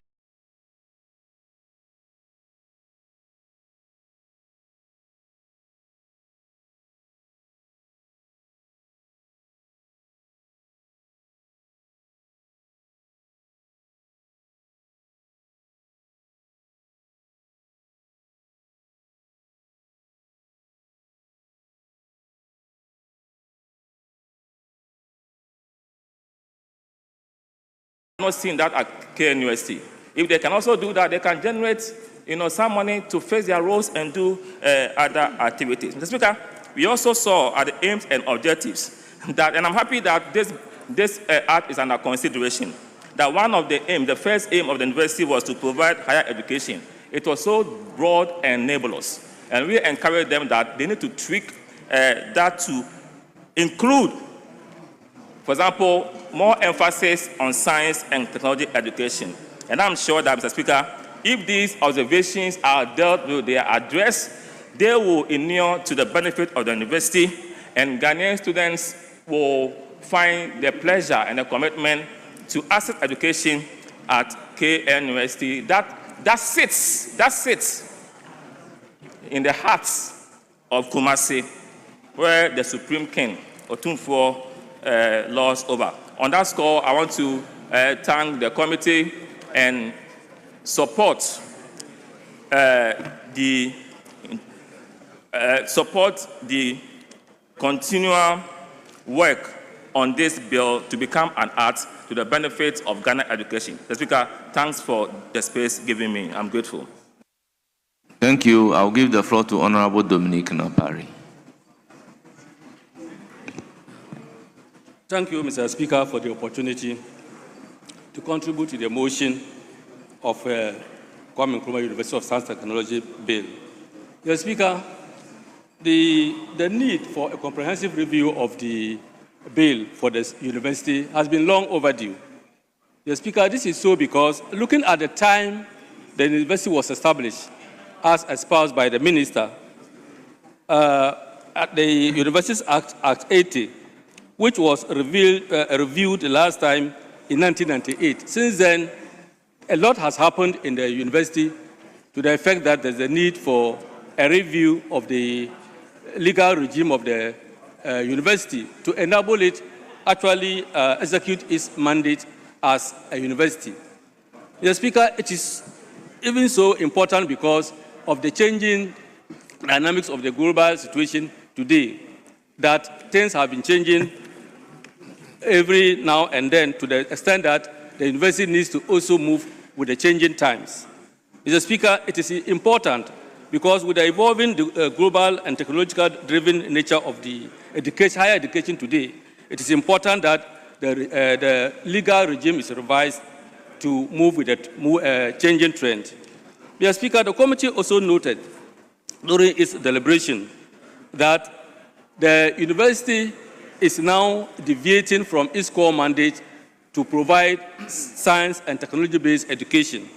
Mr. Speaker, during the discussion, the university's authorities' attention was drawn to the fact that even though they will want to expand the scope to include the humanities, it is important that they actually respect the core mandate for which the university was established.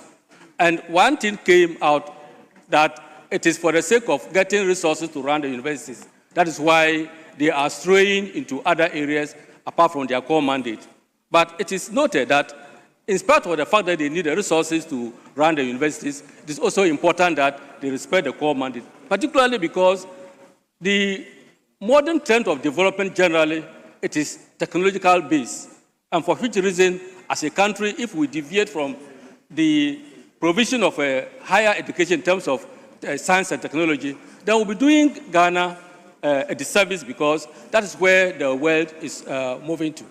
So, Mr. Speaker, it is important that the universities focus on their core mandate rather than drastically deviating from their core mandate. And it was noticed that it was not only the University of Science and Technology, Kwame Nkrumah University of Science and Technology, all other universities, state universities are deviating from their core mandate. And it is important that this Parliament draw their attention to the fact that they need to respect the core mandate.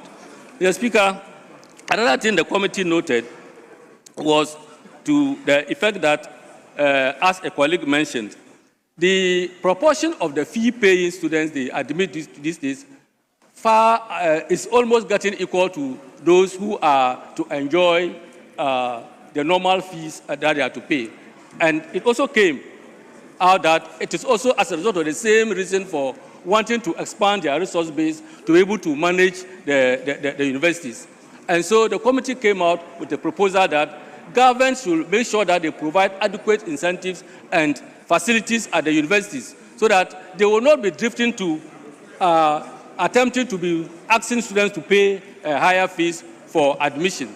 It was even noted that those who are paying, most often than not, their grade point of entry is normally reduced. They rather tighten those who are to have access, the poor ones who are to have access and have free education. They rather tend to focus on fee paying and rather admit more of them, depriving the poor ones and the marginalized ones for having access to the university education. So on this note, Mr. Speaker, the university was urged to rather respect the general admission protocols rather than overemphasizing on the fee-paying process.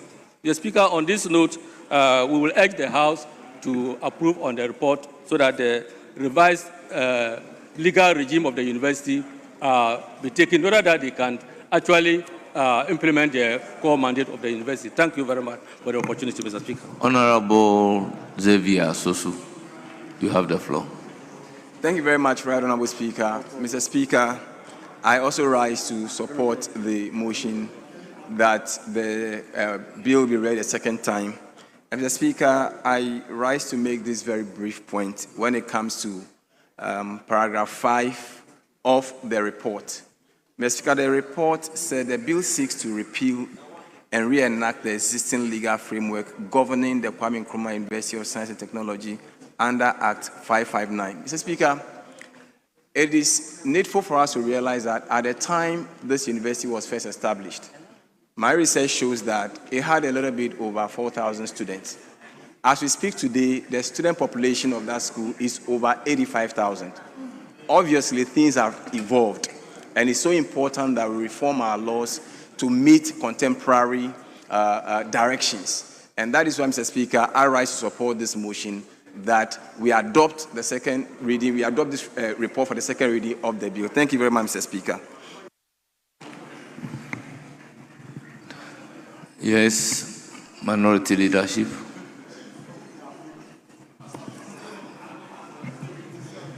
Minority leader. Mr. Speaker, I'm very happy to have been here today to deal with this matter which is so dear to my heart, our universities and corporate social responsibility.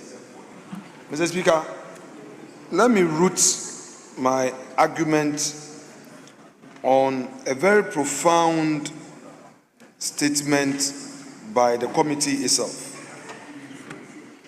Mr. Speaker, the conclusion of the committee's report, this is what the committee says, quote, "The bill responds to the significant growth and transformation of the university, aligns its governance and administrative structures with contemporary global standards in higher education, and strengthens the institutional capacity to deliver quality, technology-driven teaching, research, and innovation." Full stop. Mr. Speaker,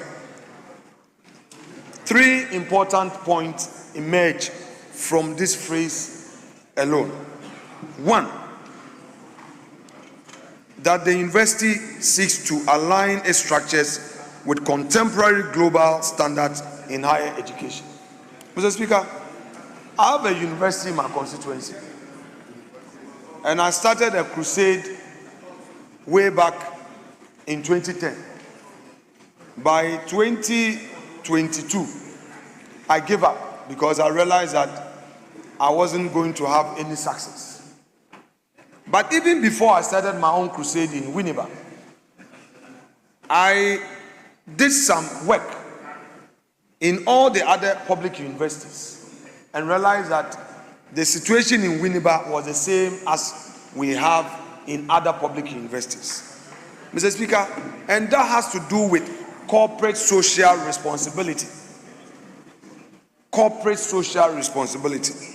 Mr. Speaker, if you go to KNUST, if you go to Legon, you go to UCC, and my own constituency, UEW, Mr. Speaker, you hardly find tangible social impact programs and projects that impact on the community. Mr. Speaker, the budgets of these universities do not factor the community where they operate. Mr. Speaker, that is a worrying situation.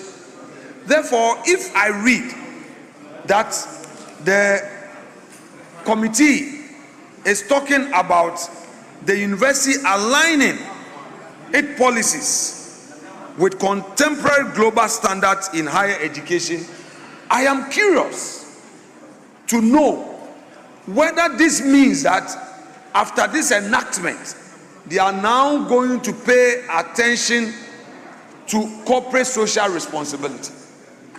And this is not only for KNUST, Kumasi alone, but for all other universities. Mr. Speaker, back in the days, I remember when I was at St. Augustine's College, the Ogwa Traditional Council was able to negotiate with the secondary schools in Cape Coast to give them a quota. So it didn't really matter. St. Augustine's and Adisadel, Infantipim and Co.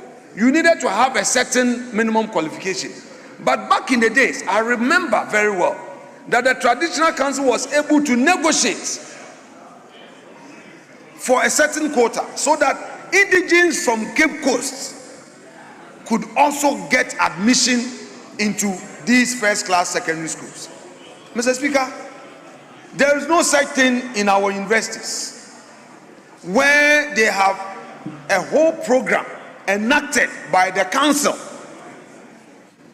to look at this. The essence of higher education is to create a balance and create a certain ecosystem of inclusiveness for everybody to have opportunity. There are those who are placed at the lowest ebb of fortune's wheel who may not get opportunity. There are communities that are impacted. In fact, Mr. Speaker, if you go to Oxford, for instance, the whole economy of Oxford, and by the way, Mr. Speaker, without boasting, I was privileged to have been educated there.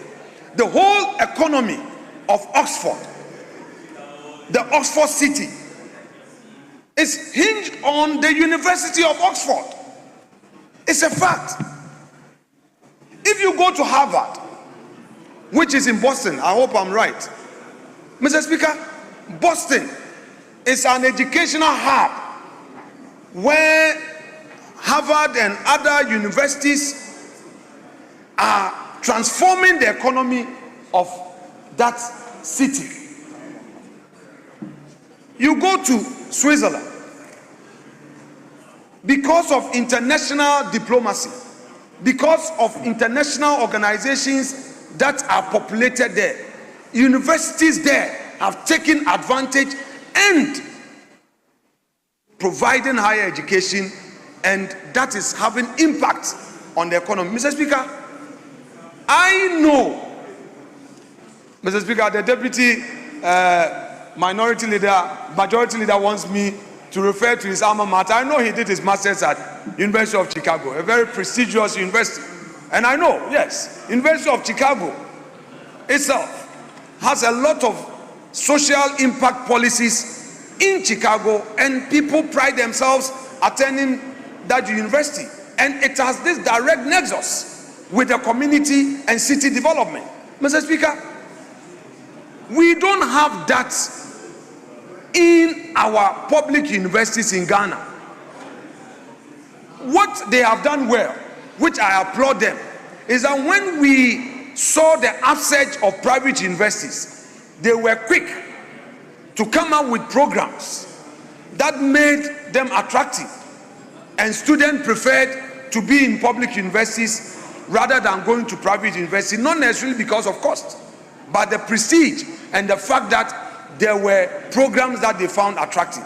But that has not been done when it comes to this area. So, Honorable Minister, perhaps I am signaling my intention of bringing amendment when we get to that stage, which amendment will look at corporate social responsibility as part of this new KNUST, especially so when it is clear from the committee's report that this university is now saying it is embracing new contemporary global standards, because globally those universities have certain standards that impact on the community. Mr. Speaker, my second point is on institutional capacity to deliver quality and technology-driven teaching. Mr. Speaker, today, diplomacy is even AI-driven. Today, diplomacy is even AI-driven. Mr. Speaker, what are our universities doing? I just inquired from my colleagues in that area, the educationists amongst us. I just asked them, is any of our public universities offering a program in AI? Mr. Speaker, a degree. Do we have a first degree program? BSc, AI, technology. Mr. Speaker, there's nothing like that. Are we being deliberate about this as a nation? We are aware of what is happening in the recent WASE. We are not here to talk about the politics. No, this is a national issue, and it goes to the root of the challenges we have. If we don't pay attention to all these, we'll set up the university, come here with amendment of the law, and Mr. Speaker, the impact will be zero. So, if the observation is that they are going to be innovation-driven research, Mr. Speaker, then we must tell our minister, it's not just about talking about research, but how much is invested in research. When COVID struck, we know how relevant Noguchi Memorial Center of Research became. After COVID, what have we done by way of expanding the frontiers of research, the investment we've made? Have we done anything? Are we really supporting our universities? Beyond the law we enact, are we also resourcing them? Are we going to stop at this enactment, or will go beyond? Is the minister going to get cabinet support to look at research support, or we are only interested in the tangibles? Gold board, there is gold, they are being sold, and the dollar CD is stable. When we are only creating a bubble, a bust will expose all of us when we are not investing in production. Yet we say there's gold board, there is this, there is that, because there is stability. I agree, but it may be temporal. So, Mr. Speaker, we have to pay attention to this research, invest there. Mr. Speaker, I will conclude on one worrying thing. We know that the universities are by themselves very independent, or the recent enactments that we have passed on this floor, we have sought to allow them to operate independently with at least no executive interference. Mr. Speaker, I'm not too sure what I am reading. I am quite concerned. I am quite curious. Is this new law seeking to chip away the independence. Looks like today we've been talking about independence of institutions and all. I want clarity, and I'm sure one will get there. I read the memorandum accompanying the bill. I'm not too sure what the minister is seeking to do. The Act 80, 1961. The council is the highest authority. It appoints its principal officers such as VC. Chancellor is appointed by the president. Mr. Speaker, what we are reading is not clear. But fortunately, the minister himself is here. It appears that this new law is giving some powers to the president. It appears so. Mr. Speaker, the minister must bring clarity.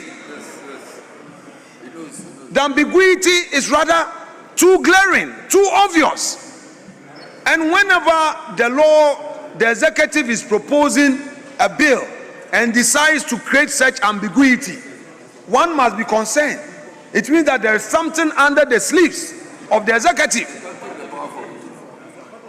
Mr. Speaker, we know that the overlord of Ashanti is the Chancellor, has always been. Now this enactment is introducing a term limit and saying that no, he has to be appointed. That thing, there has to be clarity.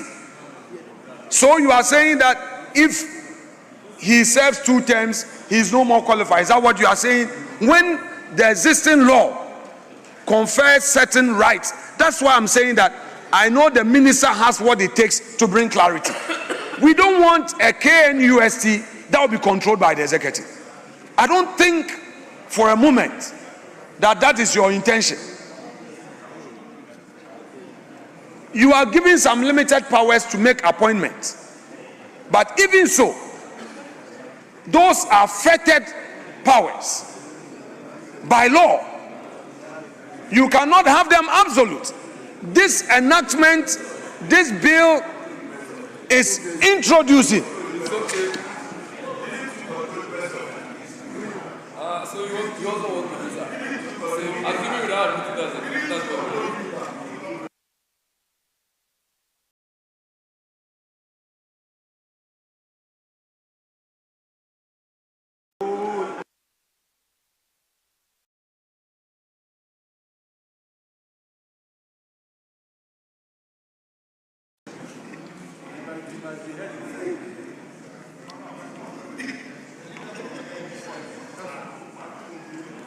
Mr. Speaker, what is clear is that a certain level of ambiguity is being introduced in the memorandum accompanying this bill. It isn't too clear how the powers of the Chancellor is to be administered, how those powers are to be exercised. We are not so clear how, to what extent the president is now invading into the powers of the Chancellor, in addition to his already wider powers given to him by the Constitution. Mr. Speaker, how independent will KNUST be after today? That is the main concern. How independent will KNUST be? How independent can the Vice Chancellor be in taking decisions, in managing the affairs of the university with the deans and other faculty heads after today? There has to be clarity. We are now giving those powers to the president. From what I'm reading, the minister must clarify. You have the opportunity to clarify. Have there been wider consultation in Ashanti region, the media stakeholders, the chiefs and the people? Have they seen this amendment?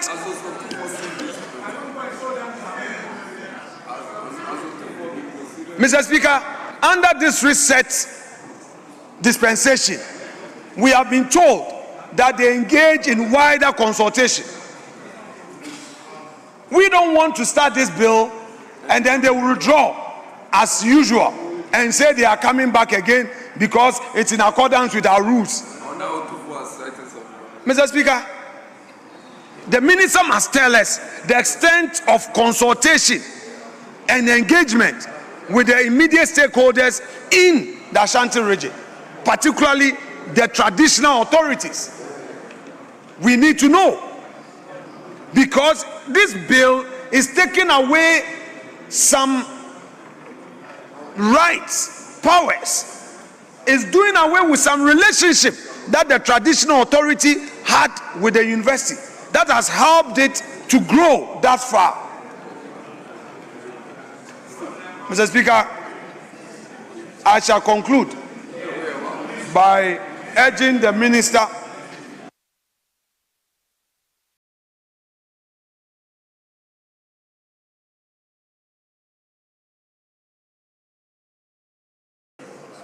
Mr. Speaker, I shall conclude by urging the respected minority leader, as he then was, Honorable Harun Edrisu, to take on board all the views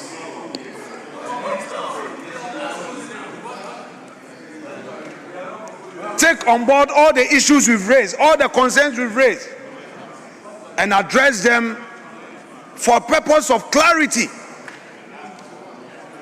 even as we proceed to deal with this bill. Mr. Speaker, on matters of campuses to be established and future expansions, we'll deal with it at the consideration stage. I won't belabor the point. Mr. Speaker, let me thank you for indulging me.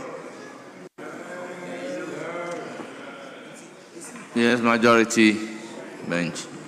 Mr. Speaker, we want the minister to clear the doubt from the minds of Well, that doesn't lie in your mouth.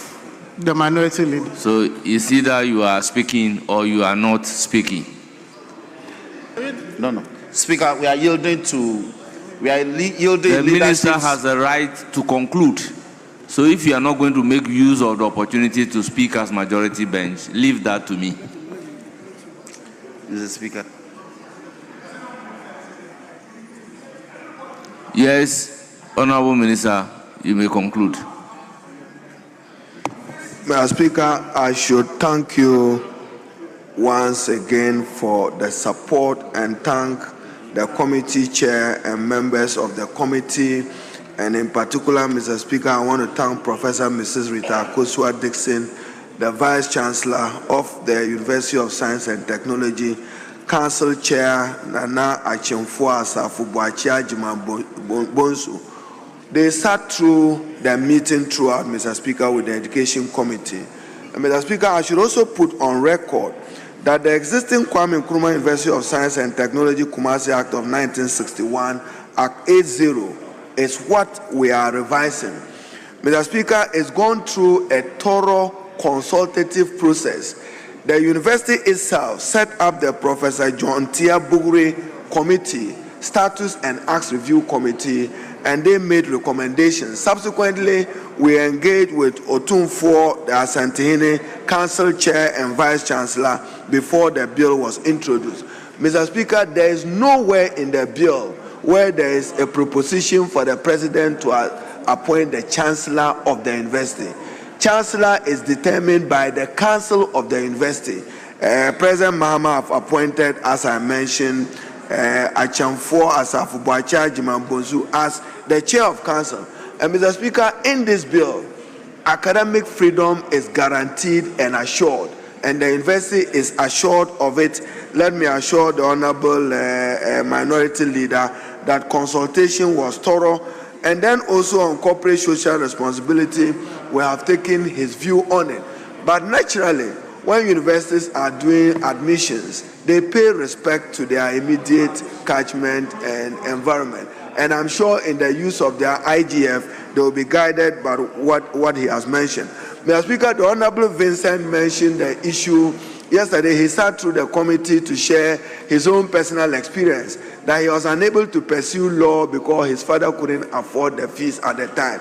That's why government has introduced the no fees stress to support those who may be financially excluded. So, Mr. Speaker, I want to thank members for the support and then assure that the Kwame Nkrumah University of Science and Technology has one of the best medical schools in the country, and government is working to equip and get the teaching hospital operationalized before the end of year 2026, so that I can take some burden off for another teaching hospital. Mr. Speaker, once again, I thank our colleagues and be assured we have encouraged the university to lead with artificial intelligence. They should be the first as a science technology dedicated university. I myself expressed concern that they should not be admitting more students into social sciences and the humanities so that they stay to their core mandate. Once again, I'm grateful.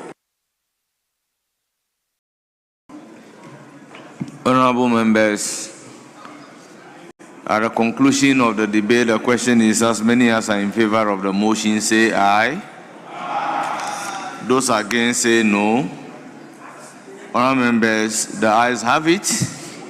An act to establish the Kwame Nkrumah University of Science and Technology, Kumasi, and to provide for related matters. That the Kwame Nkrumah University of Science and Technology, Kumasi Bill 2025 is duly read for the second time. Yes, Deputy Majority Leader. Speaker, may we pray you to take the items on order paper addendum 2. We'll lay a paper and then take the report, motion number 2, Mr. Speaker. So I pray that we take item number 1 on order paper addendum 2, Speaker. Mr. That Speaker, has already been done. Mr. Speaker. Yes. The majority chief whip is talking about order paper addendum 2. We are now being given order paper addendum 2. What is it? We don't want to believe that when the Minister of Interior, with additional responsibility to national security, enters the chamber, he comes with all his might. Mr. Speaker, he came and they quickly printed this order paper addendum 2. We have not been given copies. When I got up, the clerk at table brought it. Mr. Speaker, the Minister of Interior has been in leadership before. And we have on his records as a minority chief whip. He has always emphasized consultation. He said there must be consultation and procedure. You didn't engage. The deputy majority leader had discussed the possibility of looking at this. Mr. Speaker, yes. He discussed the possibility. Mr. Speaker, if you want to do it, at least put us on notice and tell us why. No, you are just Mr. Speaker, these things must stop. These things must stop. If you want to run a one-sided parliament, say so. And the CSOs will come after you. They are the only people you fear. When the minority is telling you to do the right thing, you set up a WhatsApp group. A government WhatsApp group. A government WhatsApp group. You think you have their support forever? Wait and see. Very soon. Soon and very soon, the CSOs, they will leave you at no packet. They are the people you fear. So you created a government WhatsApp group where you leak information to them, alert them ahead of time. Very soon, you will see. Listen to this side of the house. We are your partners in this chamber. When we talk, listen. Mr. Speaker, the minority leader misses the chamber. He's been away for some time. So I even suspect that the 15-day rule be kicking. I suspect so. Mr. Speaker, I believe that the item number 1 is captured in the frame of the way it is, but the particular matter has not been tackled. So I believe that if we lay it, we will engage and explain the circumstances. Then, so we'll stand it down. We'll stand it down and take. Let's stand. You should. Sorry.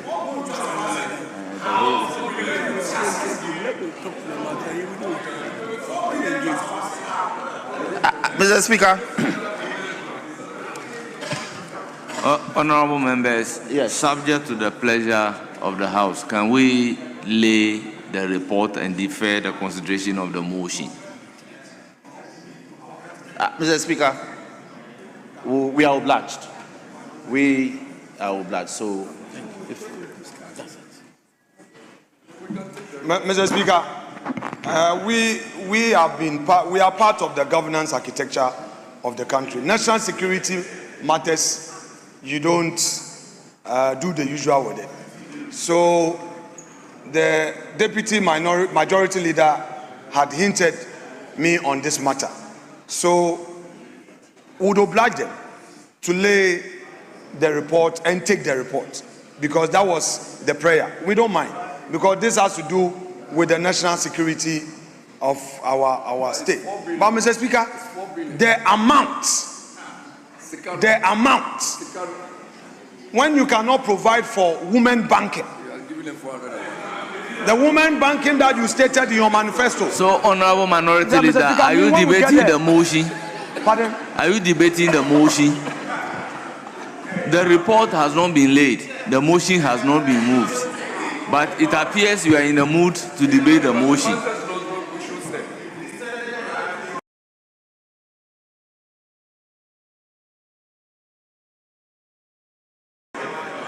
Mr. Speaker,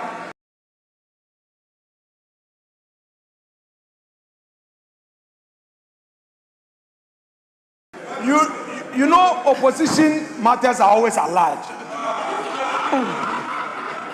Mr. Speaker, we are in opposition. Yes, only signaling them that the amount that they are giving to the Minister of Interior with additional responsibility. Honorable Minority Mr. Leader, Speaker, he is not paying attention to me. You are forcing me to say that Mr. Speaker, you are but out of with all order. the provocation, he's decided not to respond. He has to respond. No, Honorable Minority Mr. Leader, Speaker, you how are can he be quiet in this chamber? You are compelling me to say that you Mr. are Speaker, operating Mr. completely Speaker, no. out Mr. of Speaker, order. he can't be quiet today. Honorable Muntaka is not known for being quiet. 4 billion. You take him 4 billion. Into I will urge Honorable Muntaka to resist the temptation. You must resist the temptation.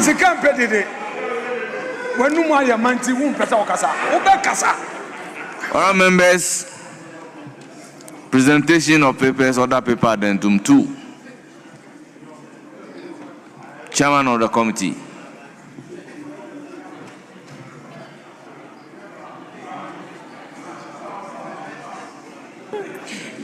Reports of the Committee on Security and Intelligence on the annual budget estimates of the National Security Council for the year ending 31st December 2026. Honourable members, report duly presented, and it is for distribution to the House. Yes. Speaker, may I pray that we turn to order paper addendum. Motion numbers 8 and 9, Mr. Speaker. Motion number 8. Mr. Speaker, motion number 8 as captured in page 5 of the order paper addendum. I beg to move. Thank you.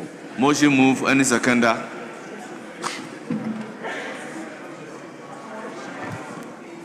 Speaker, I second the motion. It is for the consideration of the House. This is a procedural motion. As many as are in favor say aye. Those against say no. The ayes have it. The motion is carried. Now item Yes. Item numbered 9.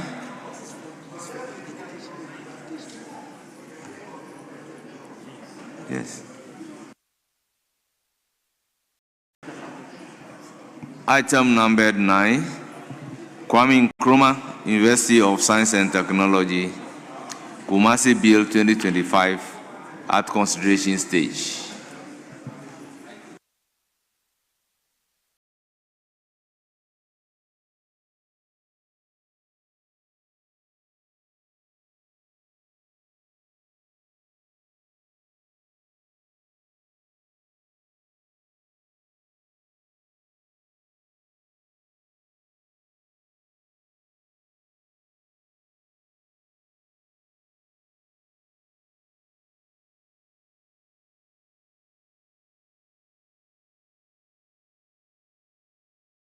Chairman of the committee, clause 1.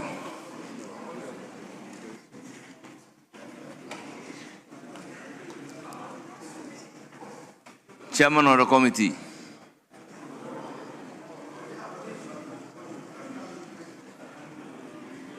The maize has been tilted, so clause 1.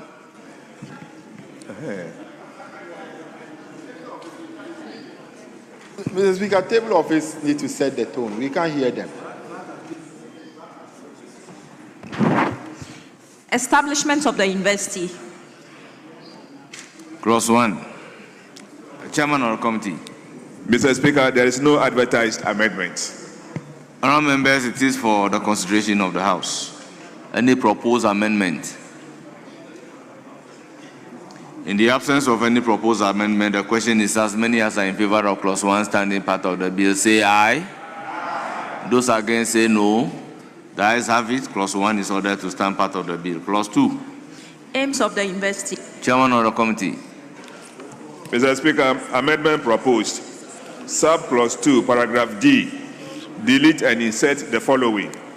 Provide students with an understanding of global affairs through the application of modern tools, including emerging technologies for teaching, learning, and dissemination of knowledge in support of sustainable development. I so move. Honourable member, I have not seen any advertised amendment on the order paper.